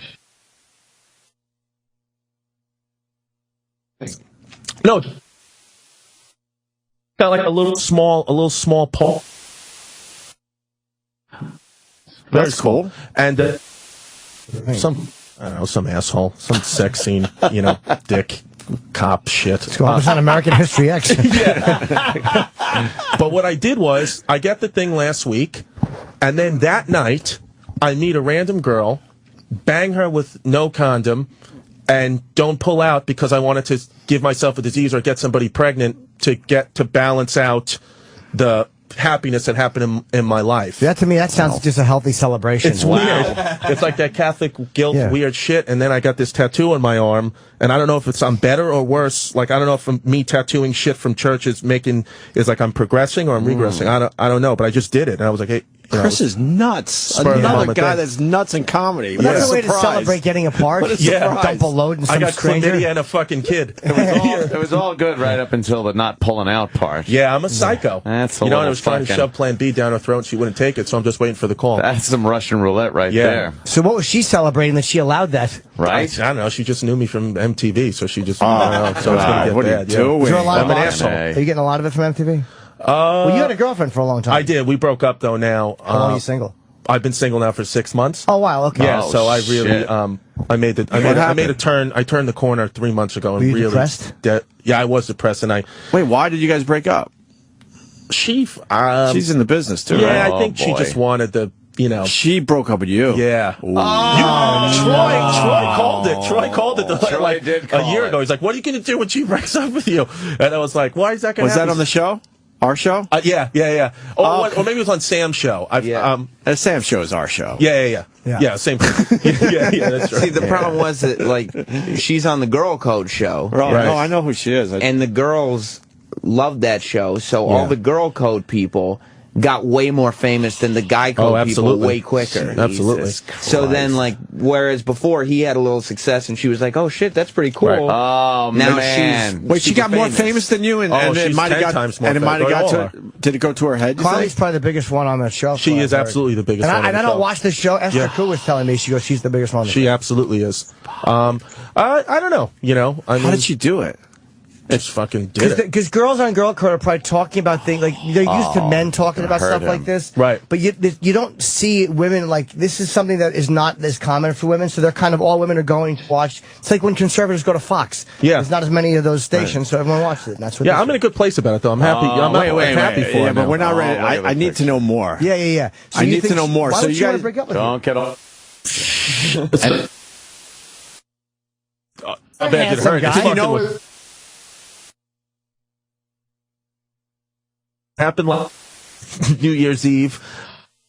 I drove to fucking by myself on New Year's Eve, just hysterical crying Atlantic City Expressway in my Corolla. She broke up with you on New Year's Eve? Like a few days before. Wow. And I just lost it. I remember She wanted it to hurt a little bit. Oh, dude. Did she? She could have waited till like January 3rd or 4th. No, you know, she could have, you know, but in between Christmas and New Year. Yeah, it was rough, you know. I mean, what happened was I think she wanted to get out of the relationship, and that's cool. What are you gonna do? You know, what are you gonna fucking do? And then, what she did, I saw.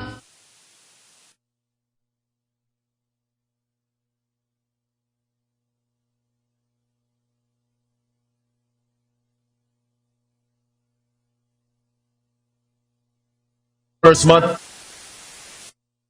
You and kind of committing my whole life to you because I did. I was in love with you, but you said, and so like I got a deal. And it's calm now and everything's cool now. But it was, she's very powerful on social media. So I was getting ripped bad, and her fans, destroy me and call me a cheater, piece of shit. But let me tell you something. Yeah. She put some stuff on your phone or your computer. I believe so. Yeah. So it's like, oh, you're a cheater. It's like, well, you're a fucking invasion of privacy. Yeah. You're a spire. Yeah. Yes, a spy. Yeah.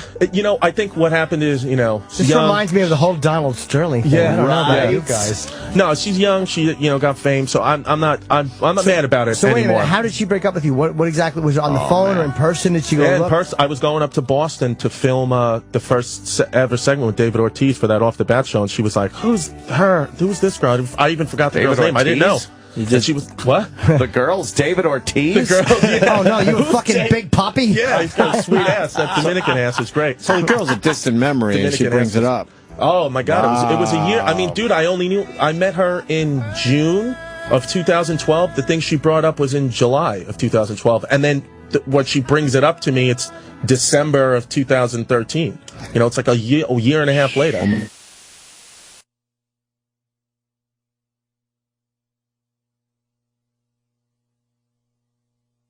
Of course, hate me and all that, but that's the truth. Of course she is, and that's cool, and I'm cool with that. You fuck the friends. I'd love to. I'm totally cool with it. I'm totally cool with anything. How many miles into your ride before you broke down?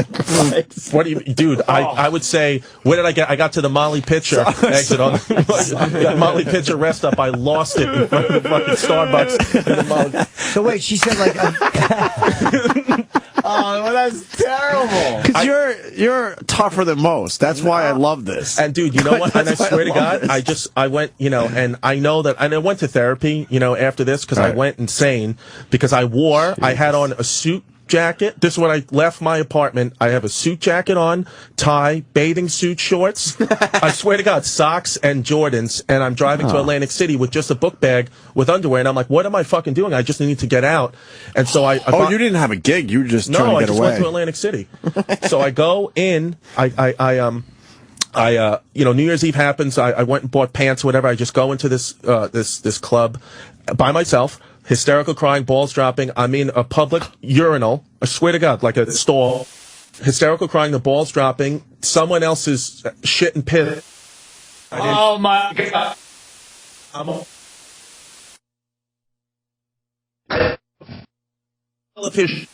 Was keeping me alive. It was like, I'm not as bad as this floating shit. Yeah, I almost fucking Dirty Sanchez myself. breakup aromatherapy. Yeah, that's what that it was. could be a business, man. Yeah, breakup aromatherapy. And then I knew I had to go to therapy. Dumpsters and shit logs. Yeah. So wait, now did she in meet a pump somebody spray? else? It was interesting. She has. She didn't want to be the bad guy. She was trying to come up with some reason why she had to break up with you because she was moving on. Yeah, somebody I'm sure else. Someone or that whatever. she knows is probably listening. I'm probably going to get a bunch of fucking shit on social media. Hey, you want our guys? It doesn't matter. You want our guys? Yeah, the war? No, it doesn't matter. Just say the word, Chris. Yeah. No, it was painful, guys. dude. It was. That's horrible. It was painful going through it, but I'm better now. Now it's like sitting here single and enjoying my life this way. It's like, oh shit, this is the best. But how long did you have to go through that feeling before you moved on? 4 or 5 months. 4 or 5 months. 4 months, I would say. But it's been places. Doing like turn it down sign, and you're in there. It's loud. I got 2 things on my head that tell me it's loud. They're called ears. Is it loud? Yes. It's pretty loud. I didn't notice it, to be honest with you. Yeah, if you want to play it, way underneath. Exactly, and then get us fucking Zoo Cruise stinger music when we come back. We get it. Broken up.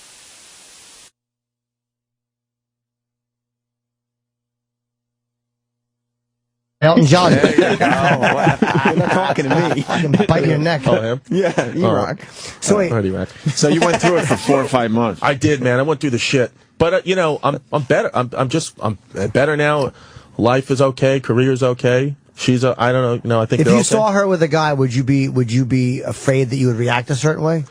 Right now, today, no.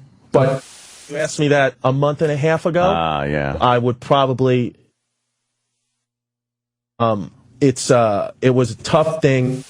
He is dating now my former closest friend. So you motherfucker! That's the issue. My former closest friend. Yeah, one of my former. I mean, I had two writing in, going through this emotion. Fucking guy. No. Yeah, well, this guy.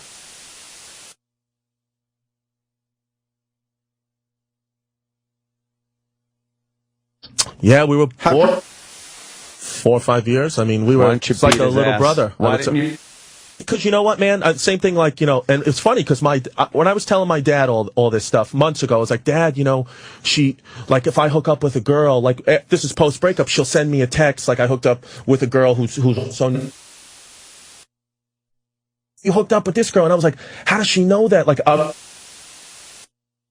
Social media, whatever, we're both known. No, my dad said, you got a fucking rat in your crew. He's like, you got a rat in your crew. And he called the 2 guys, and one of them, he was right. He goes, it's either this guy or this guy. He said, I'm telling you, mark my words, you got a fucking rat. Did he hand you a shank? And then when I told him who it was. Shank him.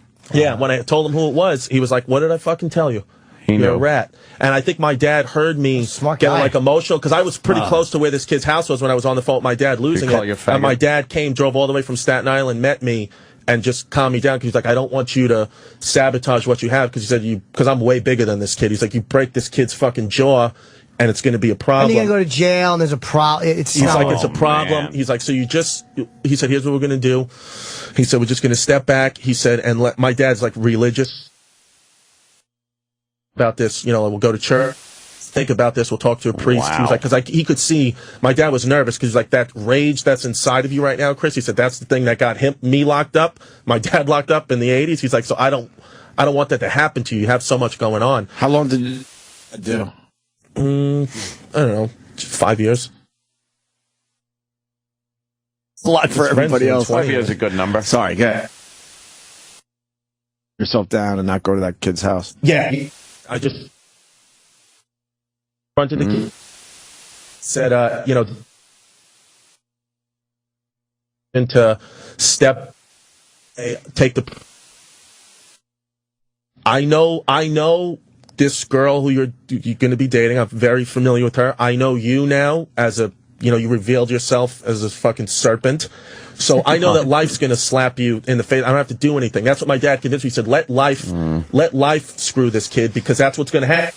You know this is going to happen, because it's just,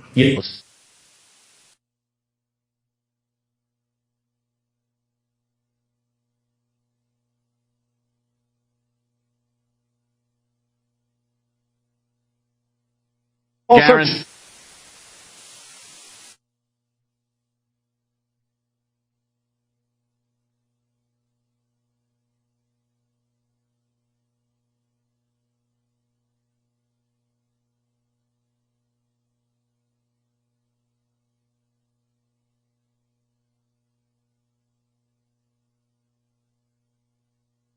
That was kind of what was meant to be, but that's usually not how it happens. But it's infuriating. It was one of your close friends. That's what it was. Ridiculous. It was like going through the breakup again. You know, it was going. Now I'm breaking up with my best friend, You're and that's confiding in this guy. And it's that's shitty of both of them. And but it was. But you know, were they doing some shit when you guys were going out? You think? I can't. I don't know. I don't think so, but I don't know. They were probably talking inappropriately. If not, I'm sure maybe not doing anything, but talking. Well, it used to be. I mean, it used to be me, my ex, and we would go get this kid. Like if me and my ex were going to a movie, say, "Oh, let's go get this kid. Come on, let's bring him up." It was the three of us. We did shows together. Just the three. Son. And my friend.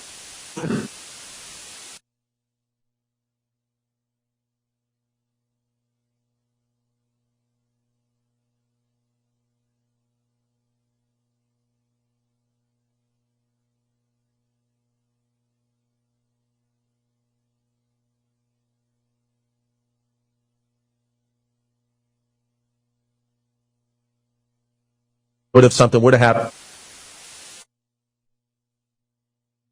Like, just try. It's going to be very difficult. Can you rewind what he just said? I heard that. I want to hear what Chris just said, please. Let's hear the way he just said, "Be happy." Please hear that again, E-Rock. I just lost a really good call. Uh-oh. Guy that did time with your dad. No. Yeah. Really? I thought he was lying.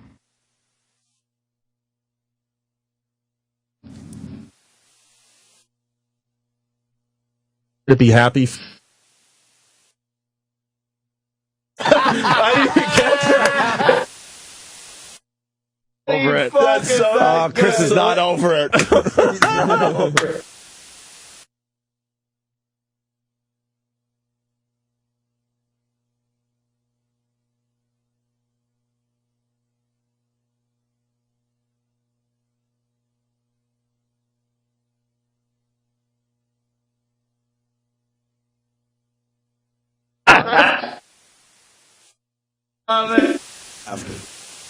Please laugh. Because that was the timing. That's telling. Yes, that was real too. Yeah, I know. Shit. Let's call it. You're almost there.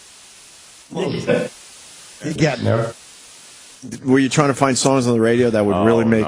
No. I'm telling you, man. I handled the breakup like such a freaking woman. Get to do this shit every day. It was just Pinot Grigio and Michael Bublé. That was my fucking life. It was Pinot Grigio and Michael. So that's what I was doing. I was blasting Pinot, blasting Bublé, drinking Pinot Grigio out of a solo cup on the Atlantic City Expressway. Jesus Christ. Now you're better off. Yeah, better off now. Now I'm good. I think you're better off. Healthier now. I lost some weight. Because got back in the gym. That's twisted on her part too. That first guy after the breakup is one of your good friends. That's twisted. Shit, bro. So you're better off. Yeah. Went out, got some girls, shit like that. Yeah. Now it's so now it doesn't matter. Now it's like now it's open season. Open season. Yeah. Now it's just, and it's cool. It's like, it's just fucking having a new, like being free again. Being free of all their shit, and whatever happens with them happens with them. Like not caring about her career or his career or just care about my own. Is he?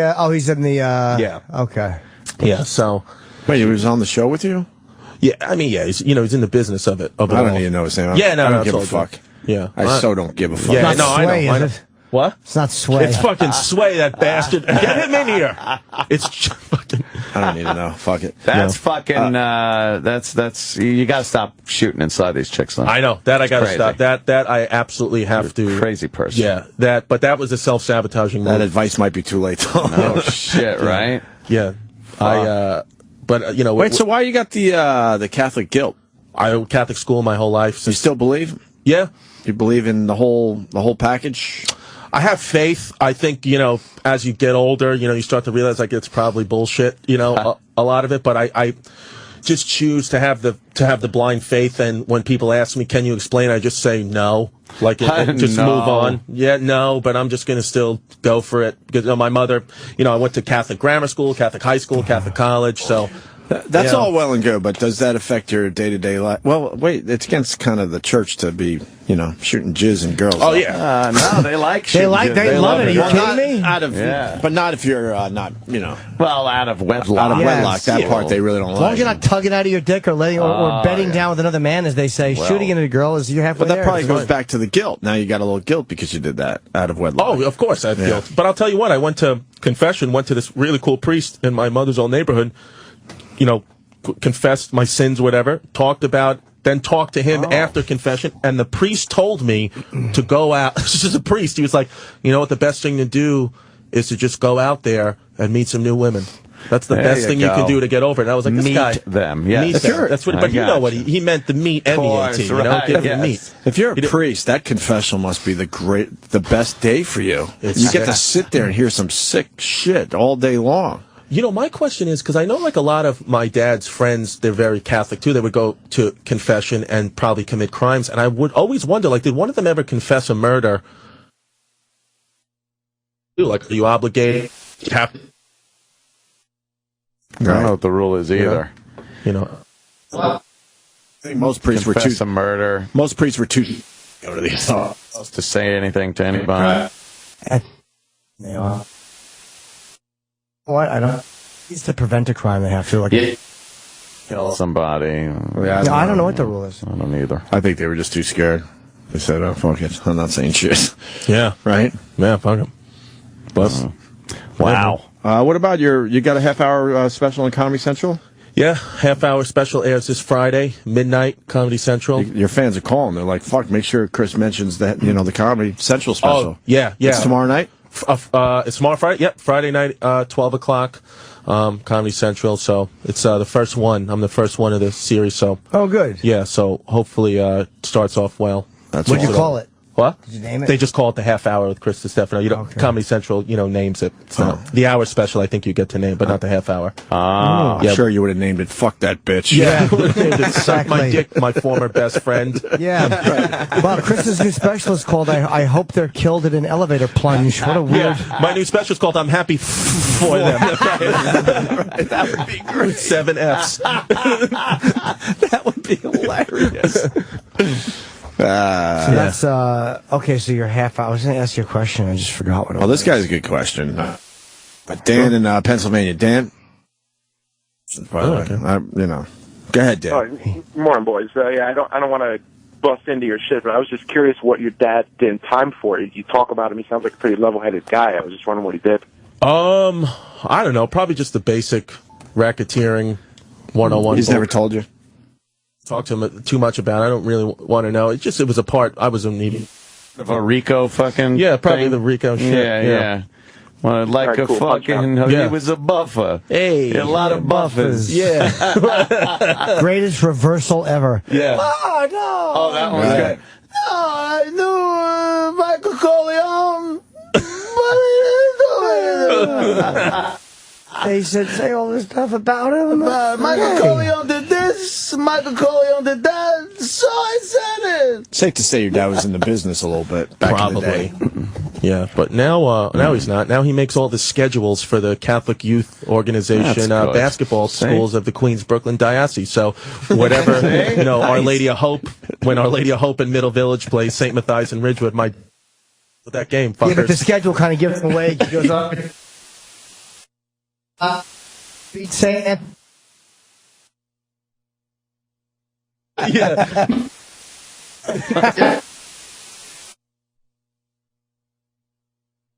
Basketball, and I was pretty good. I was a white kid though, so he would take me down to Bushwick High School playground, and he would gamble. Like, he would ask the kids who go to the park and like, hey, if you got $50, you want to play my kid in a 1-on-1, just a little competition, friendly, but $50, put it on the line. And I swear, this is real. He would make me dress up hike my shorts up, to my nipples, kind of, the Florida Make Marlin. it look like you didn't have the skills. I had these rec spec goggles, and then I would just beat the shit out of these kids, and my dad would take the money off them. It was hilarious. Oh, you played well. I could play. Quite practice. But he made him dress wear shit. Well, no, you make me just pull that, you make me pull those up to my knees, and I wish that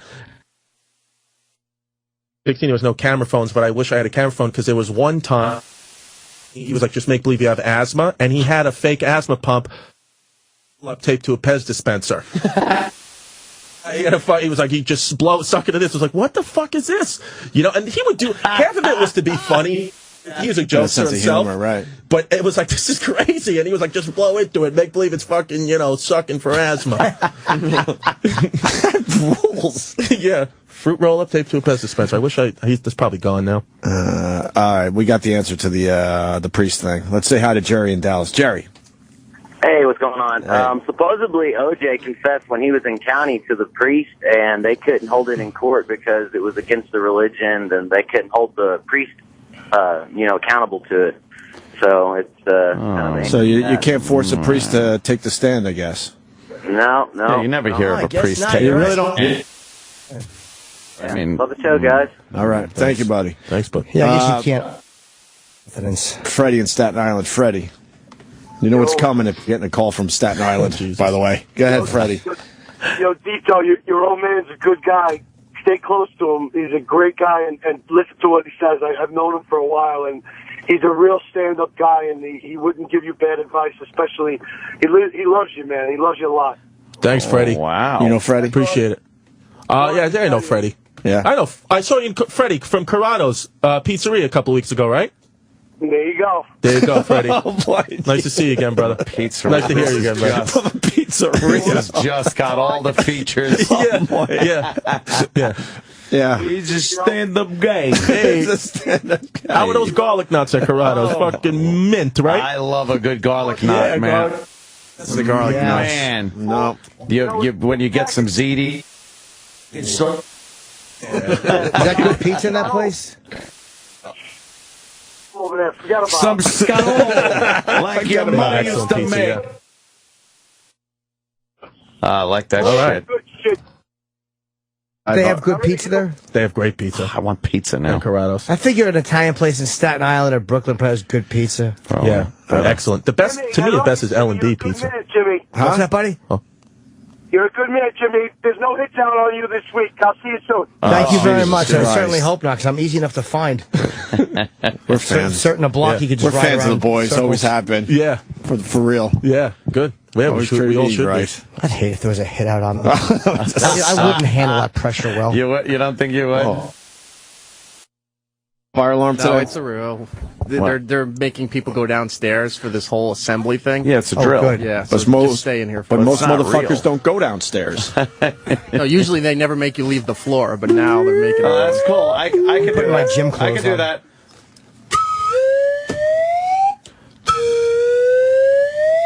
It's an alarm going on outside. Priest confidentiality is similar to confessing to a lawyer, they're saying, so. No, but yes. If you're going to confess it, I think they have to say it.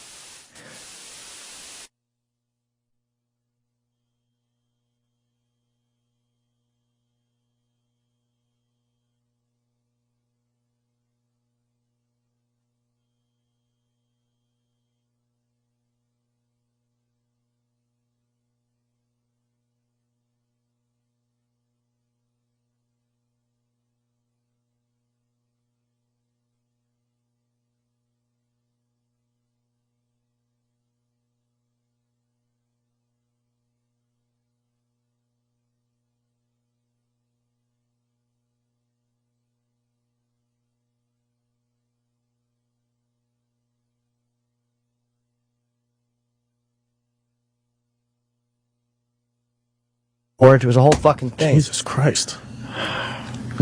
His fucking partner was throwing plates down the hallway. Oh, Justice for All with Al Pacino. Okay. You know, some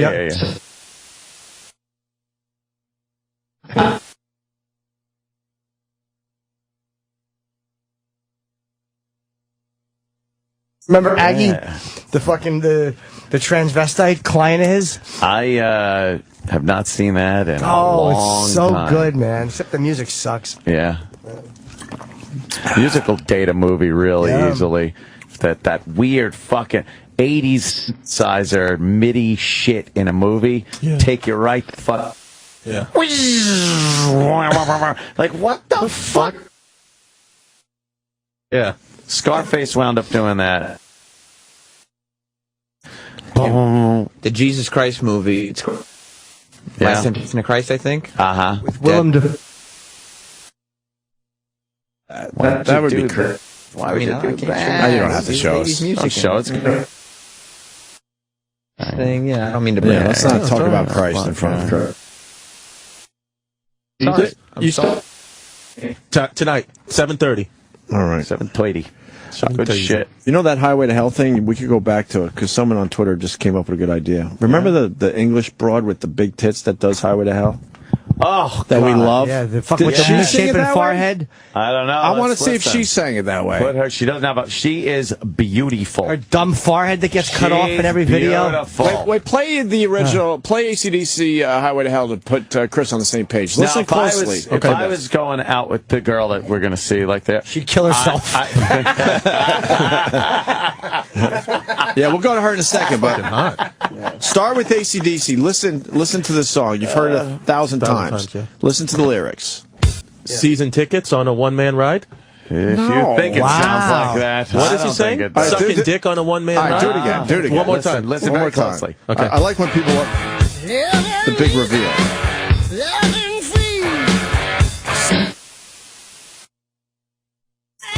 Stop.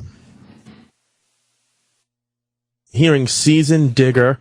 Okay, we got close. On a one-man ride. All right, You're getting closer. No. It sounds like it. Are you serious? Wait, I didn't want to say one more that. time. Season Digger? Okay. One more Listen time. again.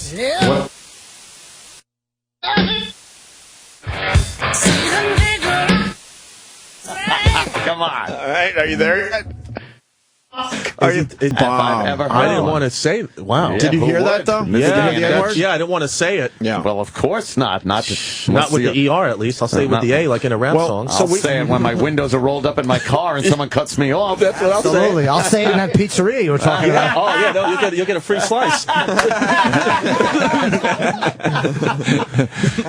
right, so now we got this broad, though. Her name's Jess Greenberg. We fell in love with her. Yeah, that fucking well head over cut a year off. ago. I love it. Go full screen, you fucking. She's a head like the fucking aliens in the Twilight Zone. No, she's best way to serve man. Oh, really? my God. And her, yeah, 'cause she's only like 17 or 18. She sings.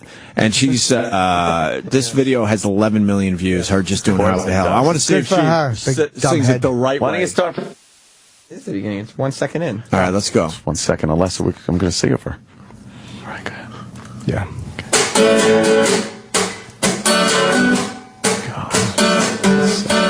Birth month on this hit.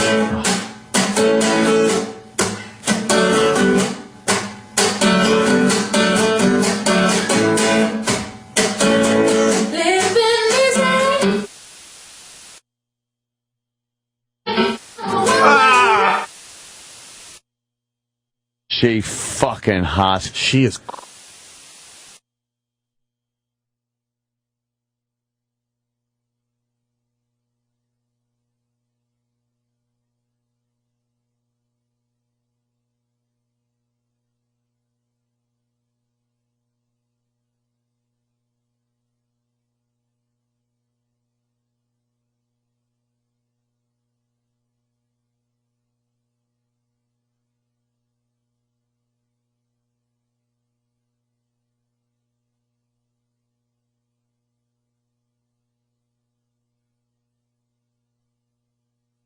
Is there any footage of Bon Scott? It's even more obvious, people were saying, since Friday, when we first started doing this. Does it say anything on like lyrics.com or anything? It says season ticket. It says season No one ticket. wants to tackle. No one wants to improve. Right. Except us here on this very program. Absolutely. No one wants to start the movement. Yeah. On German TV. Oh, great. Gotta read the flips.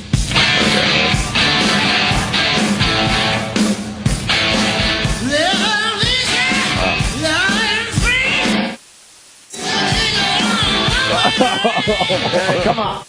I don't care what they said there.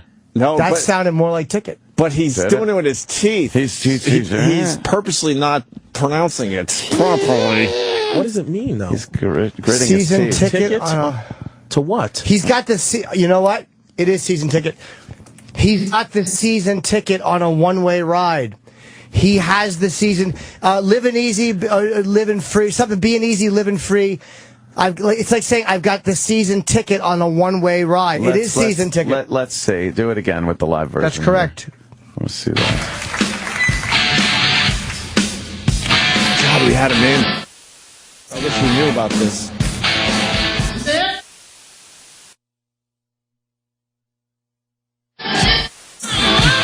No, man. You know what? You can say ticket a lot better than that. He could be saying ticket, but all I'm hearing. I don't hear. Bomb. Yep. It's more. Yeah.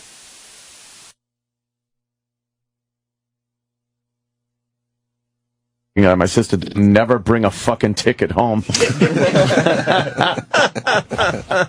Yeah. That doesn't work out though, because cops love tickets. No, okay, you're right. Well, Chris Stefano. Wow. You're look great, at the man. time. You got.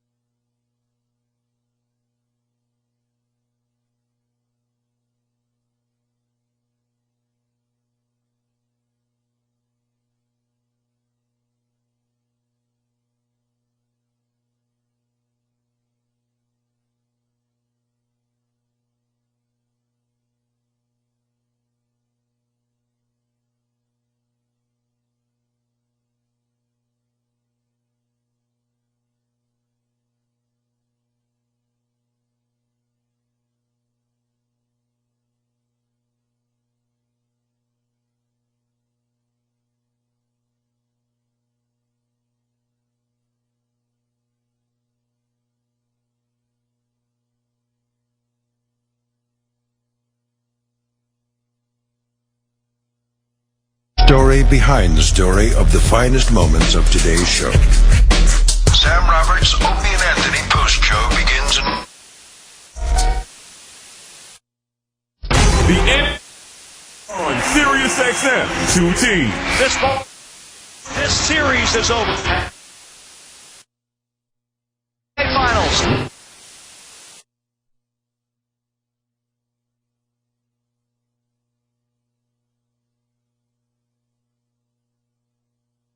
And XM Radio. XM. And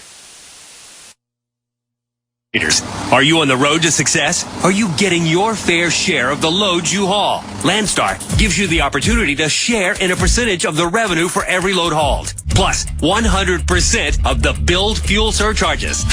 This way, when rates increase, your revenue 100.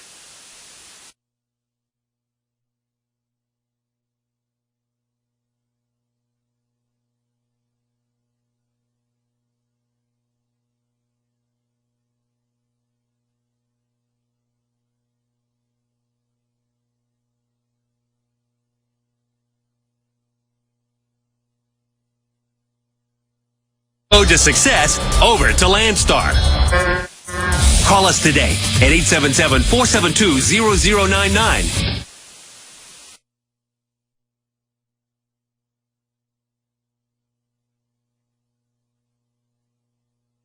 I run my own business called Podlexing, so I know from experience hiring new employees can be tough.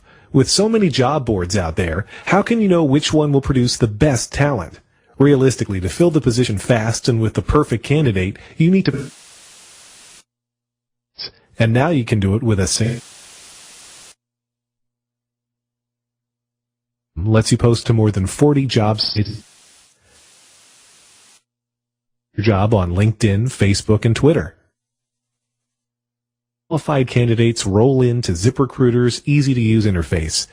Screen applicants, rate them, and hire the right people fast. Try ZipRecruiter free right now and find out why it's been used by over 100,000. You can try ZipRecruiter for free by going to ZipRecruiter.com/free. That's ZipRecruiter.com/free. ZipRecruiter.com/free. Hey! Oh, that...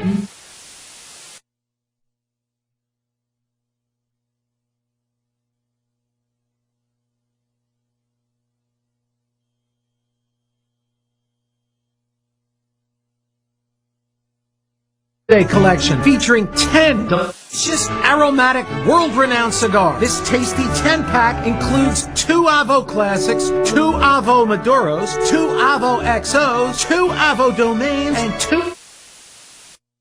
for the never-before-seen $50 savings retail. You'll find this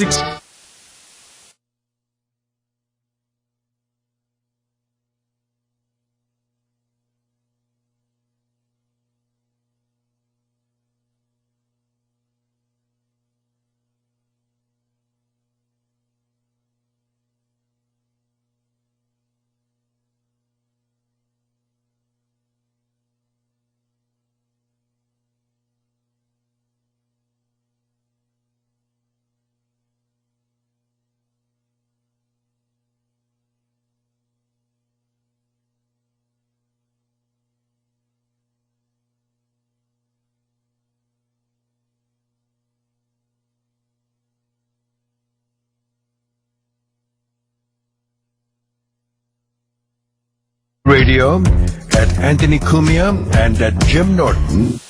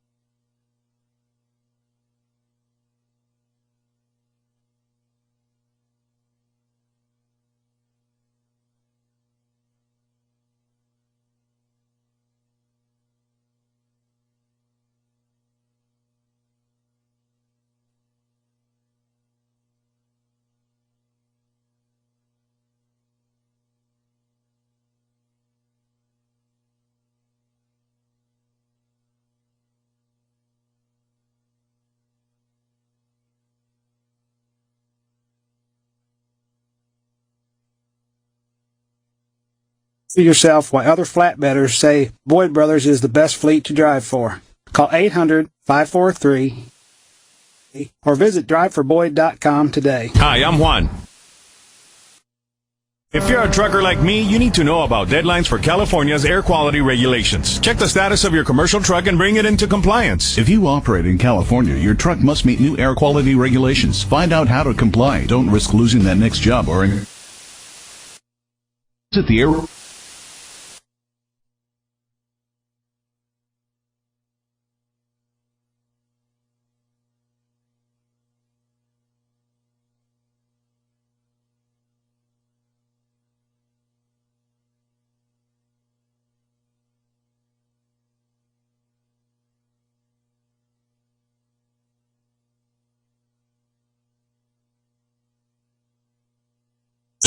100 stock lot. It's paid after you come.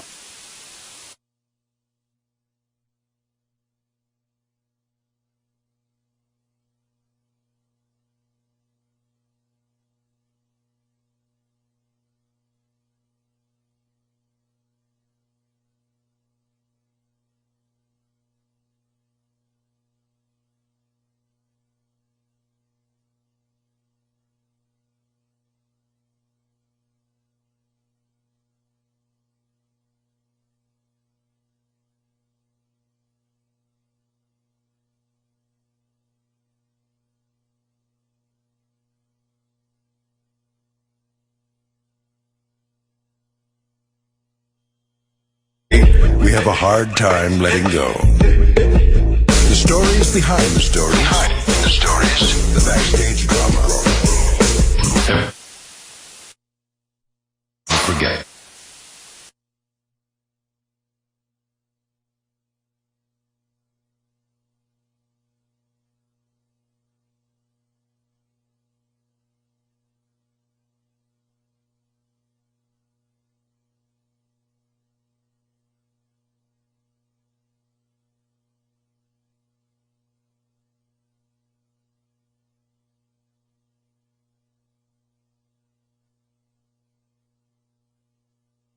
Be a part of the post shit.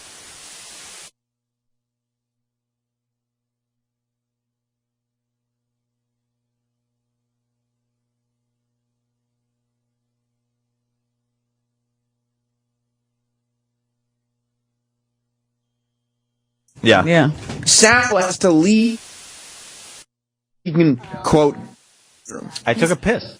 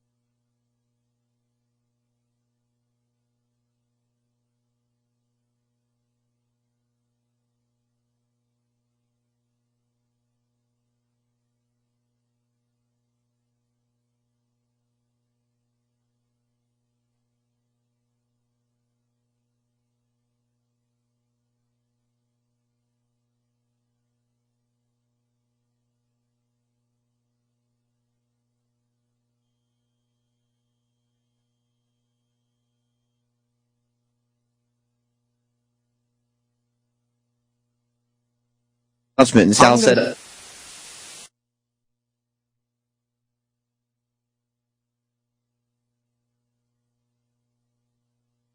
okay, you.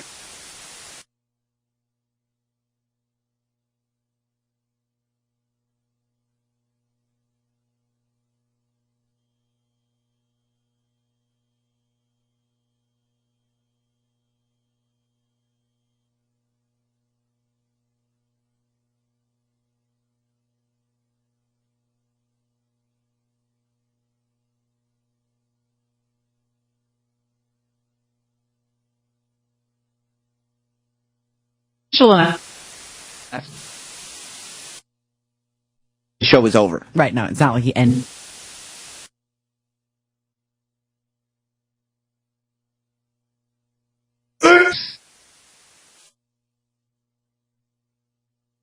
I think. Let me go to in Louisiana. What's up, Eric? Show. Yeah, right at the end.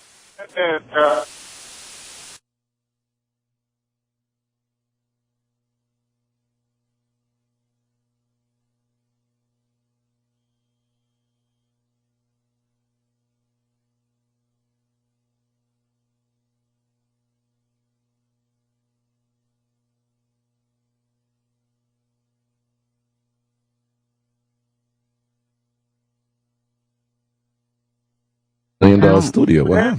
It was $1 million. 2005 when it was built. Oh. Yeah. It's 2014. Yeah. It's like 30 G's. This is that all the bandwidth is directed to Studio 100 to feed our body lines. I don't know if it's a bandwidth.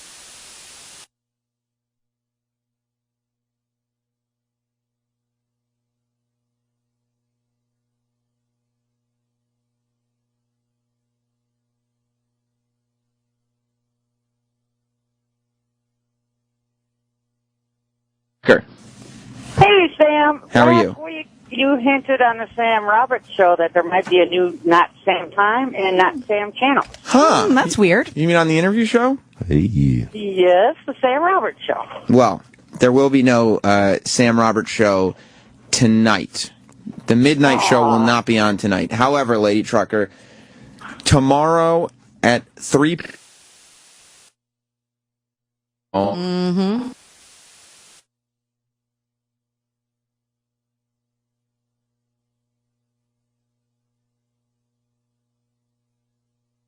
Hey, look at how excited she is. From 3 p.m. to 6 p.m., I will be here. She's like fingering herself. We'll be talking about O&A stuff. I'll have some celebrity guests. Hell yeah, nigga. Might have some friends roll by. Perhaps.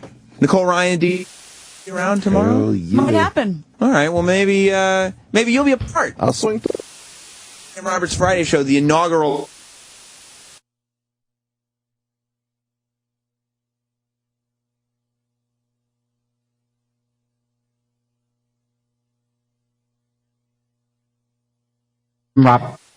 It's possessive. Okay. Show. Okay. Wow. Well, you know what happened, Who Kid? I was called the show, and originally it was the Sam Roberts Friday Show. I talked to Justin Timberlake about it, and he told me, drop the. It's cleaner. Oh, wow. That's what he told me. Yeah, so I said, okay, I'll make it possessive then. Get out of here. Yeah, that's right.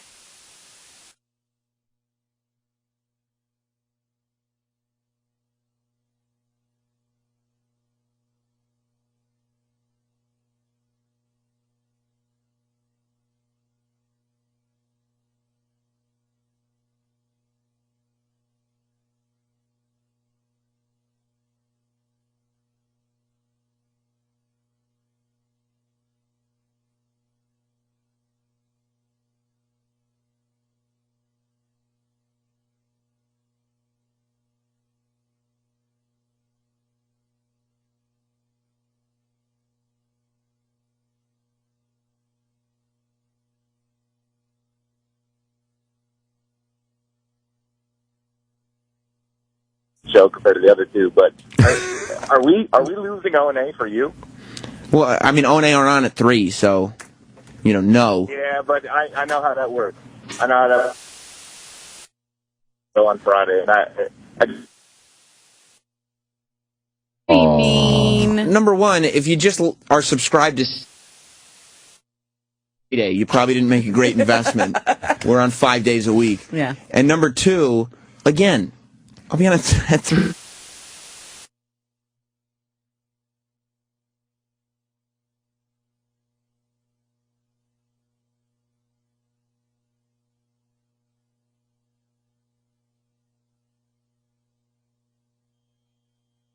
Fridays.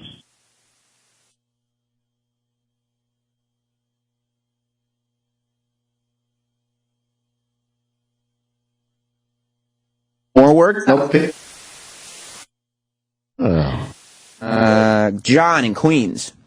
Prime time. How you doing, buddy? The biggest travesty in No More Fridays is no more Larry King and Mike Tyson rap. We worked very hard on getting that thing done. I think we might have to find some way. Do me a favor. Shut.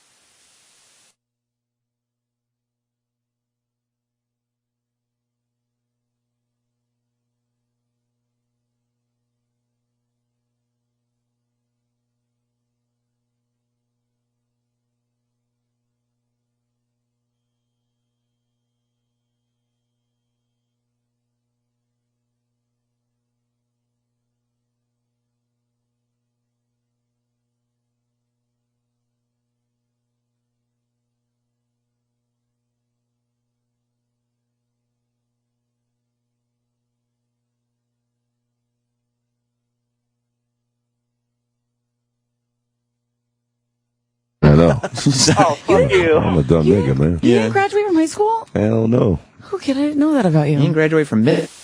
You heard this?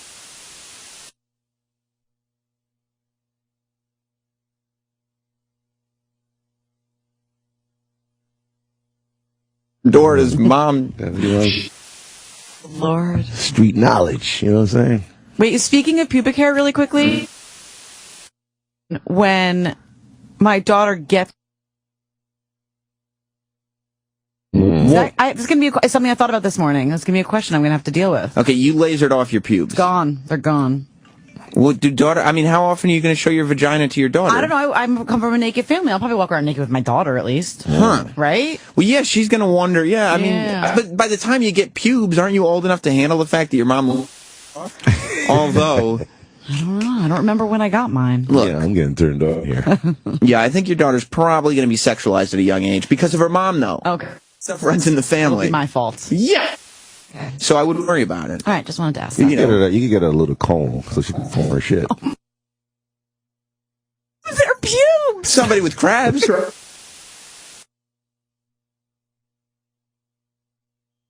Get rid of crabs! Who can you be?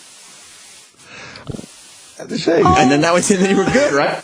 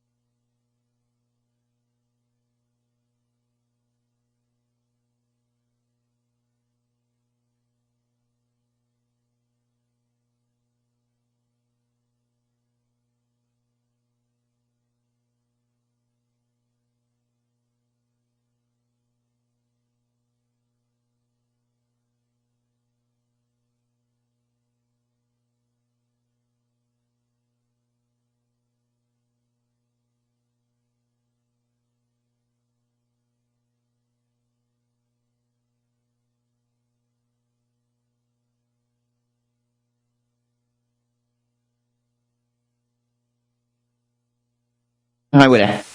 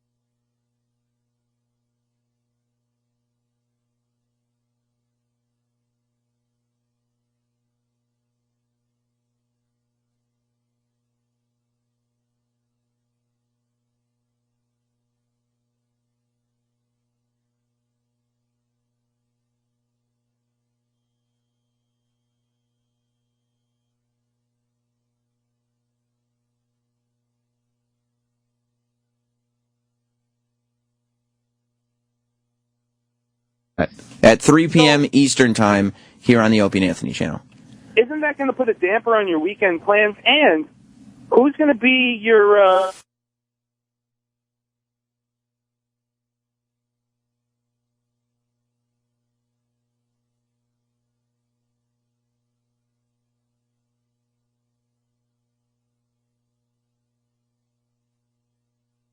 At level...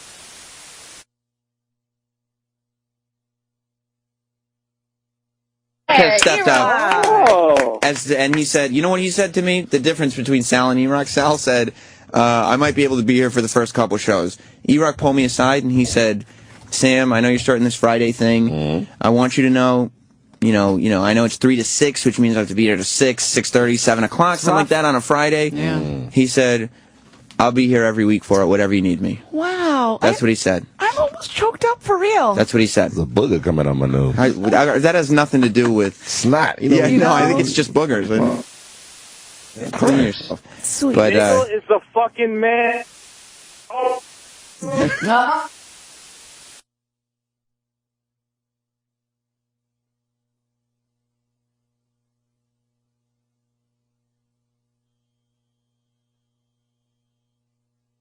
And you're ready to get engaged. Oh, yeah. The first... No, I told you that last time. That's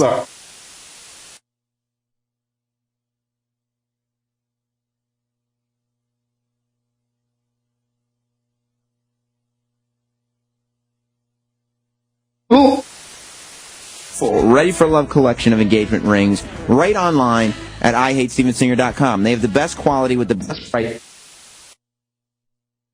Buddy, anywhere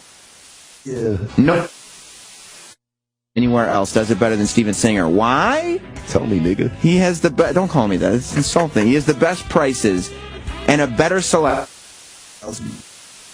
Unbelievable.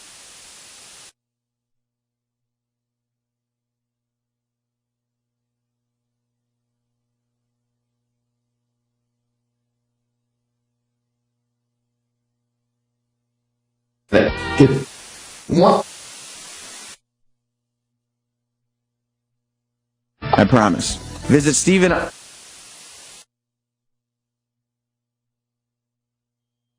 Or head down.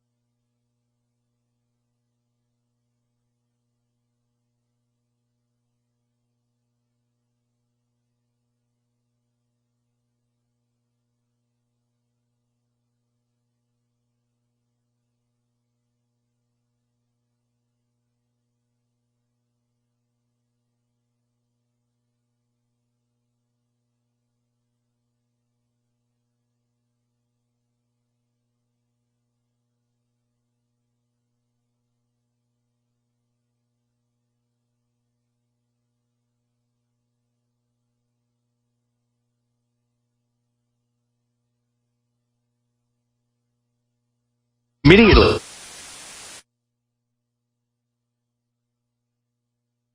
$800-1 Southern Pride Trucking. 800-477-4331. I'm Murphy, a service tech at a Quick Lane Tire and Auto Center. I need help. They always do. I'm overdue for an oil change. No problem. Tire rotation? Got it. Top off the fluid? Yep. Check the battery and filters? Roger. The sprocket lockets? No such thing. Seeing if you're listening. I haven't stopped. Now, today's Saturday, and I don't have an appointment. Now you do. Cool. Very cool. No appointment necessary. Weekend hours and trained techs ready to give your car the works. Quick Lane is ready to serve.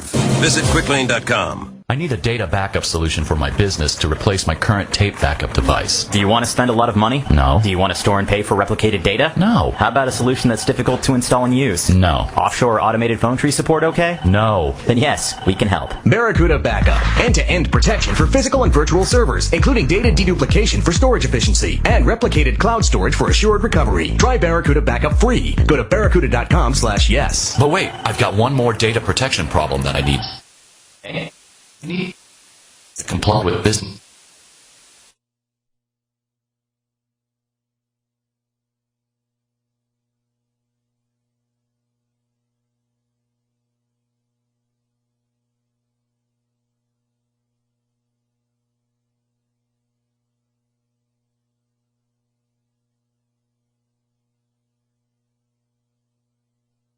A live human. Come. Gymnasium Learning Centers. We make sense to kids. Each child.